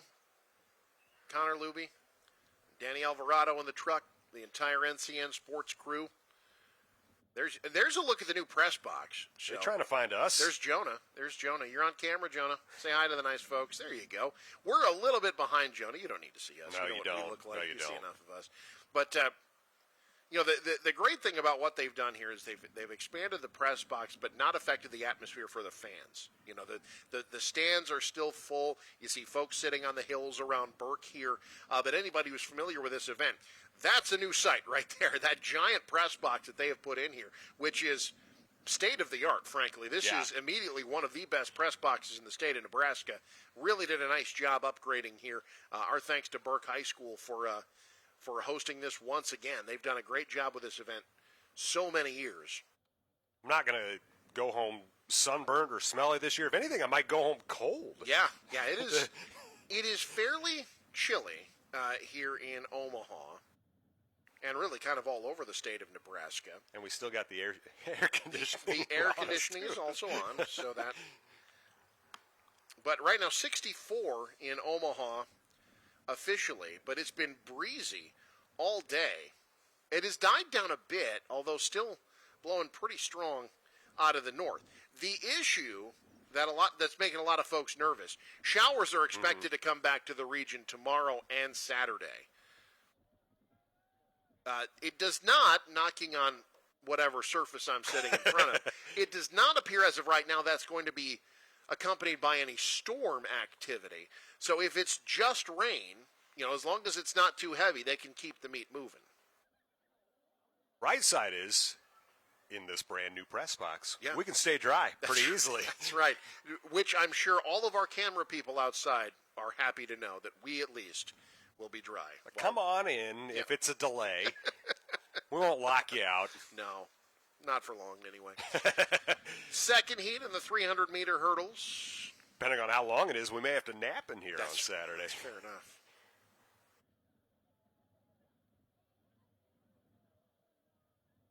Time to beat, again, 40.18 seconds. A blistering time out of the first heat by the freshman Braxton Badman. He's got a teammate here in this heat. He does indeed, in Isaac Clark in lane 5. Barry Freeze of Elkhorn North in lane 4, running a very solid race so far. He's been first to almost every hurdle and has the lead as they make it to the front stretch. Freeze in front, Clark second. Clark pushing him. This is close. Freeze stumbled a bit. That allowed Clark to overtake him, and it's Isaac Clark winning the second heat. Just never broke his stride. That was a smooth run from Clark. We have a runner down in lane 3. Stumbled on a hurdle, and that's the second heat in a row where we've seen that happen because that was Corbin Coe of Crete unable to finish. In the previous heat, we saw lane 8 go down. Yeah, so Coe just missed timing that heat. Now here's the interesting thing. So Clark has the top time. Badman still the second best time through 2 heats. Clark ran a 40.08. Badman ran a 40.18. So perhaps someone from the first heat in position to medal for Waverly. But this is a final heat with some real talent in it. You see Isaac Roth of Milford ran a 39.79. In districts, Creighton Beals from Gearing has been great in this event all year. Now, Brody Clevenger is in lane 1. His district time was 40.35. He ran a 38.77 to win the conference championship. That's best in Class B this year. So any one of these guys could step up and win this thing. Dawson Urbanski has had a lot of really good times as well. In fact, he was the champ of the Waverly Invite, ran a 39.42. So there have been plenty of sub 40 times in this event already this year. The record, 37.29. Aaron Brandt to Bishop Newman back in 2006. that guy could fly. He was a fantastic basketball player and football player as well.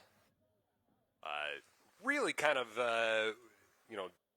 not that Newman has ever been bad on the athletic sphere, but that felt like it was at the peak of when Newman was at the peak of their powers. Sure. There you see Brody Clevenger finished third in the 110-meter hurdles earlier today. The champ in that event, Thomas Smith, is in lane 7 for Gretna East. You know, I don't want to forget about Osney Barber either. Absolutely He's competed here the last couple of years. Ended up not finishing the 110-meter hurdles. Was also here competing in the triple jump for the McCook Bison.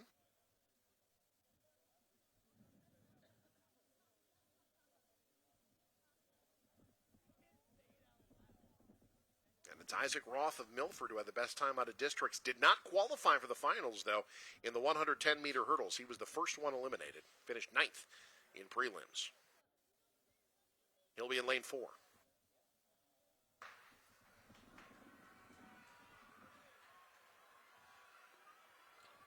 Roth was the first of the hurdles. He came out real fast. He really did. And Roth, a strong start for Milford here. Again, the time to beat 40.08 by Isaac Clark of Waverly.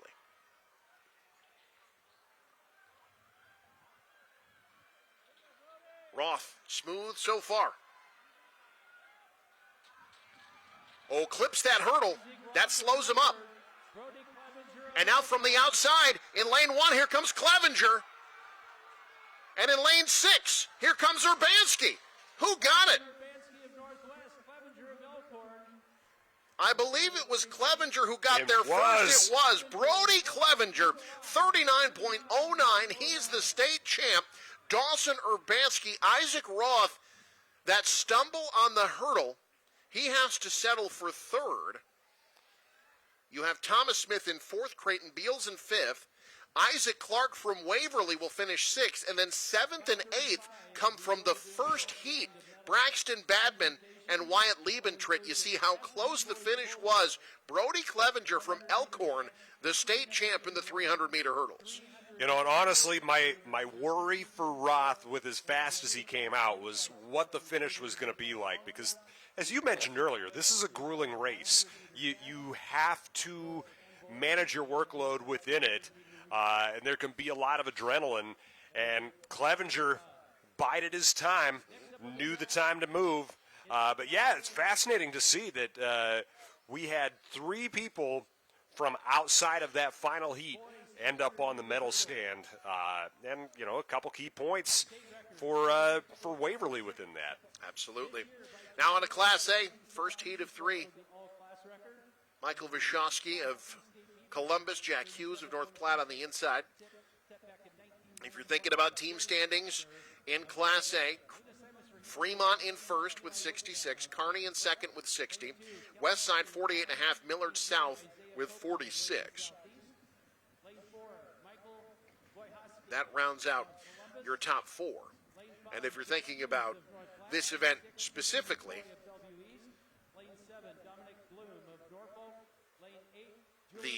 the top time coming into this, Charlie Thorne of Lincoln Southeast. But Kearney has a lot of opportunities for medalists here. Caden John and Maddox Miller will both be in the final heat. Fremont does have Noah Sagahorn, who you'll see in the second leg of this race. But it could very well, after this race, come down to those 2. Westside doesn't really have anybody in this race. And Millard South as well, kind of on the outside looking in. Jackson Sheaf will be in the second heat, but potentially this could end up being a 2-horse race, depending on how the times shake out here in the 300.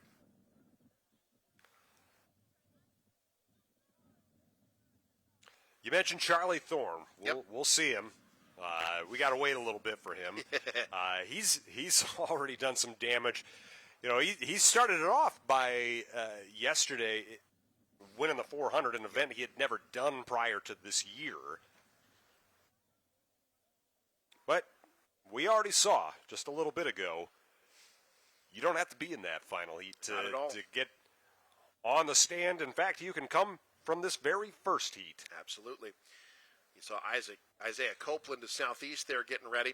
Michael Wojciechowski from Columbus is in lane 4. He's already a medalist in field events. He finished 7th in the discus in Class A. At the Class A level, you don't see a lot of that intermingling between sprinters and field events. Not a lot. No, you'd see more like, I think of a Matt Harrion from Pierce, who ran 100 and did the shot put. Which is strange. That doesn't happen very often. No. Heat 1 of 3 in the 300-meter hurdles.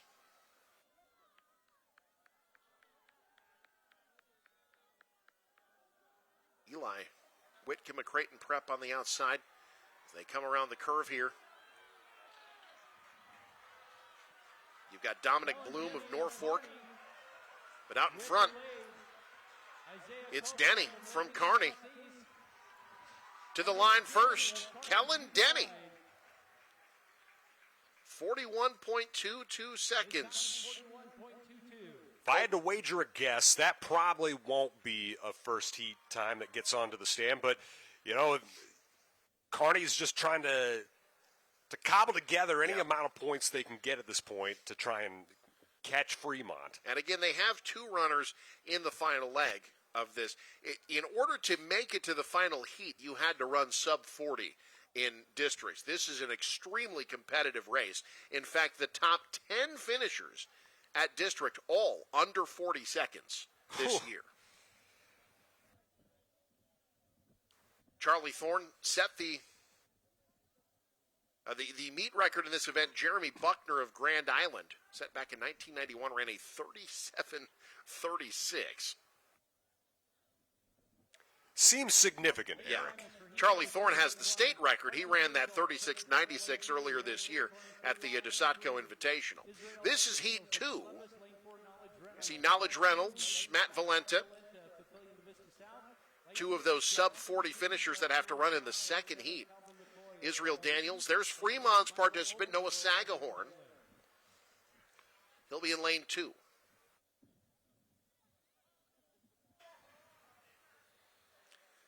And our timing today, brought to you, our race clock, by Doane University, rooted in liberal arts. Learn more at doane.edu.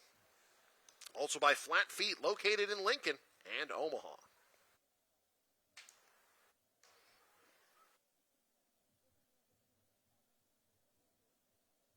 It's the 300-meter hurdles, then we'll have the 200-meter dash before our next medal presentation, then we'll wrap it up, the 4x400-meter relay.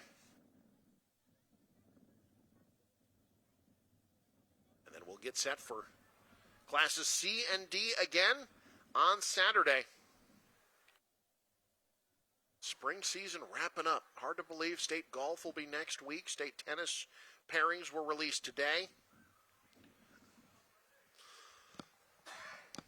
State soccer wrapping up. Congrats to all the state soccer winners, including Schuyler, winning their first ever state championship in soccer in Class B. First state championship of any type in over 30 years.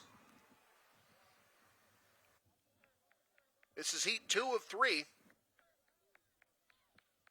Lane 4, Knowledge Reynolds, the senior from Westview, out with the You've got Knowledge Reynolds from Westview in lane 4. Lane 8, that's Michael Obermiller from Grand Island. This is going to be close. Look at the push here from lane 7. Calvin McCoy from Bellevue East, charging from the back. And it's McCoy. What a with run a time from of him. 39:39. Matt Valenta finishing second. And Knowledge Reynolds, who had been in the lead, ends up stumbling on the final hurdle, and he is down, did not finish the race, and appears to be shaken up. And got a great crew of people helping out here, but, God, it's tough to see. Yeah. That's really tough to see. And watch him on the last hurdle here. Clipped it with his front foot.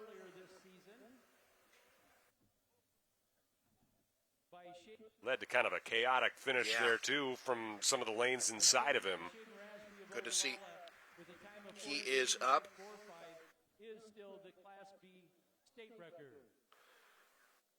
And as they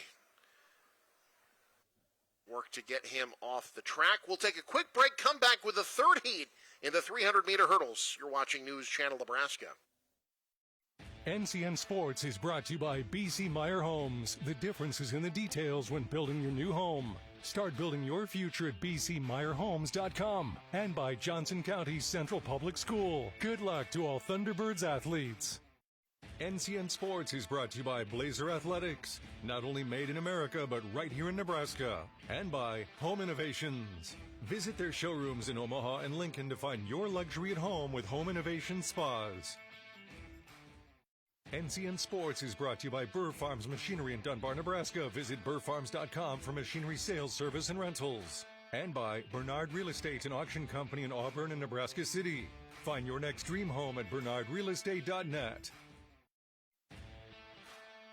NCN Sports is brought to you by Chad Tyson Construction, Northeast Nebraska's premier home builder.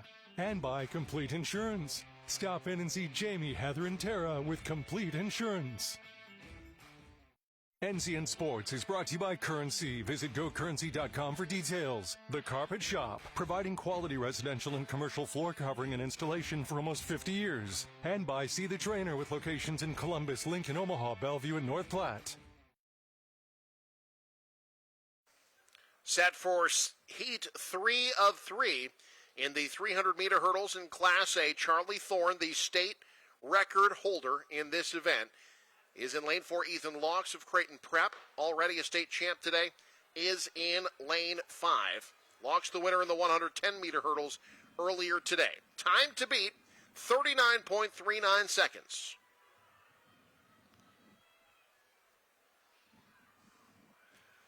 You know, with that injury time, it gave these guys a little bit more time to think in the blocks, which not always great. Thorne looking good, lane 6. Darian Jones of Omaha North hanging with him. Here comes Charlie Thorne. Lincoln Southeast. Thorne. Can Jones catch him? He cannot. Thorne smooth to the line. And he is your state champ. 37.31 seconds. He sets a new meet record with that time. He didn't break his state record, but he set a new meet record.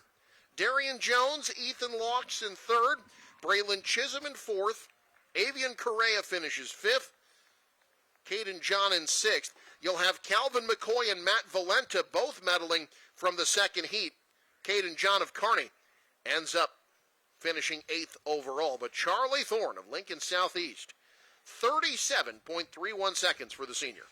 You know, I think sometimes people take for granted when you've got someone who's kind of the odds-on favorite that, you know, okay, they were the favorite. They won. There's a lot.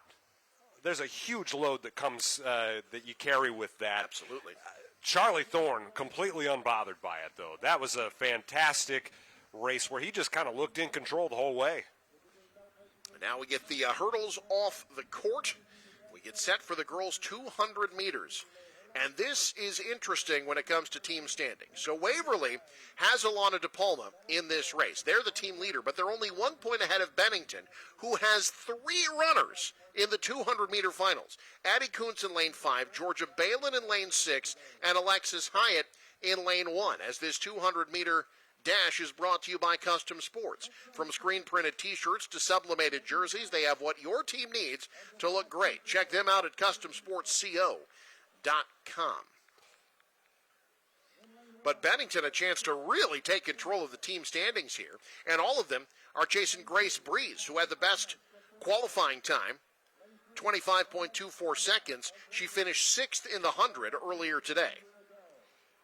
Now, there is still a possibility that, depending on how things go, that Waverly can maintain their lead, even with 3 people from Bennington in the race. Bennington has to seize the moment here and take advantage of the 3. Now, it is important to note, too, that we have the 1,600-meter relay coming up to wrap things up. Both of those teams will be in the second heat of the 4x400-meter relay. And that's what it could very well come down to. Remember, Addie Kuntz was state champ in the 100-meter dash earlier today. We mentioned Georgia Balin. She finished 8th in the 400 yesterday. And Waverly's representative in this race, Alana DePalma, part of their 4x1. They finished 4th. She also finished 7th in the 400 meters yesterday. So she'll be a 3-time medalist as well. It is theoretically possible for Bennington to clinch a state title with this race. Absolutely. They go 1, 2, 3. That would make it tough. Yeah, mathematically, there is a possibility in which they eliminate Waverly. And so Alana DePalma has a lot of pressure on her here. Absolutely. In that situation, the person you're really keeping an eye on is Alexis Hyatt in lane 1 for Bennington, the third of the 3. And someone who's had a good state meet. She was part of the 4x1 that won the state title. She finished 4th in the 400 yesterday. The records in this event, state and meet, both set by J.C. Rexilius of Lincoln Christian last year. The meet record, 24.4 seconds a year ago. Ran a little bit faster earlier in the season, 24.21, the state record.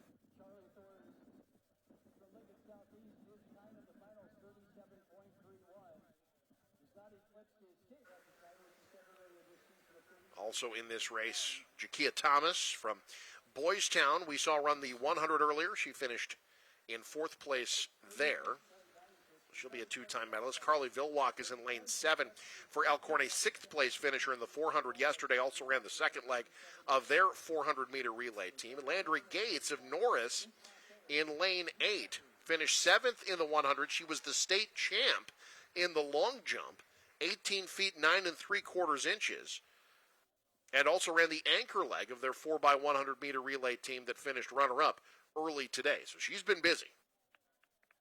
One thing I do want to point out, so state track now gives 8 medals, and they give points to the top 8. It used to be the top 6. You could make the finals, but still walk away without a medal. Now, one thing that is of note, because we are in the sprints, and I hope I'm not tempting fate here, but if a runner false starts or if they do not make it across the finish line, they do not get 8th place. Right. Then it's just 7 medals and points to 7 athletes. So, you still have the obligation of putting together a clean race. We've seen instances of that with a runner from Fall City not too long ago. With a pulled hamstring and then walking the 200 to be able to get her medal. Yep. And to preserve team points. There's a lot that goes into it. A lot of times 1 point can be the difference. You see the starting blocks of the 200. And my apologies to Doane athlete Rayanne Thompson. I was struggling for her name there for a second. All respect to the Tigers. Running for Doane, who is helping sponsor our race clock. Doane University, rooted in liberal arts. Learn more at doane.edu. Also by Fleet Feet, located in Lincoln and Omaha. My apologies to Fleet Feet, who have a bit of a tongue twister of a name, and it has proven better than me on a couple of occasions today. That again, Fleet Feet in Lincoln and Omaha. Also, so mentioning Fall City, they have their eyes on a Winside thrower this week because Fall City, their new superintendent, Andrew Offner from Winside. Very true. All right, here we go. This is Grace Breeze of Seward. Catching the breeze as she works on the front stretch. Being tailed from behind. Good push by Kuntz. Kuntz overtakes her. And Addie Kuntz is a 2-time state champ. Both she and DePalma were making a move there at the end, but it was Kuntz too strong. Addie Kuntz, 25.24. Breeze in second. DePalma takes third. Georgia Balin in fourth.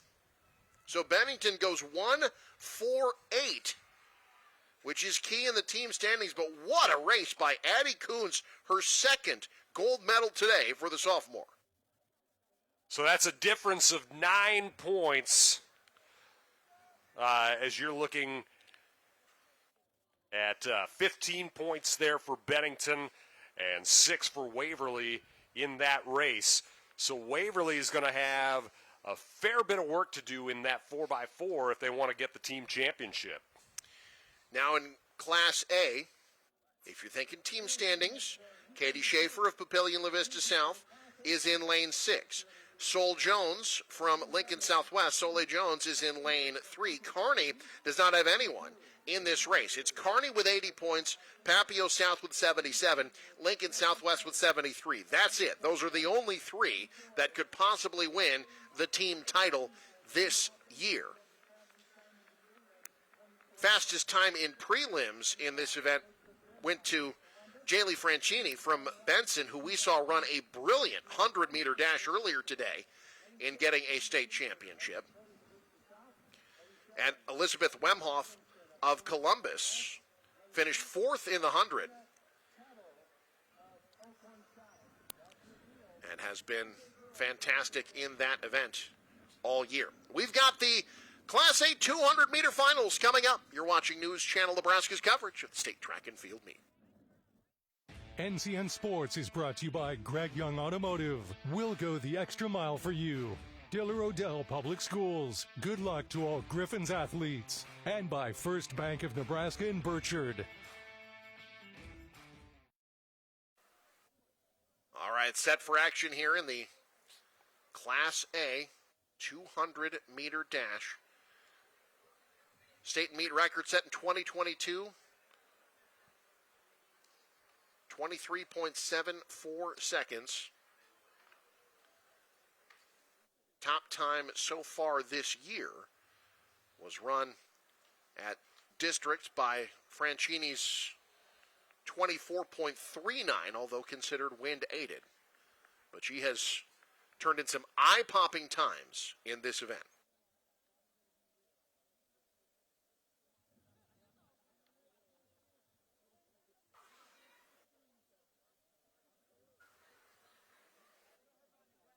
I understand why in a 200 with the bulk of it being on the straightaway, but I've always found that interesting with the wind-aided because it's not like you're starting with the wind. No, not at all. It's really only wind-aided for half the race, and maybe a little bit more than half the race.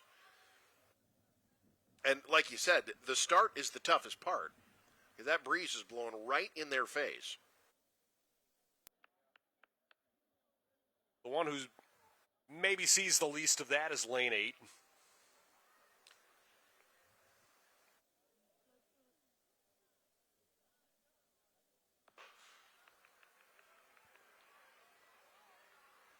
Franchini, the gold medalist in the 100 earlier.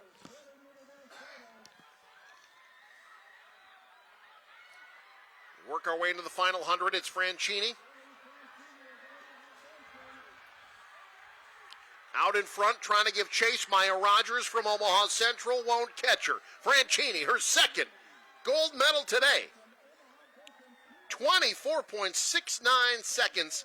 Rogers from Omaha Central is second. Katie Schaefer gets key points for Papillion La Vista South in third.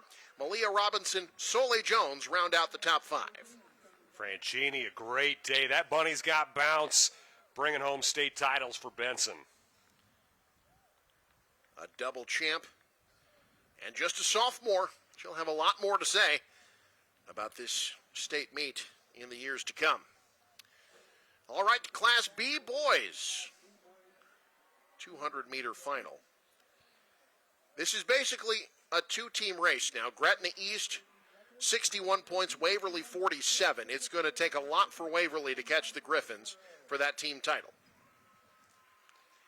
But they are set up for a real possibility. Absolutely. When you look at the sprint capabilities, the points out there for Waverly.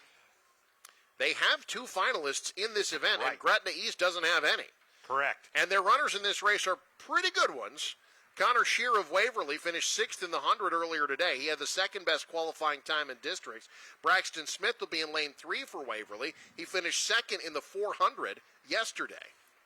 Now, the other part of it, too, if you look at the 1,600-meter relay, both teams have a 1,600-meter relay, but Gretna East is in Heat 1 Waverly's in Heat 2. Right. Now, Gretna East is the fastest in Heat 1, so there is a good chance that they get on the medal stand.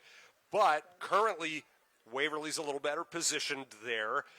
So if Waverly can make up true ground here, significant ground in this race, there is a possibility they could actually take the lead after this. There's so much, There's still a lot yet to be decided between these two teams. All this is Jet Tingleoff from Elkhorn North has been kind of the untouchable one all year. 22.06 in district. That was the best time. He's in lane 4. He ran a 21.67 in districts, which is the top time in the state of Nebraska this year. That was in the district prelims. He ran that time. Jet Tinglehoff with a name. You got to be fast with a name like Tinglehoff. Or Jet. Of course, the state and meet record set in 1961. It's the oldest record still standing. Kent McLaughlin from Broken Bow ran a 21.4 in 1961. That was not electronically timed. Not fair enough. Fair enough. It's in the record books. It counts. All due respect to yes. Kent. And they've pulled them out of the blocks here. They'll have to restart. And we'll get you the finals in the Class B 200 meters in a moment. NCN Sports is brought to you by Larson Motors in Nebraska City. Find your new Chevrolet, GMC, Ford, Chrysler, Dodge, Jeep, or Ram today at LarsonMotorGroup.com. And by District Table and Tap, craft beer, bold eats, now in Norfolk and West Point. Taste the District.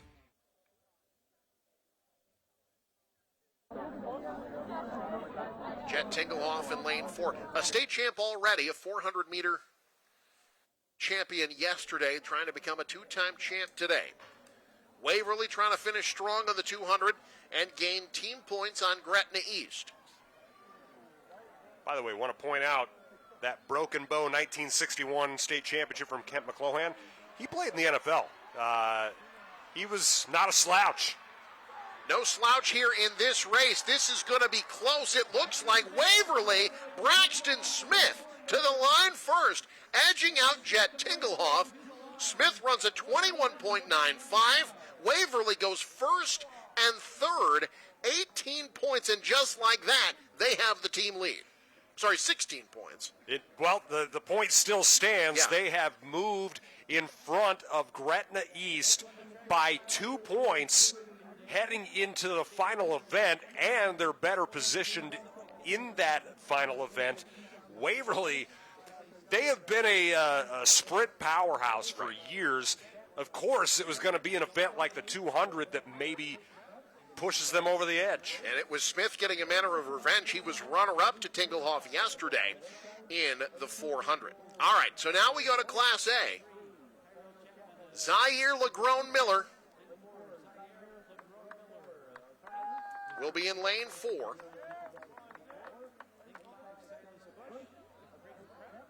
Silas Bush of Creighton Prep in lane 5. This is going to be a great race. Both Lagrone Miller and Bush have turned in some eye-popping times in this event this year.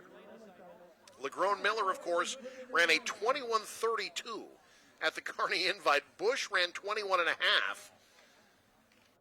at districts, which were also hosted at Kearney. And no slouch, Charlie Thorne, who's not in this event, but he ran a 21.38 earlier this year. Goodness. Class A, heading to the starting blocks. We'll get the Class A 200 in just a moment on NCN. NCN Sports is brought to you by State Farm. Good luck at State from Katie Haas of State Farm. Sudden Home Gallery. Experience Sudden Home Gallery, where our customers are everything. And by Castle Family Eye Care. We care about you. Of course, Lagrone Miller trying to win not just for himself, but for his team as well. A first place here would put Kearney back on top of Fremont in the team standings. Lagrone Miller, already a champ in the 100. part of their second place 4x100 meter relay team. LeGrone Miller out in front. Bush giving chase. As is Chapman, but LeGrone Miller quieting the crowd as he crosses the finish line first in the 200. His time, 21.5. Evan Swoboda from Norfolk finishes in second. Chapman in third. Jackson Mowitz in fourth, and it's Silas Bush finishing in fifth. Yeah, Swoboda from lane 6, really with a great run, but no one was catching Zaire LeGrone Miller. Zaire LeGrone Miller crossing the finish line first, and he wins the 200s. All right, time now to hand out some more awards. We head to the medal stand, brought to you by KRT, helping you get back in action. Learn more at krtrelief.com. Also proudly presented by Visit Kearney. Find it all in Kearney.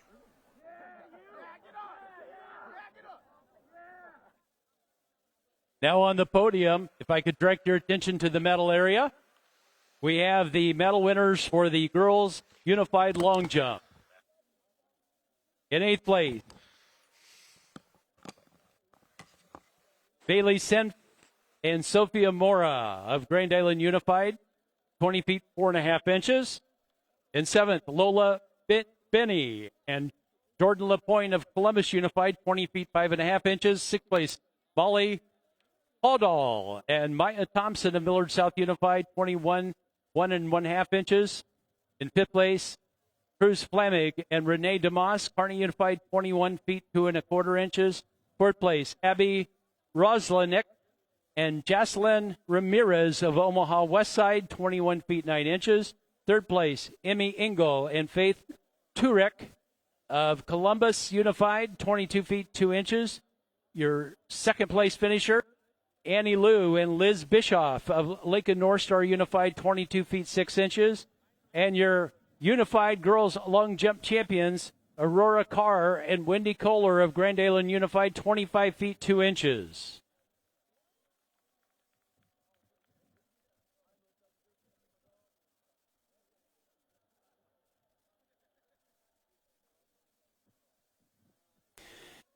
And now for the medals for your boys long jump unified. 8th place, Damian Clark, Jeremy Williams, Omaha West Side, 29 feet 8.5 inches.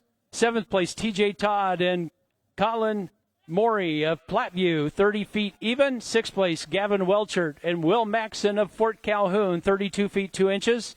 5th place, Ethan Smith and Edgar Masula of Lincoln North Star, 32 feet 2.5 inches. 4th place, Ethan Raby and Jeremiah Penny of Wahoo, 32 feet 11.5 inches. In 3rd place, Deontay Jackson and Titus Tia of Lincoln North Star, 34 feet 3 inches. Your runner-up, Ray Flynn and Javion Lovejoy of Papillion La Vista, 34 feet 7.5 inches. And your boys long jump unified champions, Taylor Peterson and Marcus Lindner of Bellevue West, 37 feet 4 inches.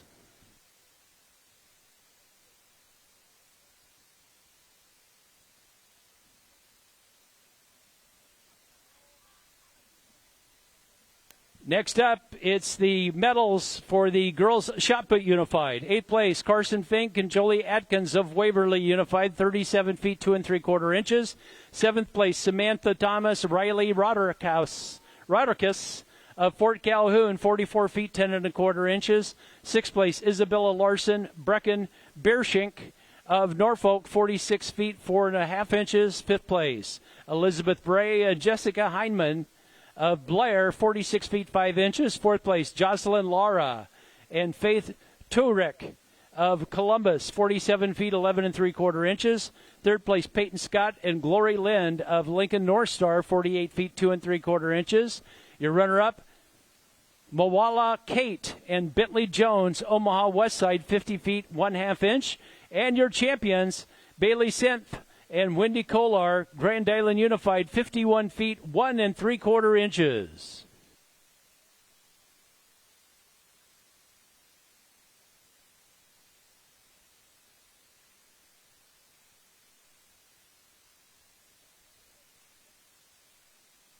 Next up, it's the boys' shot put medals for the unified division. 8th place, Braylon Iverson. Jeremiah Penny, Wahoo, 64 feet 7 inches. 7th place, Noah Johnson and Harold Sinkbile of Central City, 67 feet 3 inches. 6th place, Colt Miles and Will Maxon of Fort Calhoun, 70 feet 5.5 inches.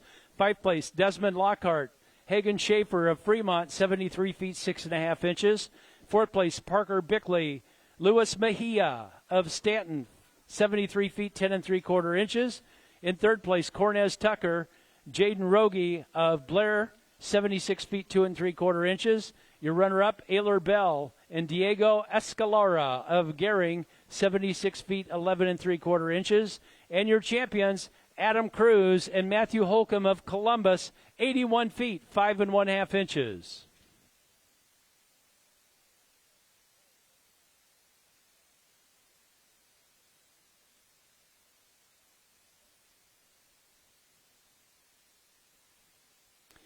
Next up, it's the medal winners for the girls 100-meter dash unified. In 8th place, Balin Rauda, Betsali Perez Cartagena of Omaha Bryan, 33.21 seconds. 7th place, Aurora Carr and Sophia Mora of Grand Island, 32.21. 6th place, Molly Cattle and Maya Thompson of Millard South, 31.11. 5th place, Gia Lawson and Genesia Cocroft of Omaha Buena Vista, 31.08. 4th place, Kat Gahan and Bentley Jones of Omaha Westside, 31.03. 3rd place, Lexi Riggert and Cynthia Nong of Lincoln Northwest, 30.68. In 2nd place, Anna Liu and Liz Bischoff of Lincoln North Star, 30.07. And your champions, Bailey Simpf and Wendy Kolar of Grand Island, 28.95.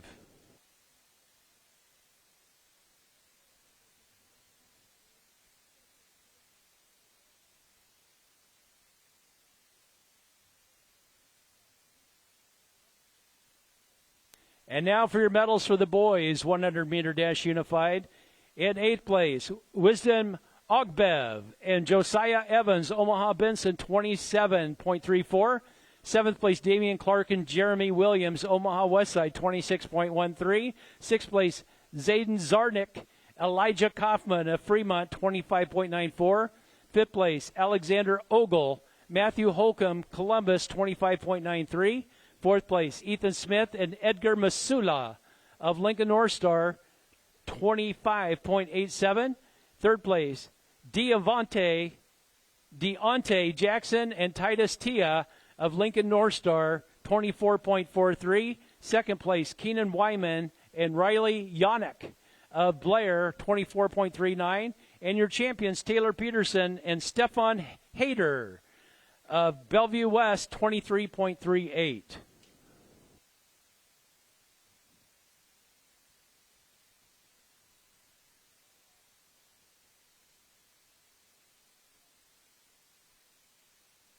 Next up, it's the unified girls 4x100-meter relay.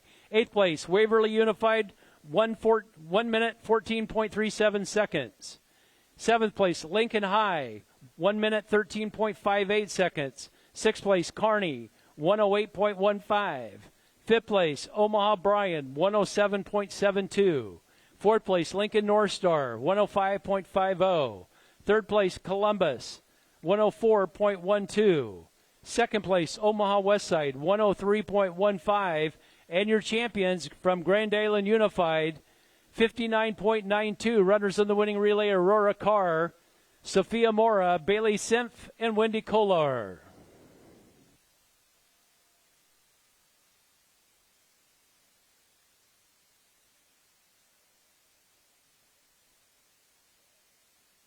Next up, it's your medal winners for the boys 4x100-meter relay unified. In 8th place, Bennington, 52.90. 7th place, Wahoo, 51.92. 6th place, Columbus, 51.79. 5th place, Papillion La Vista South, 51.39. 4th place, Blair, 50.58. Third place, Omaha Bryan, 49.97. Second place, Lincoln North Star, 49.31. And your champions in the Unified Division, Bellevue West, 48.83. Runners on the winning relay, Marcus Linder, Joseph Morales, Stefan Hayter, and Taylor Peterson. Folks, let's have a big hand for all of our Unified athletes who competed with us the last 2 days.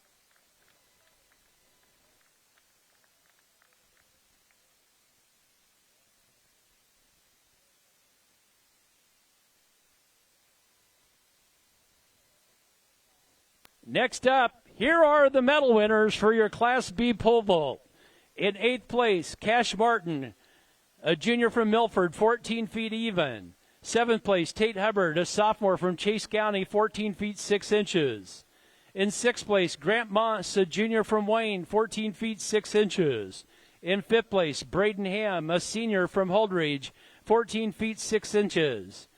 In 4th place, Ike Schmeckpepper, a sophomore from Gretna East, 15 feet even. He's a 2-time medal winner. In 3rd place, Ryland Landon, a senior from Holdridge, 15 feet even. He is a 3-time medal winner in the boys pole vault. Your runner-up, Roe Patton, a senior from Aurora, 15 feet even. And your Class B pole vault champion, Boston Irish, a senior from Cozad, 15 feet 6 inches. He's a 3-time medal winner, a 2-time champion, and he was the all-class champion last year. Boston Irish.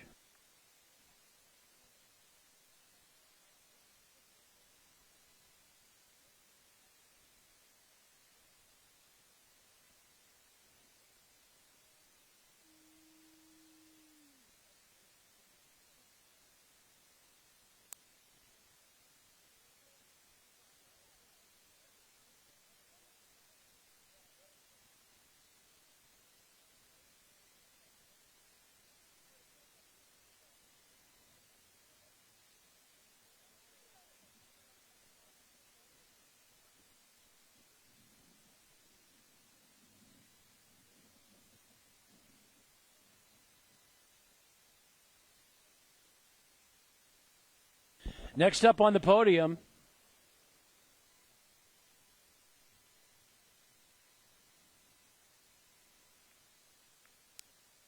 it's the Class B girls 100-meter dash medal winners. In 8th place, Amelia Wazorik, a junior from Gretna, 12.27. In 7th place, Landry Gates, a sophomore from Norris, 12.24. 6th place, Grace Breeze, a sophomore from Seward, 12.24. In 5th place, Mia Cushing, a freshman from Elkhorn, 12.19. In 4th place, Jakaya Thomas, a junior from Boys Town, 12.19. In 3rd place, Jade Sargent, a sophomore from Ashland Greenwood, 12.18. Your runner-up, Kira Ray, a senior from Northwest, 12 seconds even. She's a 2-time medal winner in the girls' 100-meter dash. And your Class B champion, Addie Kuntz, a sophomore from Bennington, 11.94.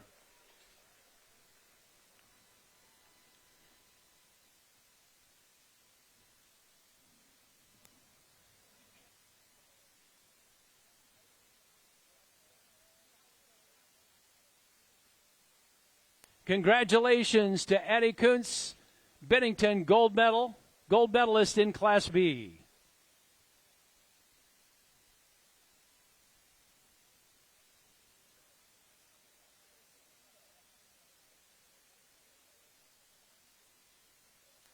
Next up, it's the Class A girls 100-meter dash medal winners. In 8th place, Traysor Porter, a sophomore from Millard North, 12.35. 7th place, Soleil Jones, a junior from Lincoln Southwest, 12.35. 6th place, Lena Cattle, a senior from Elkhorn South, 12.35. 5th place, Misha Kosiemba, a senior from Kearney, 12.34. 4th place, Elizabeth Wimhoff, a senior from Columbus, 12.02. 3rd place, Maya Rogers, a senior from Omaha Central, 11.94. Your runner-up, Amani Skanes, a senior from Omaha Northwest, 11.90. She's a two-time medal winner in the girls 100-meter dash. And your champion from Omaha Benson with a gold medal time of 11.87, Jaylee Francini from Omaha Benson, your Class A state champion.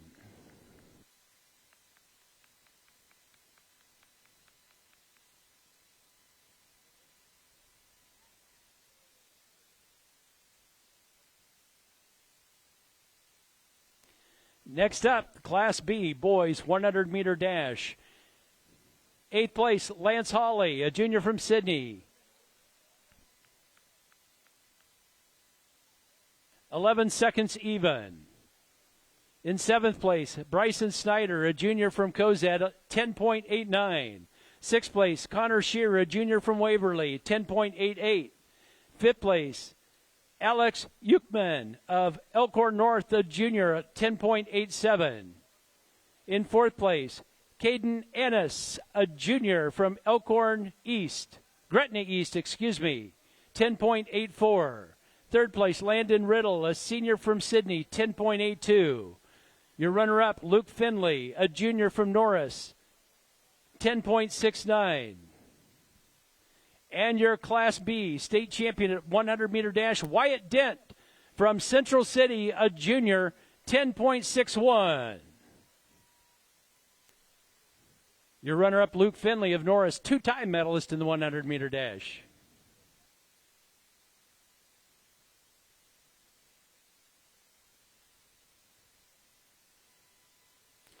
Next up, it's your Class A, boys 100-meter dash medal winners. 8th place, Landon Tate, senior from Elkhorn South, 10.79.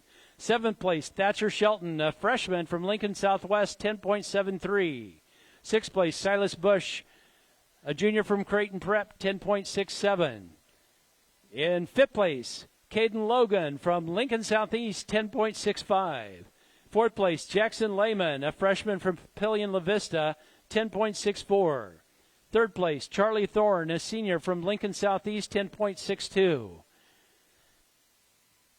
Your runner-up, Evan Daniels, a freshman from Columbus, 10.59.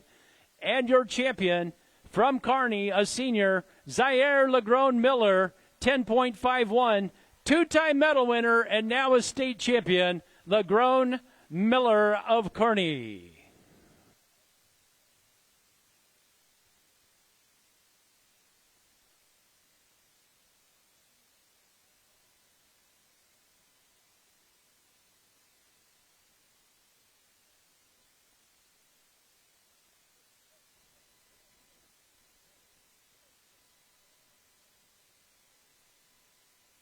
Next up, it's the Class B girls 1,600-meter run medal winners. 8th place, Catherine Roberts, sophomore from Elkhorn, 5:14.33. 7th place, Tessa Greisen, a senior from Seward, 5:13.32. 6th place, Halen Holiday, a freshman from Seward, 5:10.98. 5th place, Atlee Wallman, a senior from Norris, 5:10.45. In 4th place, Kendall Zavala, a senior from Norris, 5:07.54. She is a three-time medal winner in the Class B girls 1,600-meter run. In 3rd place, Sophia Reynolds, a sophomore from Hastings, 5:03.78. Your runner-up, Leah Robinson, a sophomore from Elkhorn North, 5:03.37. And your Class B state champion, Cece Cramper, sophomore from Omaha Roncalli, 4:58.26. She pulls the double. She's your Class B champion in both the 1,600 and 3,200-meter runs.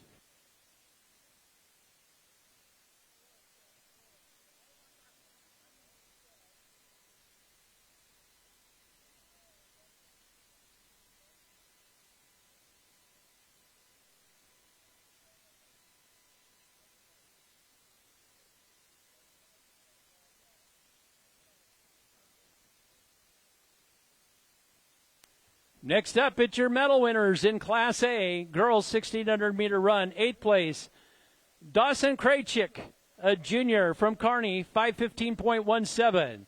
In 7th place, Meredith Marsh, sophomore from Lincoln Southwest, 5:15.14. In sixth place, Tatum Nielsen, a junior from Bellevue West, 5:14.11. Fifth place, Litzy Fredette, a senior from Millard West, 5:12.21. Fourth place, Ashlyn Carter, a sophomore from Papillion La Vista South, 5:11.50. Third place, Marissa Garcia, senior from Papillion La Vista South, 5:09.42. Your runner-up, senior from Kearney, Abigail Berger, 5:04.91. And just in the nick of time, it's your champion, Kate Ebmeyer, a senior from Millard West, 5:03.34. Two-time medalist in this event. She also pulls the Class A double, wins the championship in the 1,600 and 3,200 meter runs.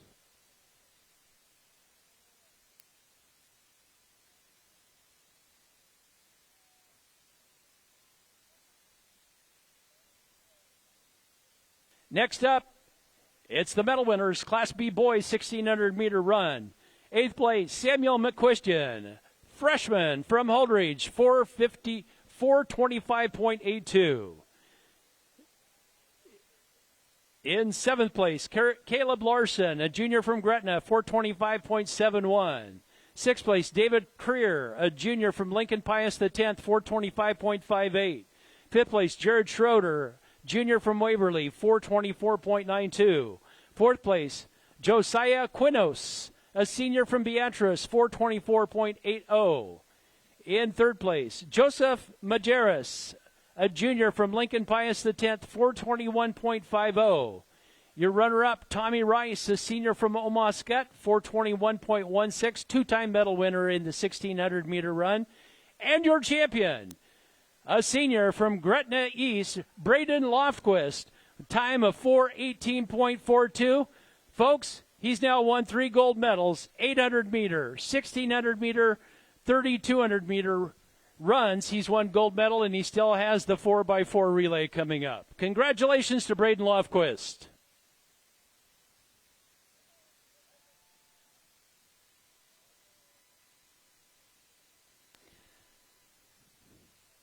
Next up, it's the Class A boys, 1,600 meter run.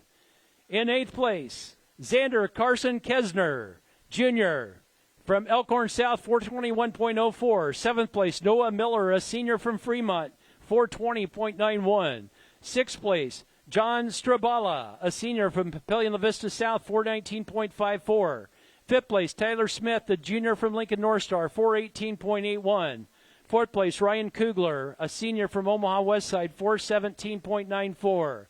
In third place, Aiden Hawks, a senior from North Platte, 4:17.17. Your runner-up, Connor Gross, a senior from Omaha West Side, 4:15.06, two-time medal winner in the 1,600 meter run.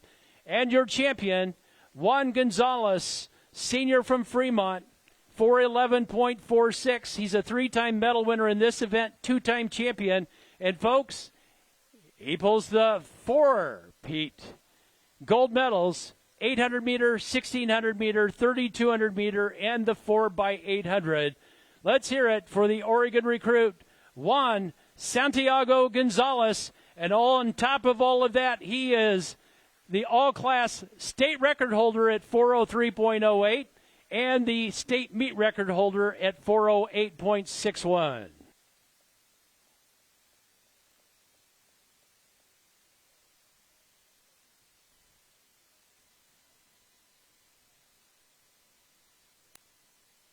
Next up, medals for the Class B girls 300 hurdles. In eighth place, Kennedy Portwood, a freshman from Bennington, 46.59. Seventh place, Clarissa Dowdy, a senior from Broken Bow, 46.35. Sixth place, Hayden Minchow, a sophomore from Seward, 46.03. In fifth place, Mia Hunke, a senior from West Point Beamer, 46.02. In fourth place, Addie West, a junior from Omaha Skutt Catholic, 44.52. In third place, Kelsey Miller, a senior from Seward, 44.45. Your runner-up, a freshman from Ogallala, Shaden Rasby. She runs a 44.11 today, but folks, she has the state record in this event, 43.45, from a time she ran earlier this year. And your state champion, Addison Darnell, a junior from Auburn, 3-time medal winner, 2-time champion. Her time, 43.68, is a new Class B state meet record. Congratulations, Addison Darnell.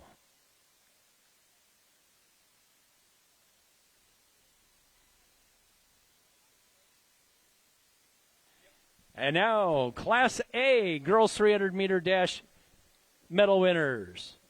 In 8th place, Gianna Klebenis, a junior from Lincoln North Star, 46.19. 7th place, Layla Phillips, a junior from Papillion La Vista, 46.06. 6th place, Janiyah Willis, a junior from Bellevue West, 46.04. In 5th place, Amelia Congrove, a senior from Papillion La Vista South, 45.40. 4th place, Kelsey Hatcher, a senior from Kearney, 45.15. In 3rd place, Alina Henderson, a senior from Lincoln Southwest, 44.82. Your runner-up, Taylor Schuster, a senior from Lincoln Southwest, 44.57. And your Class A champion, Celia McCoy, a junior from Grand Island, 44.14, a 2-time medal winner, and now a champion.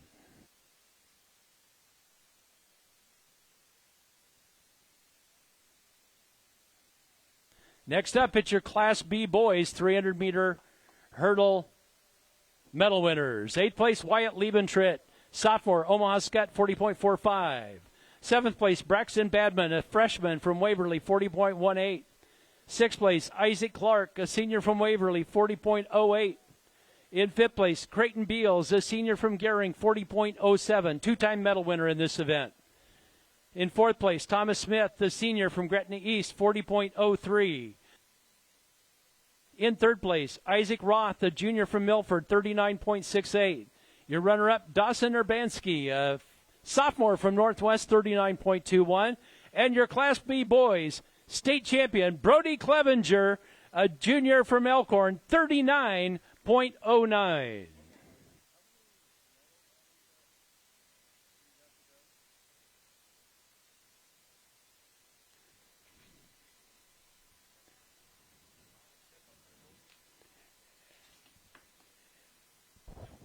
And our final medal presentation of this session, the Class A boys 300-meter hurdles.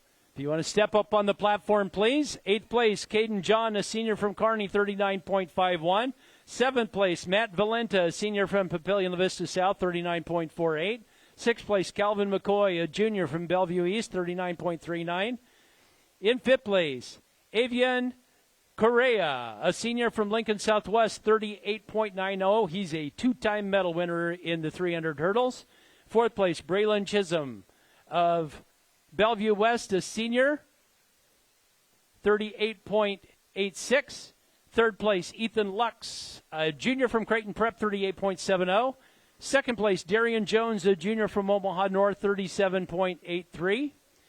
And your champion, Charlie Thorne, a senior from Lincoln Southeast, 37.31, which is a new Class A state meet record. And Charlie also owns the Class A state record of 36.96 set earlier this season. Congratulations, Charlie Thorne.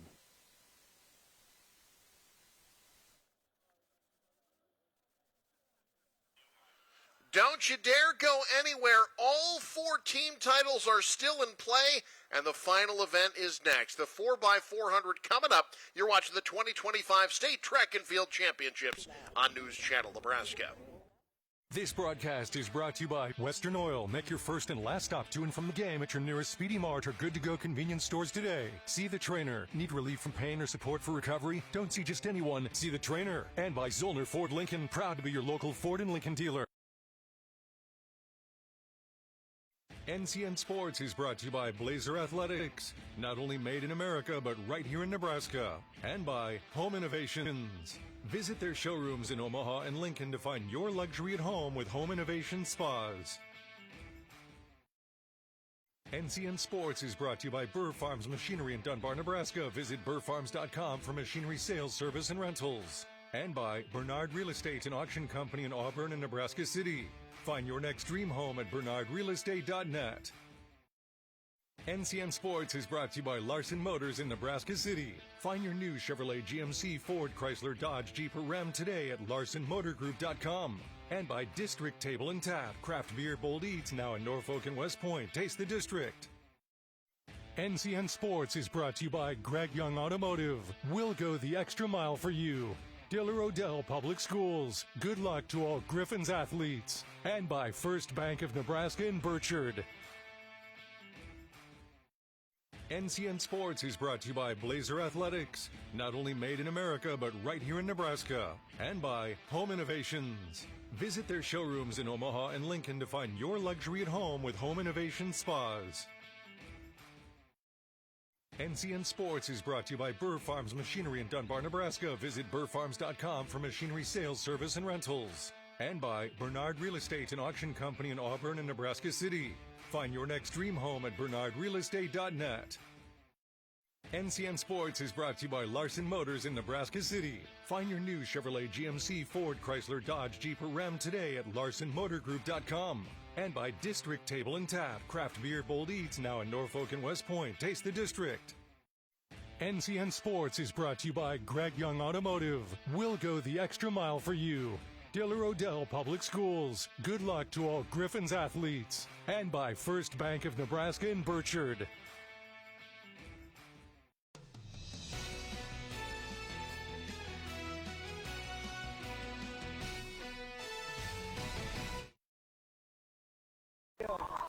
Here we go. The final event of the day, the 4x400 meter relay alongside Pat Jansen. I'm Eric McKay, Brandon Axemet. On the sidelines, we'll get 2 heats in each event.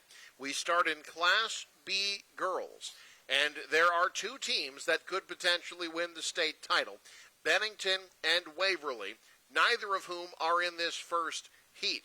You'll see Standing Bear, Auburn in 4-5, Norris and Hastings, Pierce and Broken Bow with Gretna and Adams Central on the outside. The 4x400 meter relay is brought to you by Nebraska Public Power District, always there when you need them.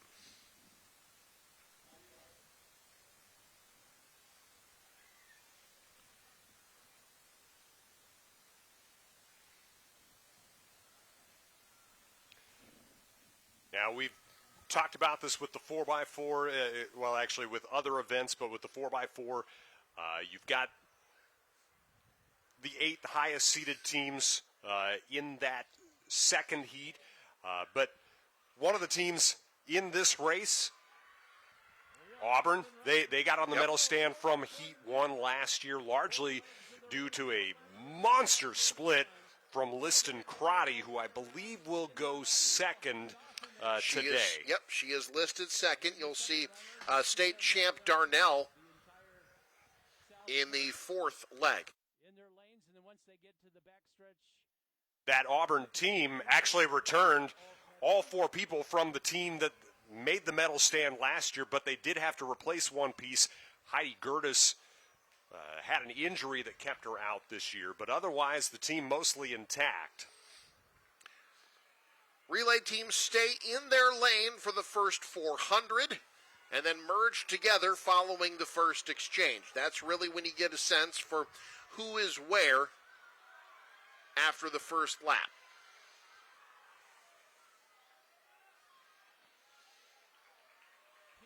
Clean exchanges all the way around for the most part.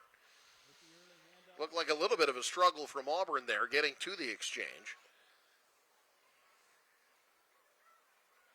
Yeah, they're going to need another big monster split from Liston Crotty once again. She went sub-minute last year, but in a position where she's got to chase everybody down. Now, that's not to say that they don't have other people waiting in the wings who could also make up ground. Addie Darnell, who has a runner-up and a championship already today, will be waiting to wrap it up in the anchor leg for the Bulldogs. Meanwhile, Abby Cohn from Pierce running a fantastic second leg for the Blue Jays. She has Pierce out in front. They will be first to the second exchange.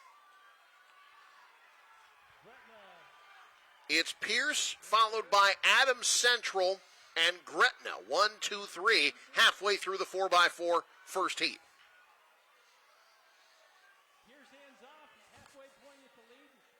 Pierce out in 2:02.53. Actually, Hastings second. My apologies. Gretna in third. Broken Bow fourth.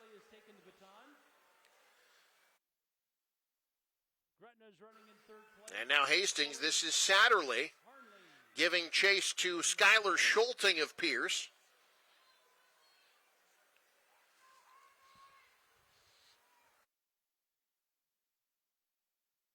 Schulting holding off for now. Still Pierce, Hastings, Gretna, 1, 2, 3. Although now, here comes Broken Bow up into third.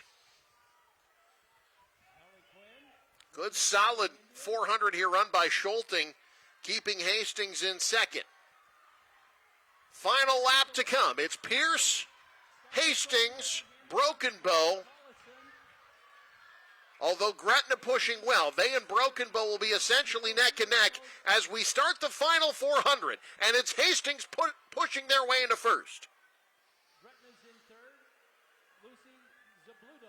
Reynolds for Hastings. Collison for Pierce. Gretna into third.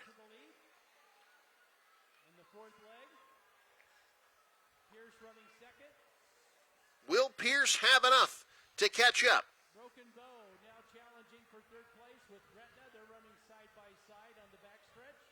You've got Gretna and Broken Bow side by side. Now Broken Bow into third. Going to be an exciting final 100. Here we go. Hastings, Pierce.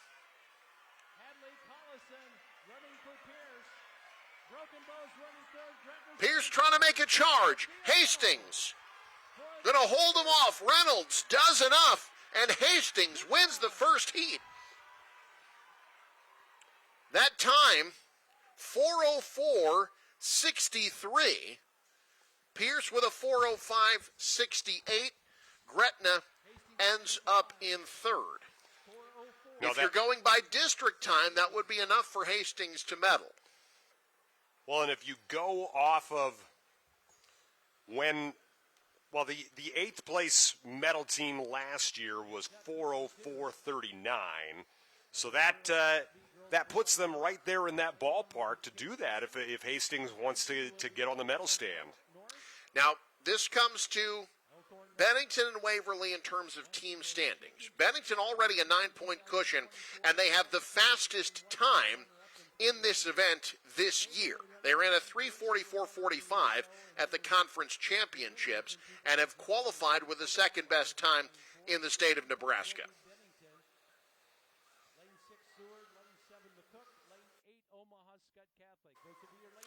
And as we get set for the start of this second heat of the 4x4, let's go to Brandon Axsmith standing by with Nate Newhouse of the NSAA.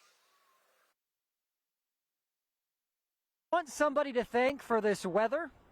Nate Newhouse with the NSAA. He ordered this in for Thursday, but in all seriousness, Nate, a beautiful day for track, and I'm sure from your perspective as the main organizer of this event, you're thrilled not only with the weather, but how things seem to be going thus far.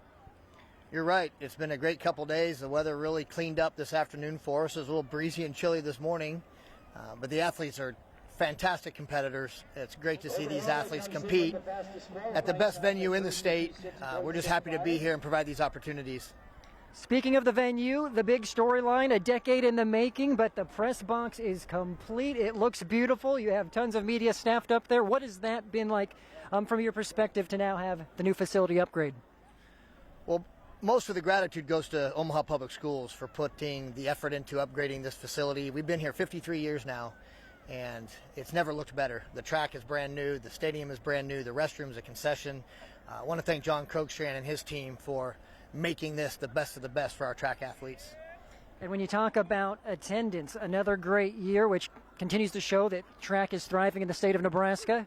How many numbers did we see here today? Preliminarily, it looks like about 1,200 over the last couple of days. 12,000, sorry. What a great turnout. The weather helps always, but let's say big thanks to our fans and spectators for coming out and supporting our young athletes. And as always, we know it's a village, a very big village, to make something like this happen. When you talk about the scope, how many people are involved from a volunteer perspective, perhaps man hours, if you could even estimate what goes into making this thing happen? Yeah, the preparations for the state track meet are year-round, and there's over 1,000 volunteers, from ticket taking to on-the-track officials. You're right, it takes an army, and we have a really good army. We have a really good group of people that some of them have been working here for literally the 53 years that it's been here. So, again, hats off to them and hats off to all the people that make this work. Nate, thank you for the time. Anything else you think people need to know? Just a big thank you. This is what the NSAA does. We provide opportunities for our student athletes, and I think this is a pretty cool one. So thanks for being a part of it. Our pleasure. Nate Newhouse with the NSAA. Eric and Pat, back up to you as we continue with the 4x4 relay.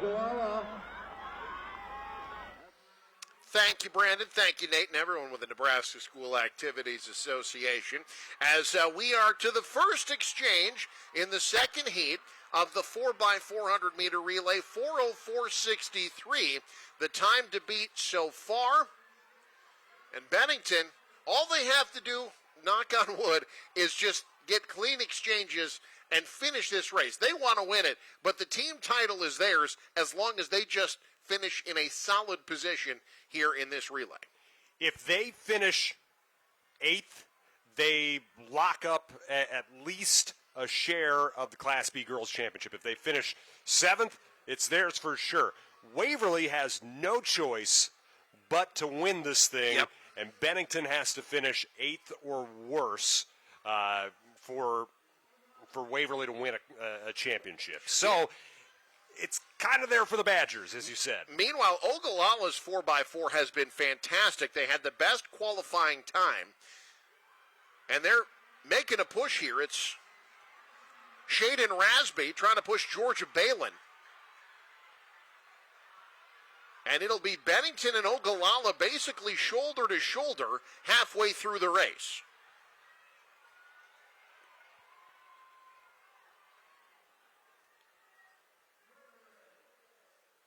For Bennington, the third leg of the race, Balin's running now for Bennington. And for Ogallala, it is Marley Eastman. Waverly trying to make a push here. A big move on the backstretch for the Vikings. That's DePalma, who has been brilliant for them all day today, doing her best to get them in this thing. If they have any prayer to team title, they need a bit of a miracle now because Bennington is trying to slam the door on this thing. It will be Reiner, the anchor leg for Bennington. Waverly jumps up into second. Bennington's exchange is clean.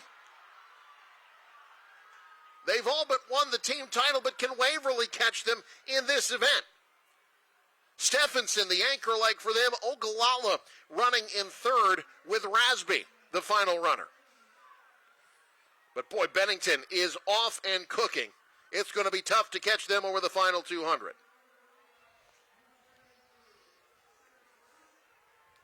What a day it's been for the Badgers. Yeah. They are looking to wrap it up in style. Looking to bring it home.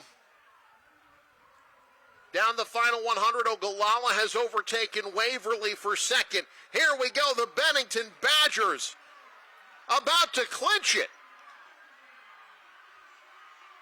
Bennington will be the state champs in the 4x4 and in the team standings. Ogallala, I think Waverly got him.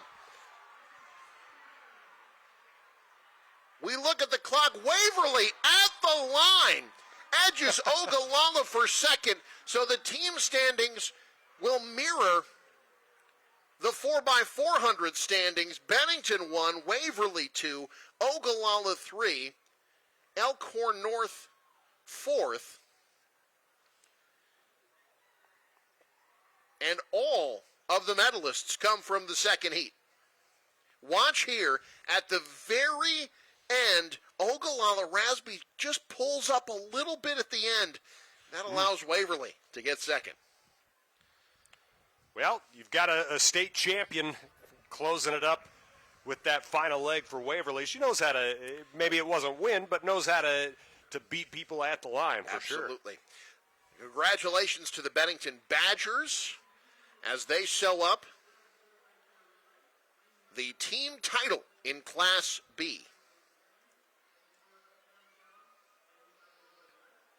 Now we move to the Class B boys, Class A girls, my apologies, with still a lot yet to be decided in team standings.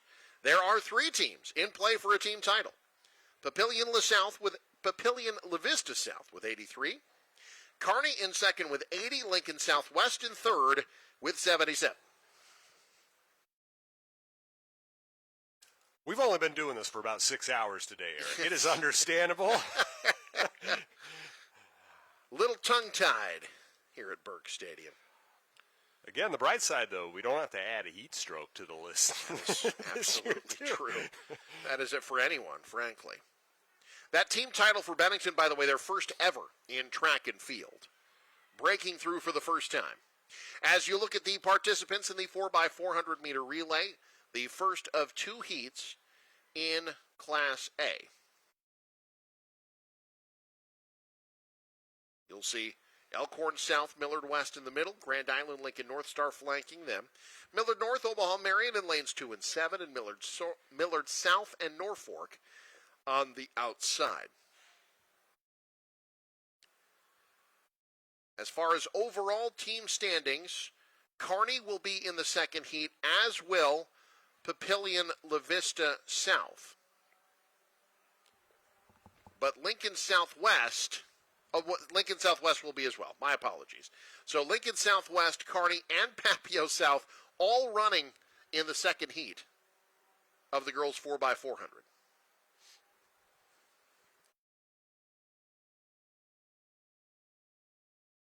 So that means we'll have a lot of math to do, Pat. I'm sorry. It does. That's my brain was about to spin around in a bunch of different ways.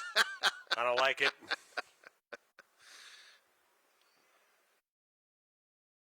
Papillion La Vista had the best time in this event this year as a team. They ran a 3:56.38 at the Metro Conference meet to win their conference title. And we'll see them in the second heat. They had the best qualifying time coming out of districts as well with a 3:57.54. State record, Millard South, 3:52.94 back in 2012.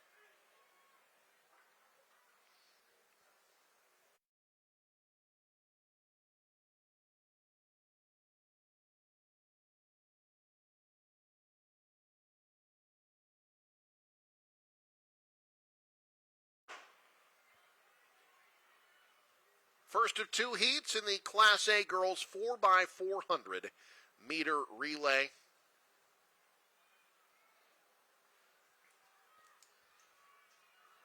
There you see on the back stretch there, lanes 7 and 8. That's Omaha, Marion, and Norfolk. Lincoln North Star in lane 6.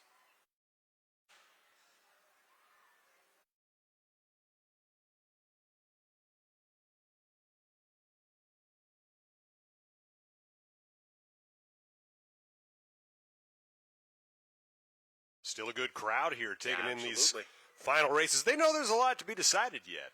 You know, you can see a lot of crowds disperse once they've seen their folks, but if you're here to this point, might as well ride it out. Absolutely. First exchange is coming here. Nice first leg. Run in a lane 6 there by Lincoln North Star.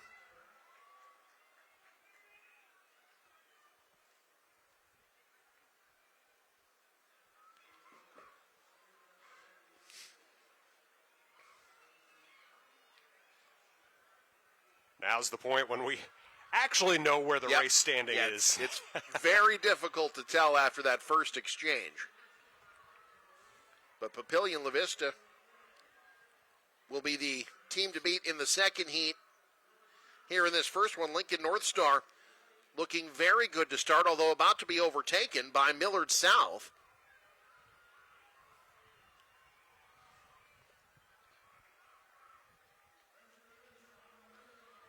So Millard South 1, North Star 2. You've got Millard North coming up on Marion. Look at this push by Millard North. Yeah. They'll be second to the exchange, actually first to the exchange. What a push there at the end. So Millard North officially first to the exchange, 202.41 their split. But now they've slept back to second, and you've got Millard South out in front. But yeah, you were right about that finish from Frazier. Just backstretch, just kept chasing people down. Now it's Millard South and Millard North. Neck and neck. It's Barnes for Millard North. And I believe that's Andazola Franco for Millard South. Shoulder to shoulder, the rivals. It'll be Millard North. They just train them all on this final finish here for each leg. A great push here by North Star as well, as Millard South really fading. Now it's Millard North and Millard West 1-2.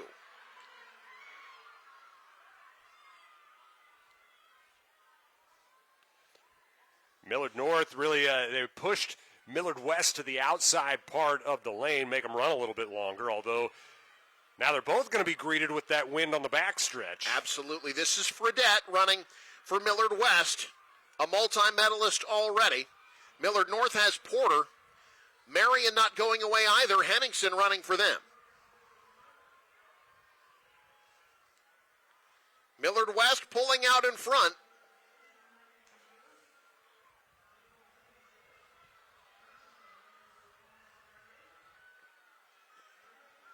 Well, this is very close. West, North, Marion, North Star. It's Omaha Marion with the sprint at the end, the push, and Omaha Marion will win heat number 1. Millard North second, North Star third. Marion's time 4:04.98. That's a time that I think has got them feeling pretty good about the medal stand. That's a very, very good time. What a final leg run. 59.72, that final 400 run by Omaha Marion. Meanwhile, Bennington has just wrapped up a team title, thanks in no small part to their 4x400 relay team. They're standing by with Brandon Exemet.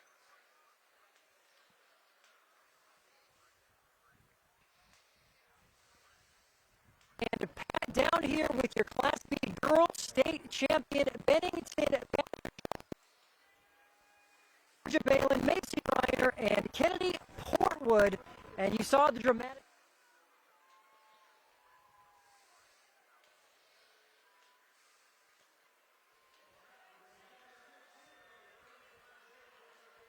Apologies for the audio difficulties there. Bennington's 4x4 able to sew up the team title for them there. Meanwhile, Omaha Marion setting the mark at 4:04.98. Now, this second leg of the 4x4 features all three teams still in the team standings.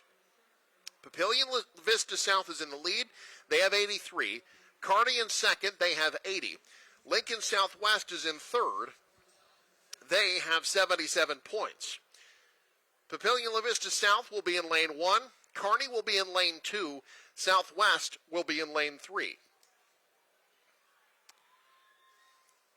You really are going to make me do math throughout all this, aren't you? This is going to be so hard to figure out.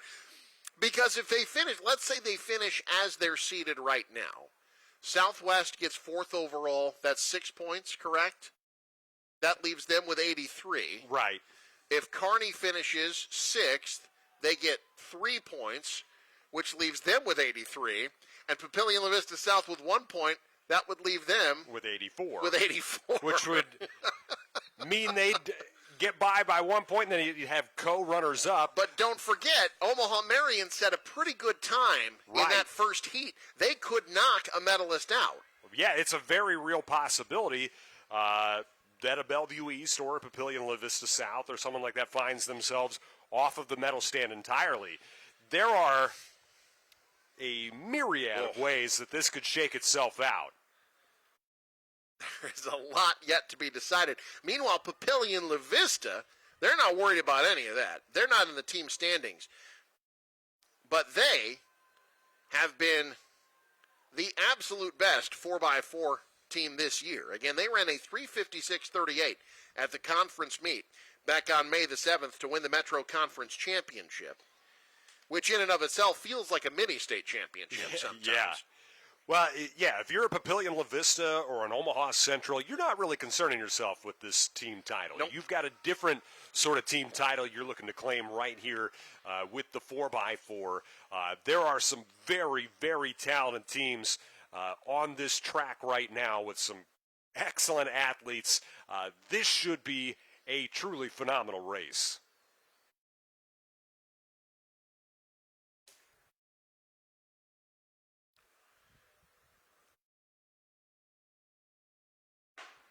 Again, the team's still alive in the team standings in lanes 1, 2, and 3 right now. Papillion La Vista South, Kearney, Lincoln Southwest.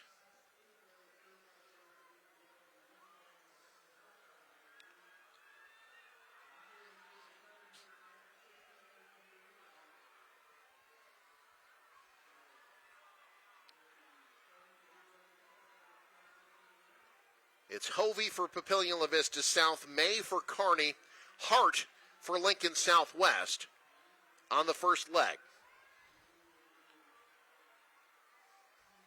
You'll see some stars in the final leg of this 400.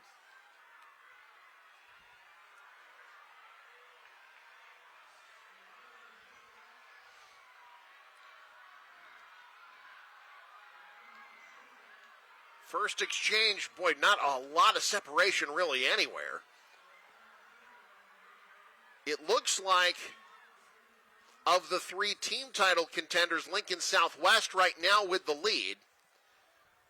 Well, Papillion La Vista had probably one of the rockier exchanges. Yeah. They've made up for it in many ways here, but something like that can kind of change the dynamic within this team race as well. Like, I think everybody's kind of got Papillion La Vista penciled in. You're thinking, okay, where are the 8 points? Where are the 6 points? Where are the 5 points? But if they come back down to earth a little bit, then all sorts of points could move around in this individual race and really affect the team title. How about this second 400 run by Shodek? She's got Papillion La Vista in good shape.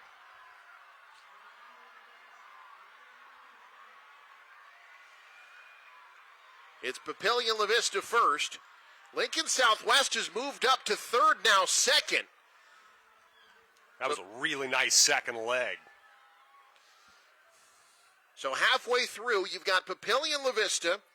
Omaha Northwest was just ahead of Lincoln Southwest, but now Lincoln Southwest has taken over the lead. Their third leg being run by Jones.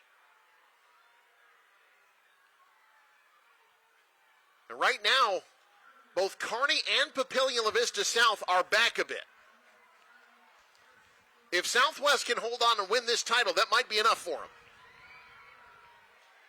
Final leg will be Oling for Southwest. Here comes Papillion La Vista. It'll be Fenton handing off to Campbell. Kearney has moved up to third. Papillion La Vista, Lincoln Southwest, Kearney.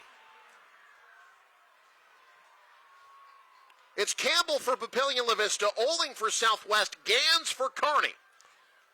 Right now, in this situation, Southwest has to overtake Papillion La Vista to move around Kearney unless Omaha Central is able to catch Kearney here. You've got Central in fourth. Southwest is doing their best. Oling on the outside, trying to get to Campbell. She got her. Southwest in first right now. It's going to be interesting to see if she's still got enough coming out of this turn. Central is faded. They're in fifth. Here comes Lincoln Southwest and Papillion La Vista. Can the Skyhawks do it? Will they clinch the team title? Oling. No one's going to catch her. Oling holding on. Lincoln Southwest. to the title. Kearney finishes in third. And I believe Papillion La Vista South fourth. We'll see how that shakes out. So that may be enough for Papillion La Vista South. We'll see the compiled standings. It is indeed Southwest finishes first, Kearney third, Papillion La Vista South fourth. That gives them 88 to Lincoln Southwest 87. Wow! And leaving Kearney just off the trophy podium there. They're going to finish third. So Papillion La Vista South, the final split for Papio South, a 57-07 that was run by their anchor leg, Schaefer. That will be enough for them to win the team title by 1 point over Lincoln Southwest. Bear in mind, this is all still unofficial. Unofficial.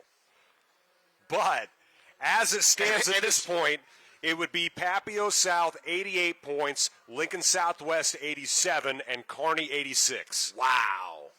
How close was that?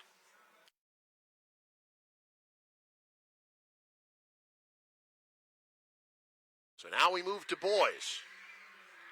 I think Papillion La Vista South just did the math. They just realized that they are jumping up and down at midfield. We heard a screech, and we knew exactly what that was.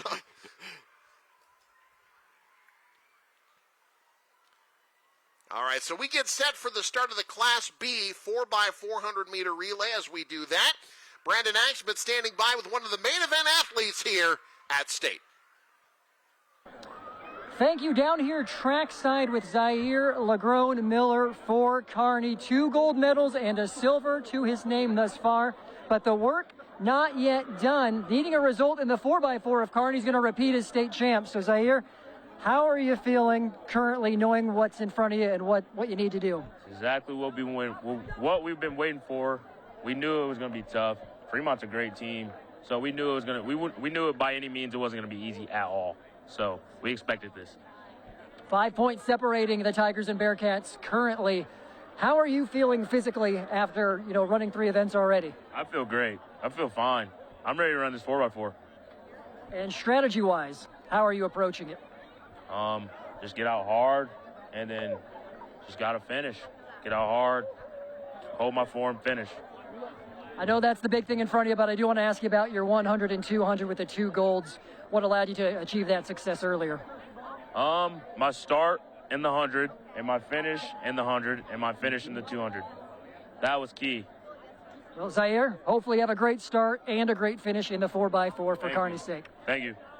Zaire Lagrone Miller looking for 1 more gold, hoping to seal the deal for the Bearcats here in Class A. Eric and Pat, back to you. He's all business. He's ready to go. He is ready to go. We are ready for that as well. First, though, the Class B boys 4x400 meter relay. Now, the team title is not wrapped up just yet.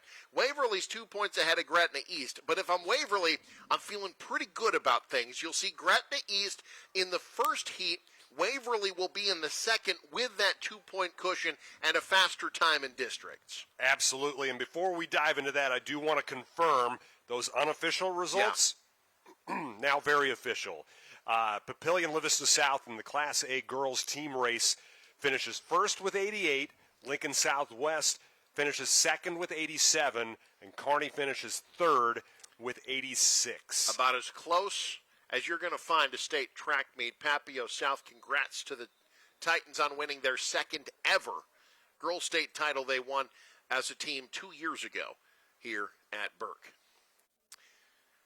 Meanwhile, Class B boys, boy, we've seen a lot of great athletes in Class B today as well. Gretna East will be in lane 4, hoping for a team title, which would be their first ever.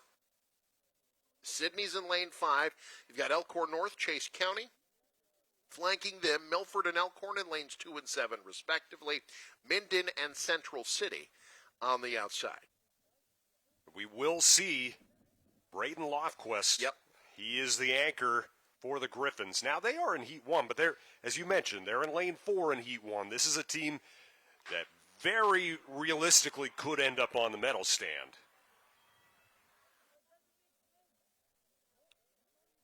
Off we go. Yeah, Gretna East ending up in this heat by just 0.02 of a second. Separated them and Ashland Greenwood, who'll be in lane 8 in the second heat.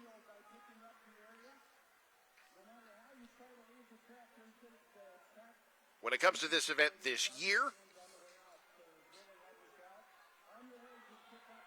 Blair has been the champ. Gretna East has run a state champ-like time. They ran a 3:22.9 at the Knights of Columbus meet in Gretna on May the 1st. You turn in that time today, you might just win a title from the first heat.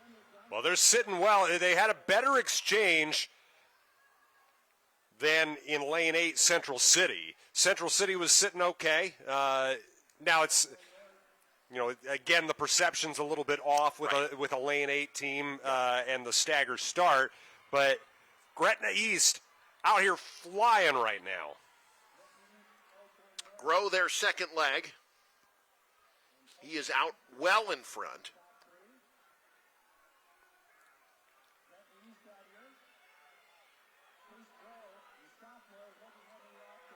Giving chase is Elkhorn North. That's Uckman in second. We saw him earlier today. Elkhorn making a run, as is Minden. But it's Gretna East in first at the halfway mark, followed by Elkhorn North and Elkhorn. You got to figure that if Gretna East is going to win a state championship, they're probably going to have to win this heat. At the very least, and probably do so in fairly dominant fashion. But Elkhorn North, some other ideas as they overtake now to first place.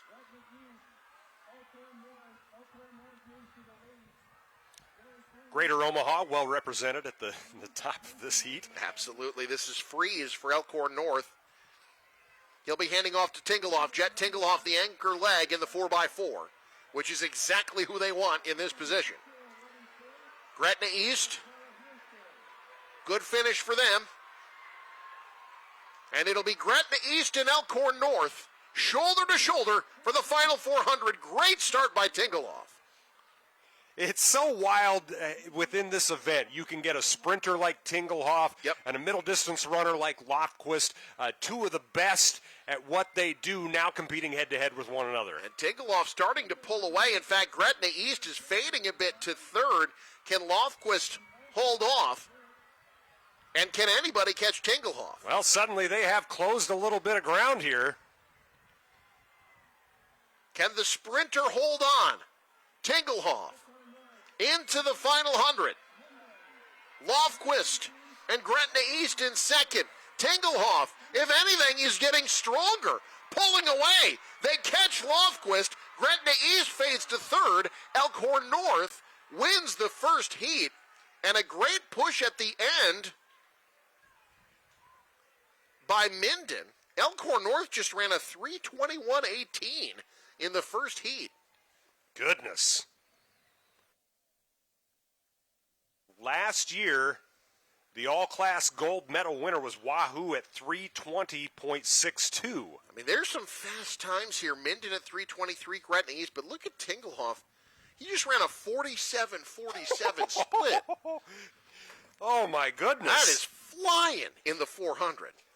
3:21 in the first heat of Class B. We have seen just a couple of years ago, Norris came in as the lowest seeded team in Class B, and they won a Class B title coming out of lane 8 in Heat 1. So there are a lot of moving parts to this particular event. So now Waverly, they know that Gretna East back a bit at 3:23.71, third in that first heat. Getting any points for them will be tough. If I'm Waverly, just find a way to crack the top 8. That probably does it for a team title. By the way, that 47-47 split that you just mentioned would have come really, really close to a Class A state meet record that P.J. Grossroad has had for almost 30 years. Yeah, that was an incredible run by Tingelhoff there. So now Waverly, they're in lane 6. They're trying to defend their title from last year and win their 3rd overall. They also won in 2016. And again, they've got to be feeling good about their chances. Now Blair, their 4x4 has been incredible this year. At the district meet, they ran a 3:21.87. You'll see the McCabe's, Declan, and Collin, Chase, Cottle, Hayden, Daggett for Blair. Seward has been very good this year as well. There's had the second best qualifying time, 3:25.55.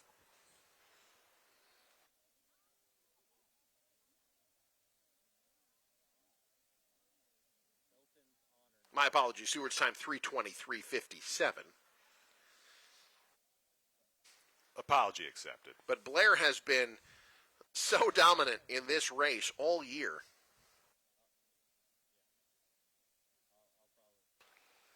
As you see, McCabe getting set to get things started. There's McCook there in lane 3. You'll see Osman Barber again. He's the 3rd leg for McCook. You know, you mentioned Blair. Blair, Waverly, it's so wild how they can, those schools can just churn through sprinters every year, it seems. Very good strength and conditioning programs there.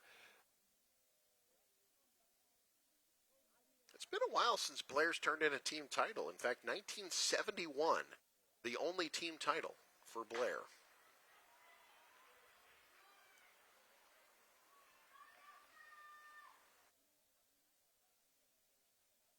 But yeah, you think back to, Ethan Bessler, who's no longer here. Yep. It just seems to be a new batch of star sprinters from either Blair or Waverly.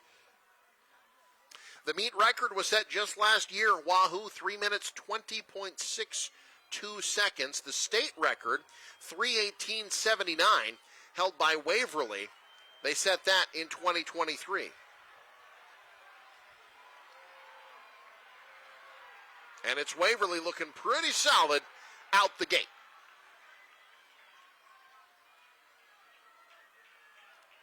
Seward got the first exchange. They did. It got off well. Waverly a little slow to the exchange. So Seward, as we start the second leg, will have the lead. Blair's back a bit. McCabe in 4th. Trying to gain ground. Now overtakes McCook. Looks like he's going to blow past Waverly as well. Trying to pass from the inside, That's but tough. Waverly able to kind of cut him off at the pass. The Blue Jays is Seward, though, out in front.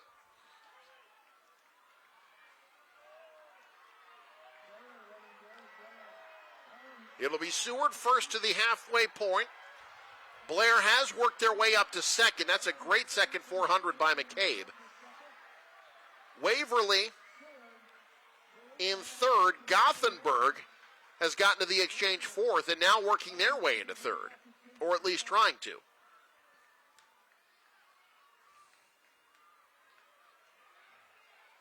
The fact that Minden overtook Gretna East in that previous heat could loom large here. Well, look at this push by Gothenburg.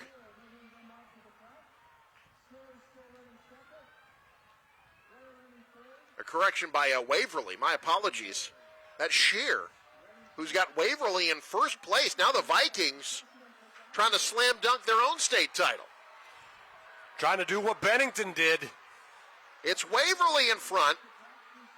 Seward in second. Gothenburg third. Blair 4th. Smith the anchor leg for Waverly. For Seward, it's Else. Gothenburg sending Davis. Blair, it's up to Daggett to try to make up ground.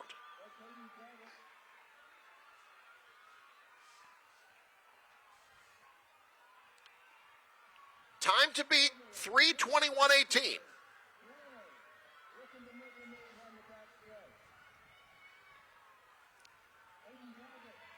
Pretty good push by Blair there in third, but Waverly well out in front. Gonna be close. The Vikings charging forward. Waverly. The Vikings will be first to the line. What's the time? They got him. At least for now, it's close. Both Waverly and Elkhorn North at 3:21:18. Blair finishes third. I think they've got this penned as a tie. As so far, this is going to come down to thousandths of a second. Both Waverly and Elkhorn North are in with 3:21:18. Waverly has done enough to win the team title regardless, but the actual champ, we don't know just yet in this event.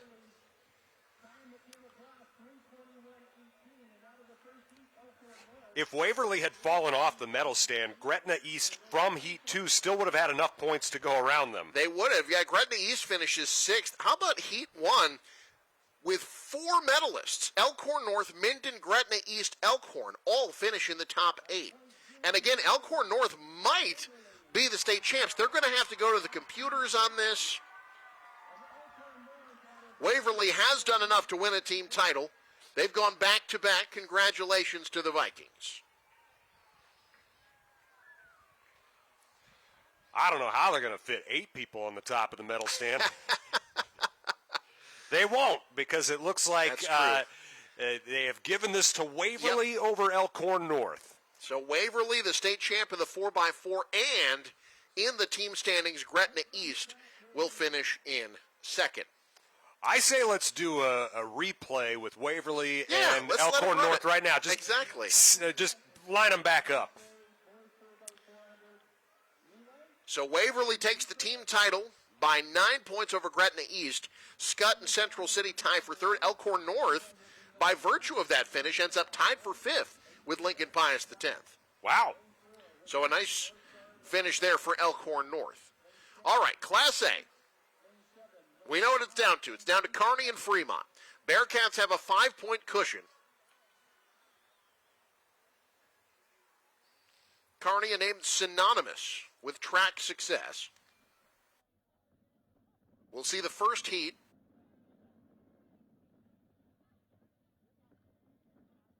Which includes North Star and North Platte on the inside.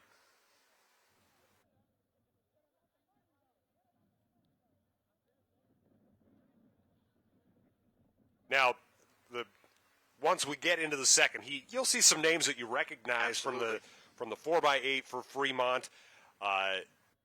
There will be no Juan Gonzalez. He's exhausted all the other pieces, all the events he can run. He's done for. Right.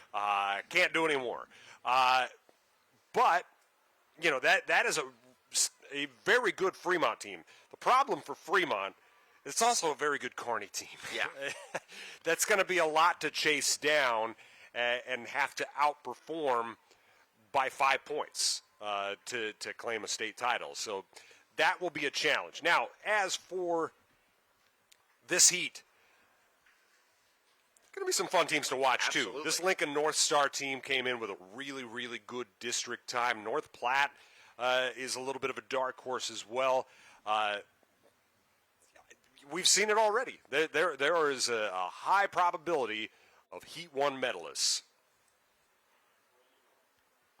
They get set. Now we talk about Kearney's success defending champs in Class A. That ended what had been quite a long drought for them. They had not won a championship in 10 years prior to that. They have won 17 state titles as a team, including 11 in a row from 1994 to 2004. Not a bad effort. Fremont, meanwhile, no stranger. They were team titles champions in 2012 or 2022, I should say, and in 2019. Meanwhile, heat number 1.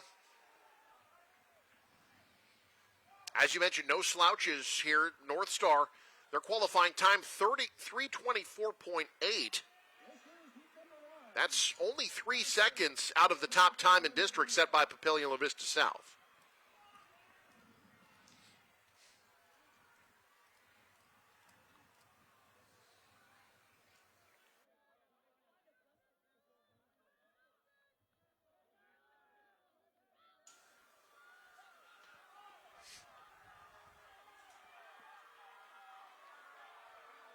Oh, wow. What a push here. It's a great charge there. That's Millard North.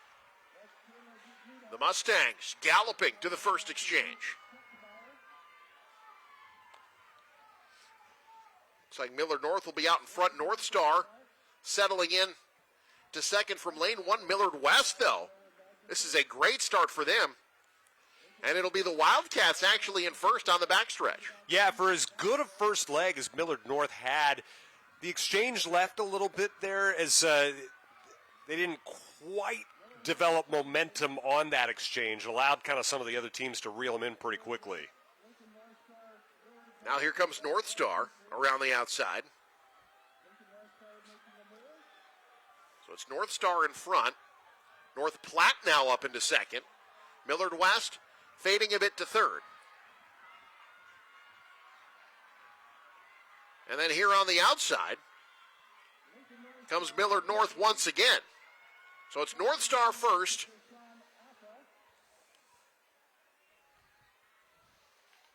.141.05 their split time. North Star, North Platte, and Millard North ran 1-2-3.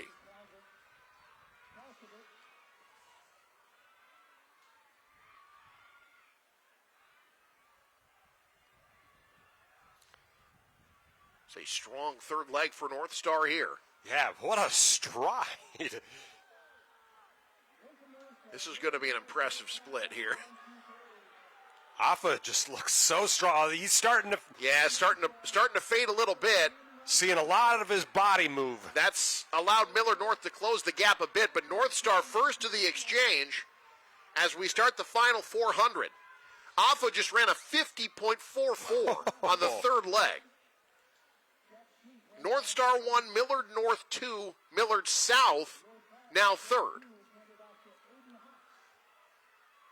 This is the first heat of 2.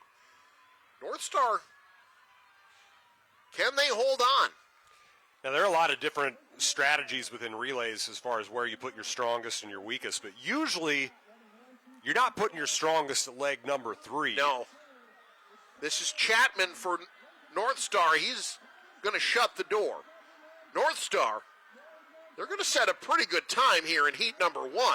My goodness, Chapman across the line, sub 320. Lincoln North Star runs a 3:19.3 from the first heat. Which one won the all-class gold last year? That's an incredible time. Chapman just ran a 47.81 on that final 400. My goodness. Lincoln North Star, forget medaling, they might win this thing. That was an incredible race. They really backloaded their relay there when you're looking at 97 seconds. That's incredible. 137 over the final 800. That's a remarkable race by the Navigators. 97 seconds over the last half of the 4x4. Ooh, my goodness. So North Star setting quite a high bar. Here in this second heat, our final race of the night. We'll have awards coming up. We'll have the team presentations as well, top plays. We'll get you set for Saturday as well. We'll be back here 1 o'clock Saturday afternoon for classes C and D. Always fun to get the small towns represented as well. And some tremendous athletes coming from all over the state to Omaha. They'll have prelims and a few finals tomorrow. And then they'll be live on NCN this Saturday. And in some ways, that you've got the biggest schools here, but in some ways the crowd ends up being bigger with C and D sometimes because you've got so many more schools represented. Absolutely. All right, so Fremont's in lane 7, Kearney's in lane 5. The Tigers have to find a way to gain 6 points on Kearney to overtake them. Wouldn't be the first time, if there ends up being a 5-point difference, wouldn't be the first time that we've seen co-champions. Yep, we could see co-champs. Although it has been a while. And in fact, it has not happened in Class A since 1970 That's before the Bellevue split. It was Bellevue High and Omaha North were co-champs in 1970. Also, one of the last state track and field meets that wasn't competed here in Burke Stadium. That's true. There was also a tie in 68. Grand Island and Scotts Bluff shared the Class A title in 1968. Now, those are the only ties in Class A history. It happened once in Class B back in 1960. Broken Bow and Holdridge shared the title. Class C, it happened most recently in 2007, Laurel Concord and Tri-County.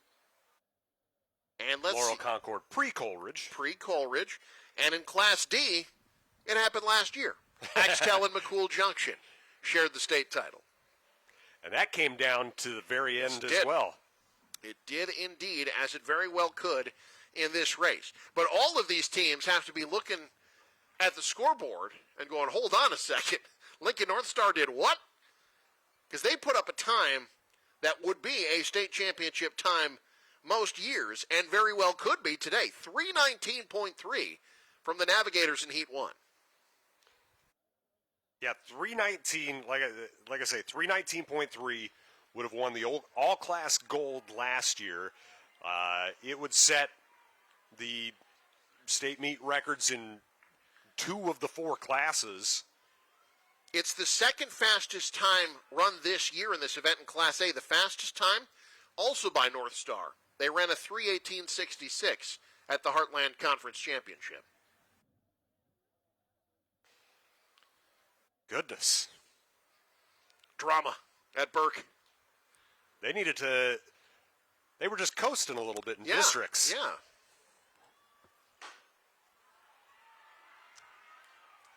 Time to beat, 319.3. Kearney in lane 5, Fremont in lane 7 with the team title up for grabs.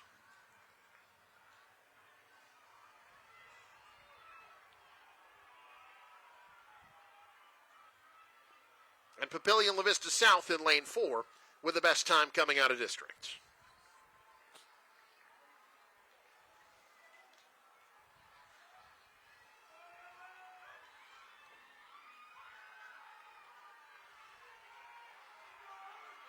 Final event of the night at Burke.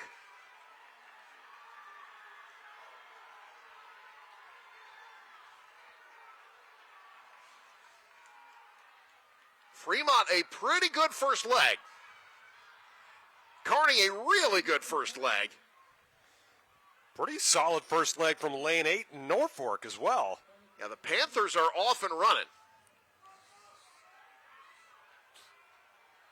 Second leg for Norfolk, that's Drew Strike. He'll be handing off to Swoboda. It was Dillard who got the Panthers started, but Strike doing everything he can to keep them out front. Passed on the inside. Now as they work their way into the final turn.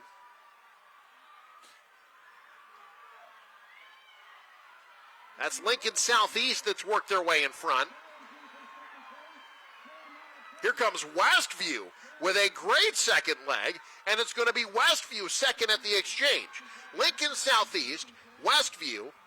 Now Kearney has worked their way back up to third. Bellevue West is charged into second.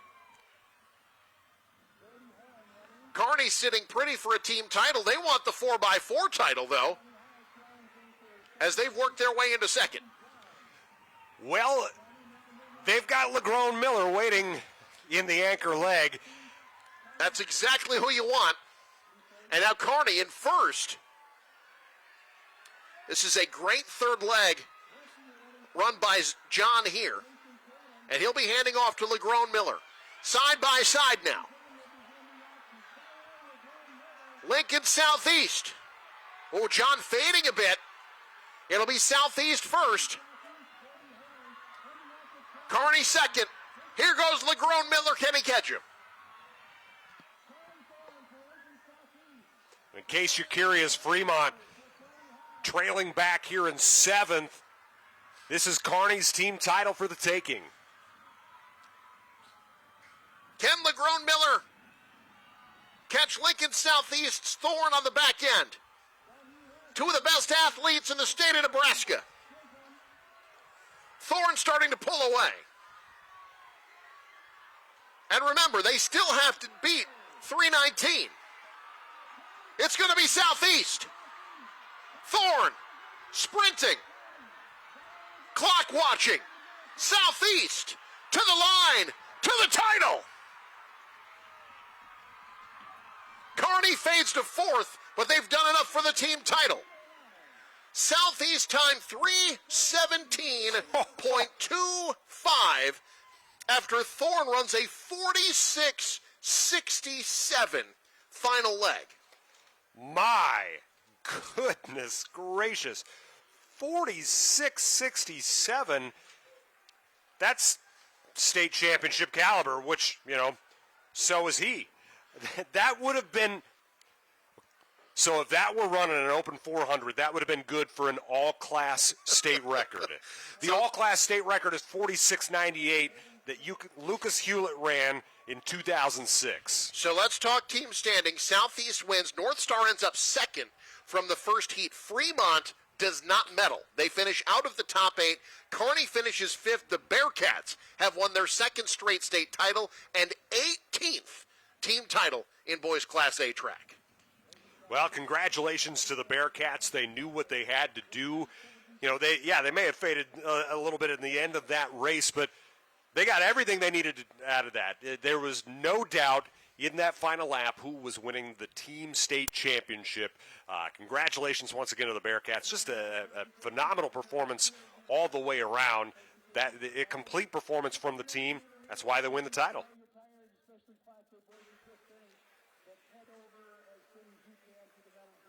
We're going to go to break. When we come back, final medal ceremony, team titles to be handed out, top plays, much more. Stay with us. You're watching the 2025 State Track and Field Championships on News Channel Nebraska. NCN Sports is brought to you by BC Meyer Homes. The difference is in the details when building your new home. Start building your future at bcmeyerhomes.com. And by Johnson County Central Public School. Good luck to all Thunderbirds athletes. NCN Sports is brought to you by Blazer Athletics. Not only made in America, but right here in Nebraska. And by Home Innovations. Visit their showrooms in Omaha and Lincoln to find your luxury at home with Home Innovation Spas. NCN Sports is brought to you by Burr Farms Machinery in Dunbar, Nebraska. Visit burrfarms.com for machinery sales, service, and rentals. And by Bernard Real Estate, an auction company in Auburn and Nebraska City. Find your next dream home at bernardrealestate.net. Balin, a sophomore from Bennington, 25.52. In third place, Alana De Palma, a senior from Waverly, two-time state medal winner in this event, 25.42. In second place, Grace Breeze, a sophomore from Seward, 25.36. And your Class B state champion, Addie Kuntz, a sophomore from Bennington, 25.24.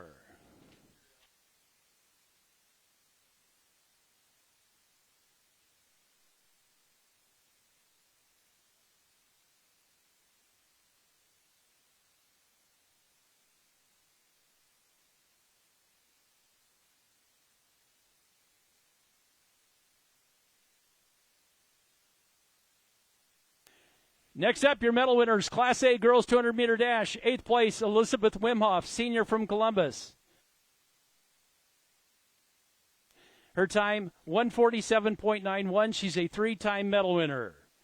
7th place, Caitlin Freidenberg, senior from Lincoln Southeast, 25.99. 6th place, Lena Cattle, a senior from Elkhorn South, 25.60.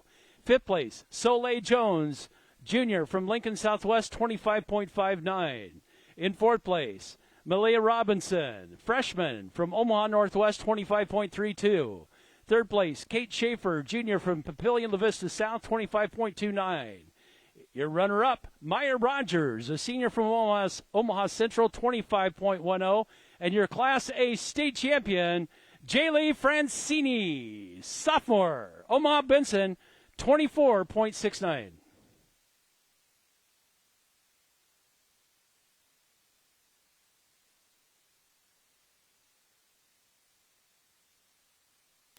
Next up, medal winners, Class B boys, 200-meter dash, 8th place, Maxwell Thompson. Senior, Omaha Roncalli, 22.72. 7th place, Jace Ramirez, senior from Seward, 22.58. 6th place, Liam Jensen, freshman, Ashland Greenwood, 22.31. In 5th place, Landon Fye, a junior from Wahoo, 22.28. He's a two-time medal winner in this event. 4th place, Hayden Daggett, a junior from Blair, 22.22. 3rd place, Connor Shear of Waverly, a junior, 22.13. Your runner-up, Jet Tingelhoff, a senior from Elkhorn North, 22.02. And your Class B state champion with a winning time of 21.95, a senior from Waverly, Braxton Smith, two-time medal winner and now a state champion.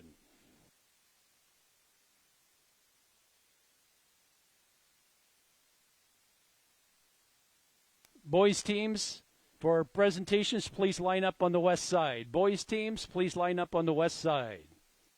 And now for your medal winners, Class A, 200-meter dash. Girls teams, you'll be lining up on the east side. Boys teams on the west. Medal winners, Class A, 200-meter dash, 8th place, Maurice Purify, junior, Omaha West Side, 22.60. 7th place, Austin Harms, senior, Millard South, 22.40. 6th place, Christian Bowles, Millard North, a junior, 22.17. In 5th place, Silas Bush, junior, Creighton Prep, 22.06. 4th place, Jackson Bowitz, junior, Lincoln Southwest, 22.02, a two-time medal winner in the 200-meter dash. In 3rd place, Tyrell Chapman, junior, Lincoln North Star, 21.78. 2nd place, Evan Svoboda, sophomore, Norfolk, 21.70. And your Class A champion, 200-meter dash, Zaire Legrone Miller, senior from Kearney, 21.50. Two-time medal winner, now a state champion, Zaire Legrone Miller.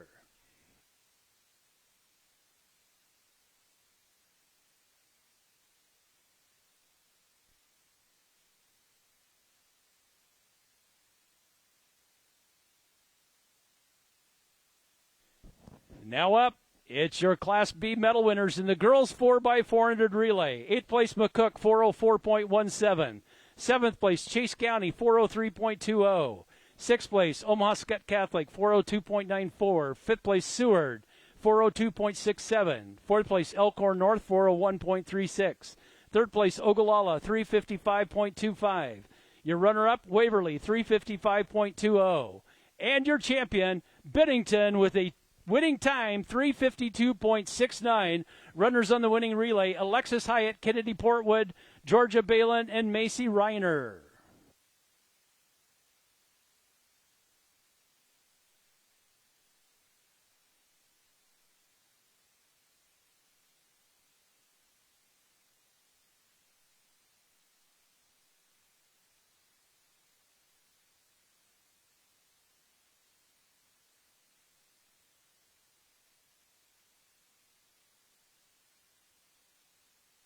Next up, Class A medal winners, girls 4x400.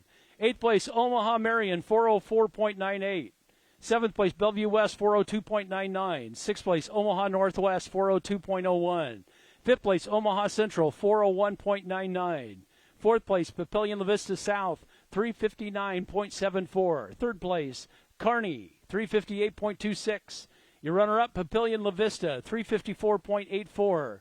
And your Class A champion with a time of 353.446, Lincoln Southwest, Mary Beth Hart, Alina Henderson, Soleil Jones, and Nonik Oling.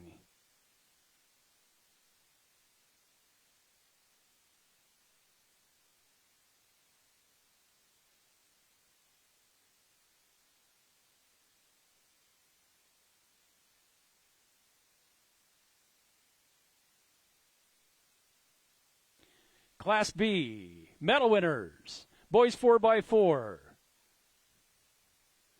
8th place, Elkhorn, 325.38. 7th place, Gothenburg, 325.07. 6th place, Gretna East, 323.71. 5th place, Minden, 323.36. 4th place, Seward, 323.30. Third place, Blair, 323.23. Your runner-up, Elkhorn North, 321.18. And your champion, Waverly, 321.18. Barrett Mayfield, Isaac Clark, Connor Shear, Braxton Smith.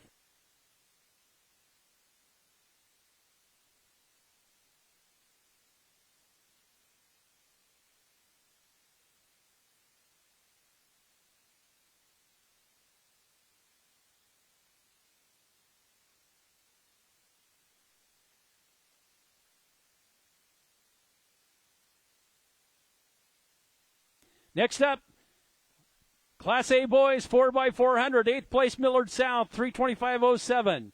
7th place, Millard North, 323.64. 6th place, Westview, 323.55. 5th place, Kearney, 321.41.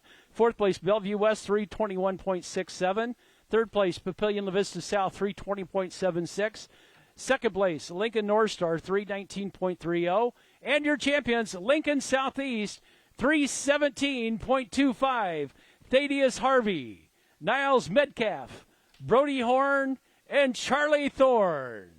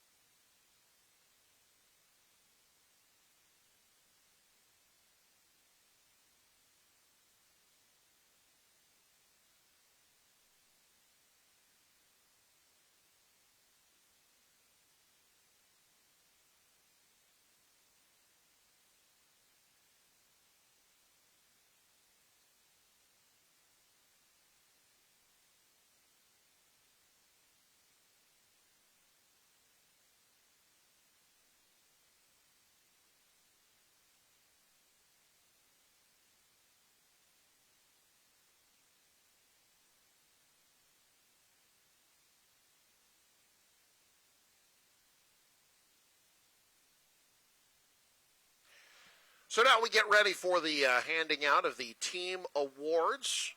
Congratulations to all of the individual champs and the team champs. You know, Pat, we just saw Kearney wrap up a team title in boys track. What a spring season for Kearney. They were state qualifiers in baseball. Just today, finished 6th at the state golf tournament and had a winning record in soccer as well this year. So Greater Nebraska is showing out in Class A this year. Yeah, none of the sports affecting the other ones. Apparently, everybody's getting participation out there in Kearney, and you know, this is kind of their banner sport usually in the spring. Ladies and gentlemen, the Nebraska School Activities Association. All right, let's head back down for the presentation of the team awards.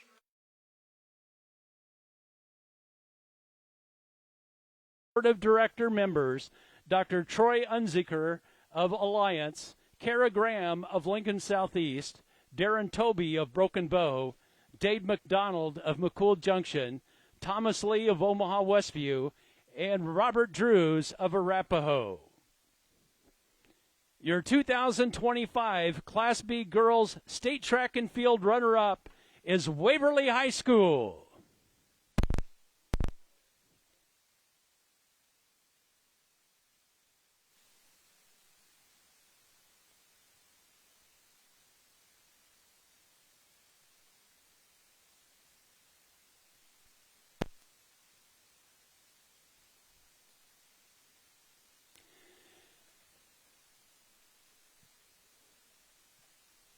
While they're receiving their trophy, just to give you a rundown of the top 5, Northwest finished in 5th with 41.5, Seward in 4th with 48, Norris in 3rd with 58, Waverly, your runner-up, with 69.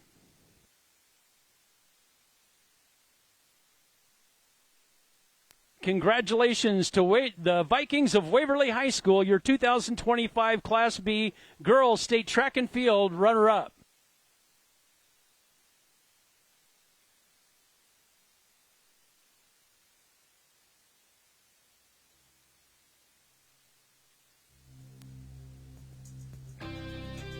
And now your 2025 Class B Girls State Track and Field champion is Bennington High School with 80 points.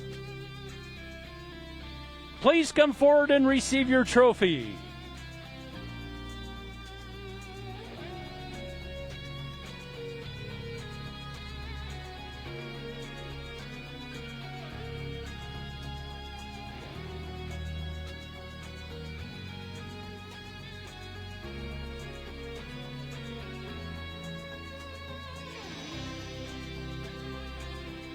Head coach Justin Horner, we have a special award for you.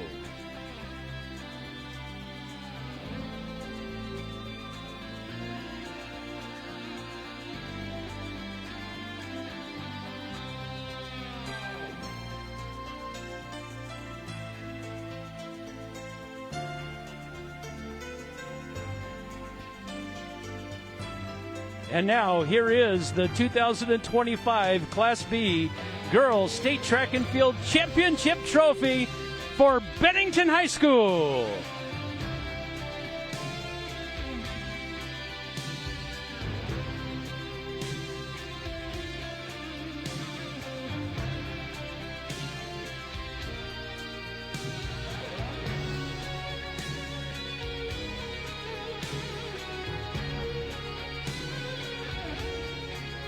Congratulations to the Badgers of Bennington High School, the 2025 Class B Girls State Track and Field champions.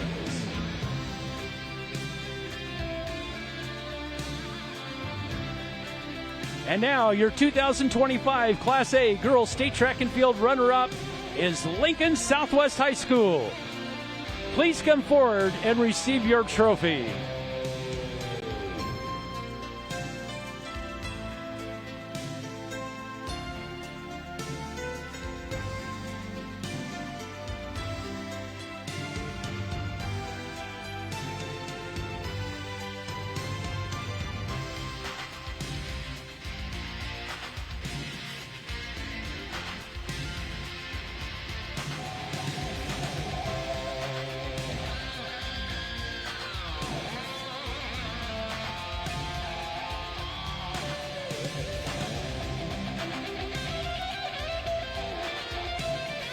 Congratulations to the Silverhawks of Lincoln Southwest High School, your 2025 Class A Girls State Track and Field runner-up.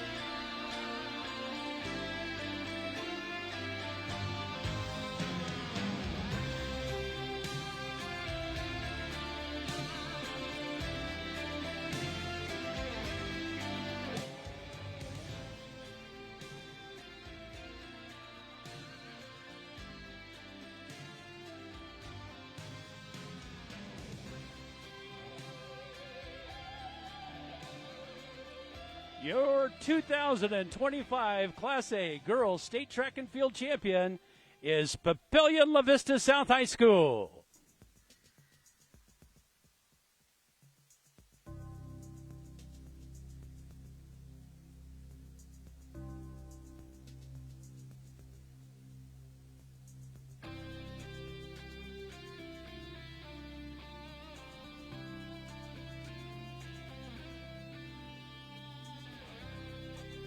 Please come forward and receive your trophy. And head coach Jared Johansson, we have a special award for you.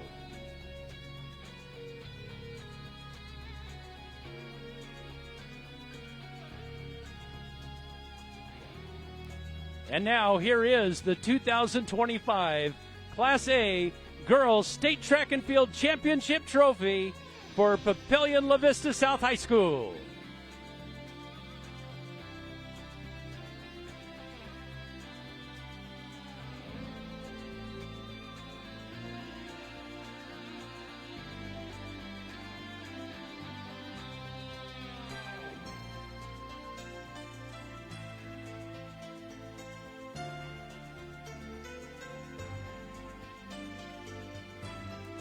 Congratulations to the Titans of Papillion La Vista South High School, the 2025 Class A Girls State Track and Field Champions.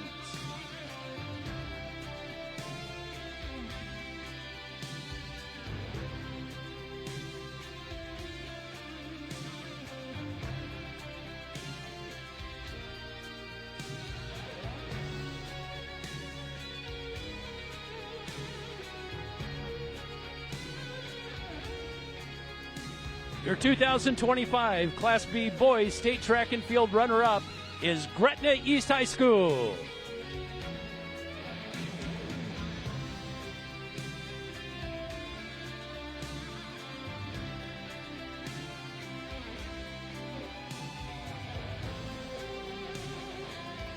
Please come forward and receive your trophy.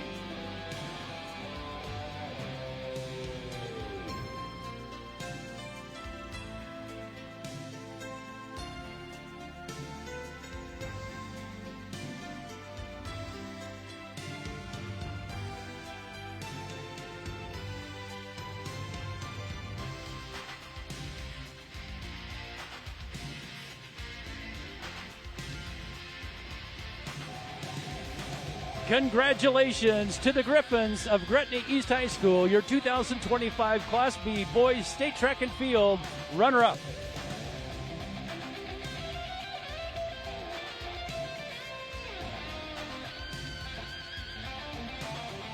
Your 2025 Class B Boys State Track and Field champion is Waverly High School.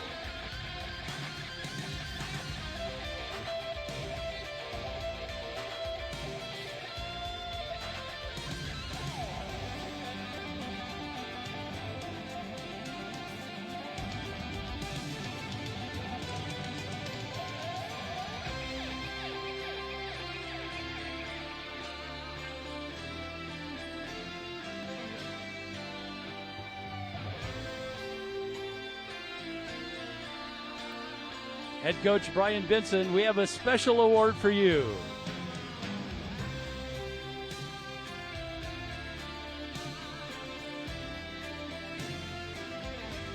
Now, here is the 2025 Class B Boys State Track and Field Championship Trophy for Waverly High School.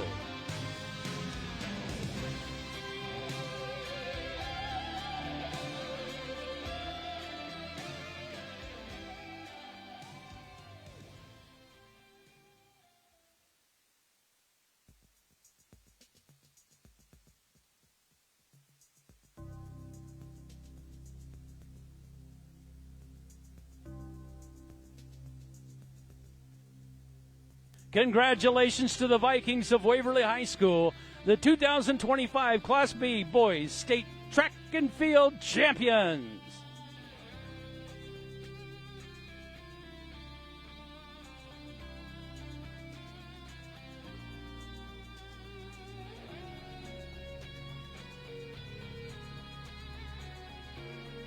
Your 2025 Class A Boys State Track and Field runner-up is Fremont High School.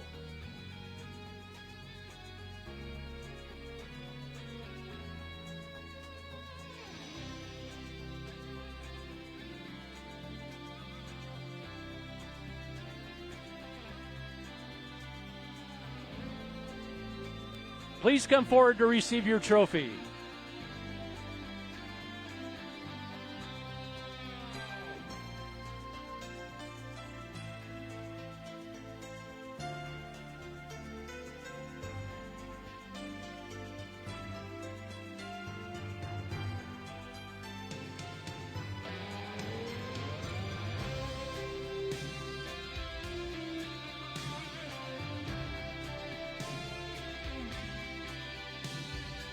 Congratulations to the Tigers of Fremont High School, your 2025 Class A Boys State Track and Field runner-up.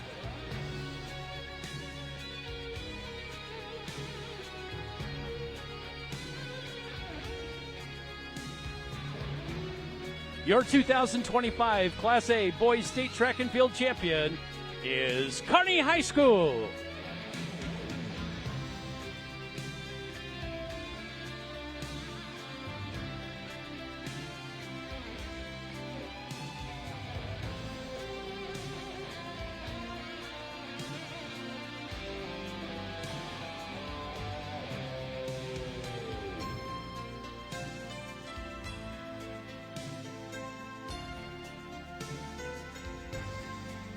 Head coach Brock Howard, we have a special award for you.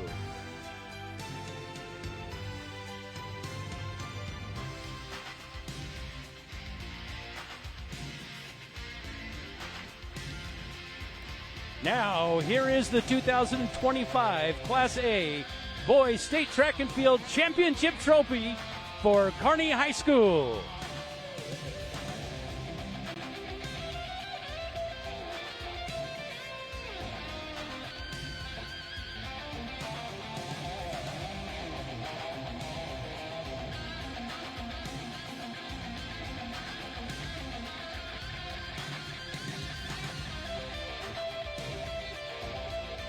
Congratulations to the Bearcats from Kearney High School, the 2025 Class A Boys State Track and Field champions.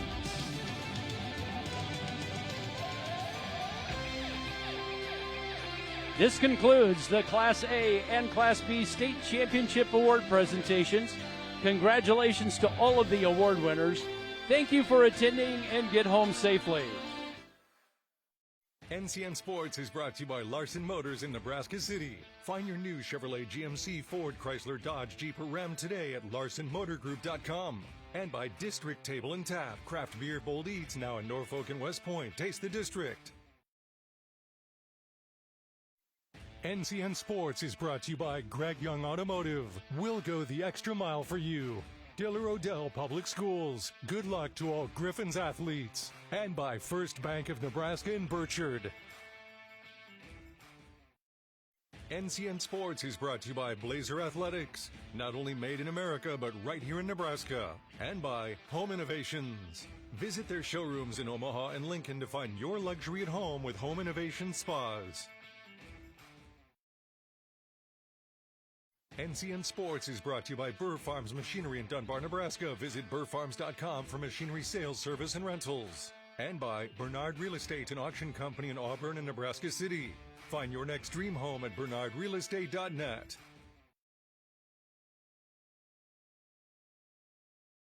NCN Sports is brought to you by Larson Motors in Nebraska City. Find your new Chevrolet, GMC, Ford, Chrysler, Dodge, Jeep, or Ram today at LarsonMotorGroup.com. And by District Table and Tap, craft beer, bold eats, now in Norfolk and West Point. Taste the District. NCN Sports is brought to you by Greg Young Automotive. We'll go the extra mile for you. Diller Odell Public Schools. Good luck to all Griffins athletes. And by First Bank of Nebraska in Burchard.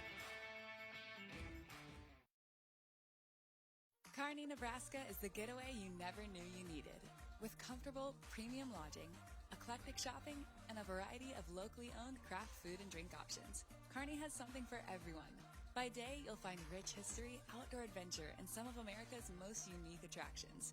And by night, our many entertainment options, dazzling performances, and unique hangouts offer the perfect way to unwind. Visit Kearney.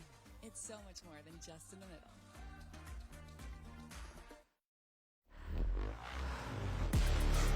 A body in motion stays in motion until you feel that muscle tighten, that sharp pain you didn't expect, and suddenly you're stopped in your tracks. KRT helps you get back in action with all natural pain relief in just minutes. Don't get sidelined by muscle cramps. Stay in the game with KRT.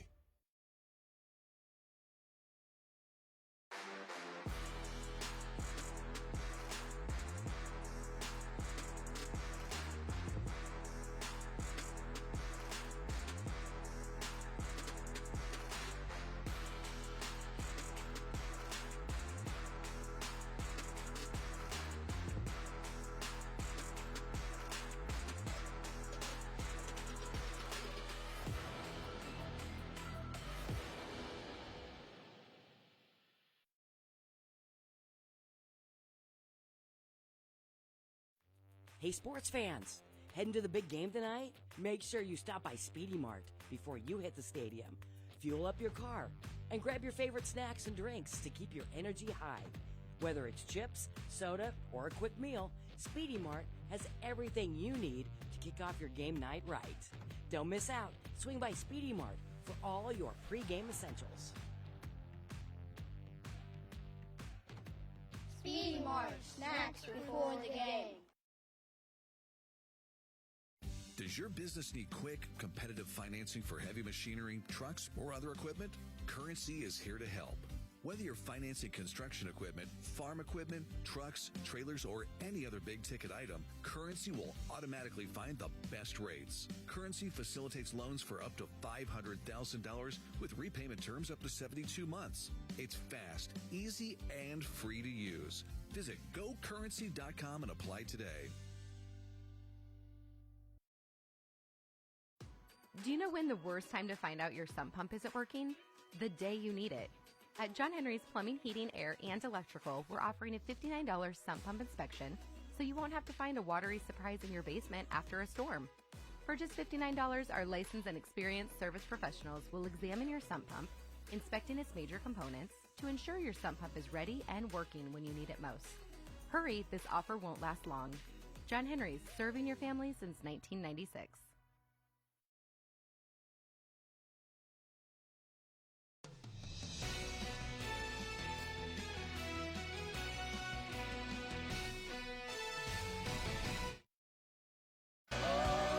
Sun starting to set at Burke Stadium. What a beautiful day it was today. Incredible action at the state track and field meet. Let's take a look at our top plays today from day one of state. Classes A and B on the track, the 2025 state track and field meet. From Burke Stadium in Omaha, the crew's ready. The athletes are set, and it was an exciting day of action both individually and in team standings. We start with Juan Gonzalez winning the 800. Edges out Easton Zastrow of Lincoln North Star. Gonzalez trying to be a four-time gold medal winner on the day. Staying in the 4x100-meter run in Class B, Central City comes from behind to win the state championship. Their time 42.28 seconds. More in Class A, more from Juan Gonzalez.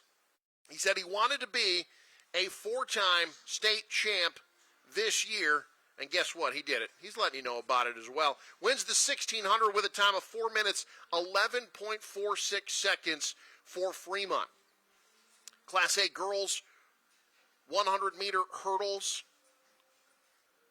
A close race throughout, but it would be Celia McCoy of Grand Island. You see her in lane 4, stretching across the finish line. McCoy edges Lincoln Southwest's Taylor Schuster for the Class A title. The 100-meter dash, we would see records falling as at the line in the girls' 100-meter dash, it was Addie Kuntz of Bennington going sub-12.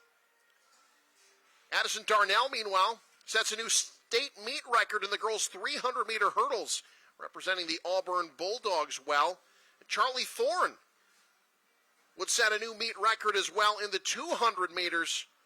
Charlie Thorne, an impressive athlete for Lincoln Southeast. The team standings all came down to the final event in all four classes decided today. Waverly ends up your runner-up in Class B girls with a total of 69 points.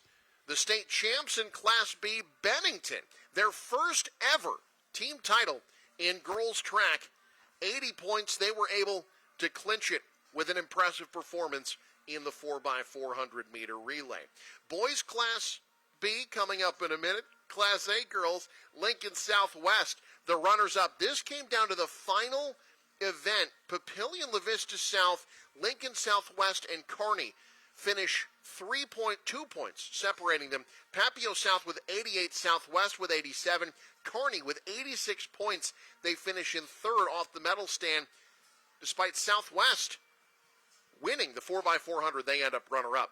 In Class B, Gretna East falls short in a quest for their first ever state title in track as they finish runner-up to the Waverly Vikings. The Vikings finish 9 points clear of Gretna East in boys track as they win their third title and second in a row after being champs last year. And in Class A, the Fremont Tigers, on the strength of their middle distance runners, Juan Gonzalez accepting the runner-up trophy. He accounted for 40 of Fremont's 66 points as they finish runners-up in Class A to who else? The Kearney Bearcats. Kearney winning their 18th boys state track team title, their second in a row. Kearney, 75 team points. They are your team champs in Class A, wrapping things up on Thursday with Classes C and D. Preliminaries and first finals on Friday, and championships on Saturday. So that'll wrap things up here. Pat Jansen, what a day. It isn't often you get all 4 team titles in play heading into the final event. I hope we get the same level of excitement on Saturday. Yeah, it was a lot of fun, a lot of great performances.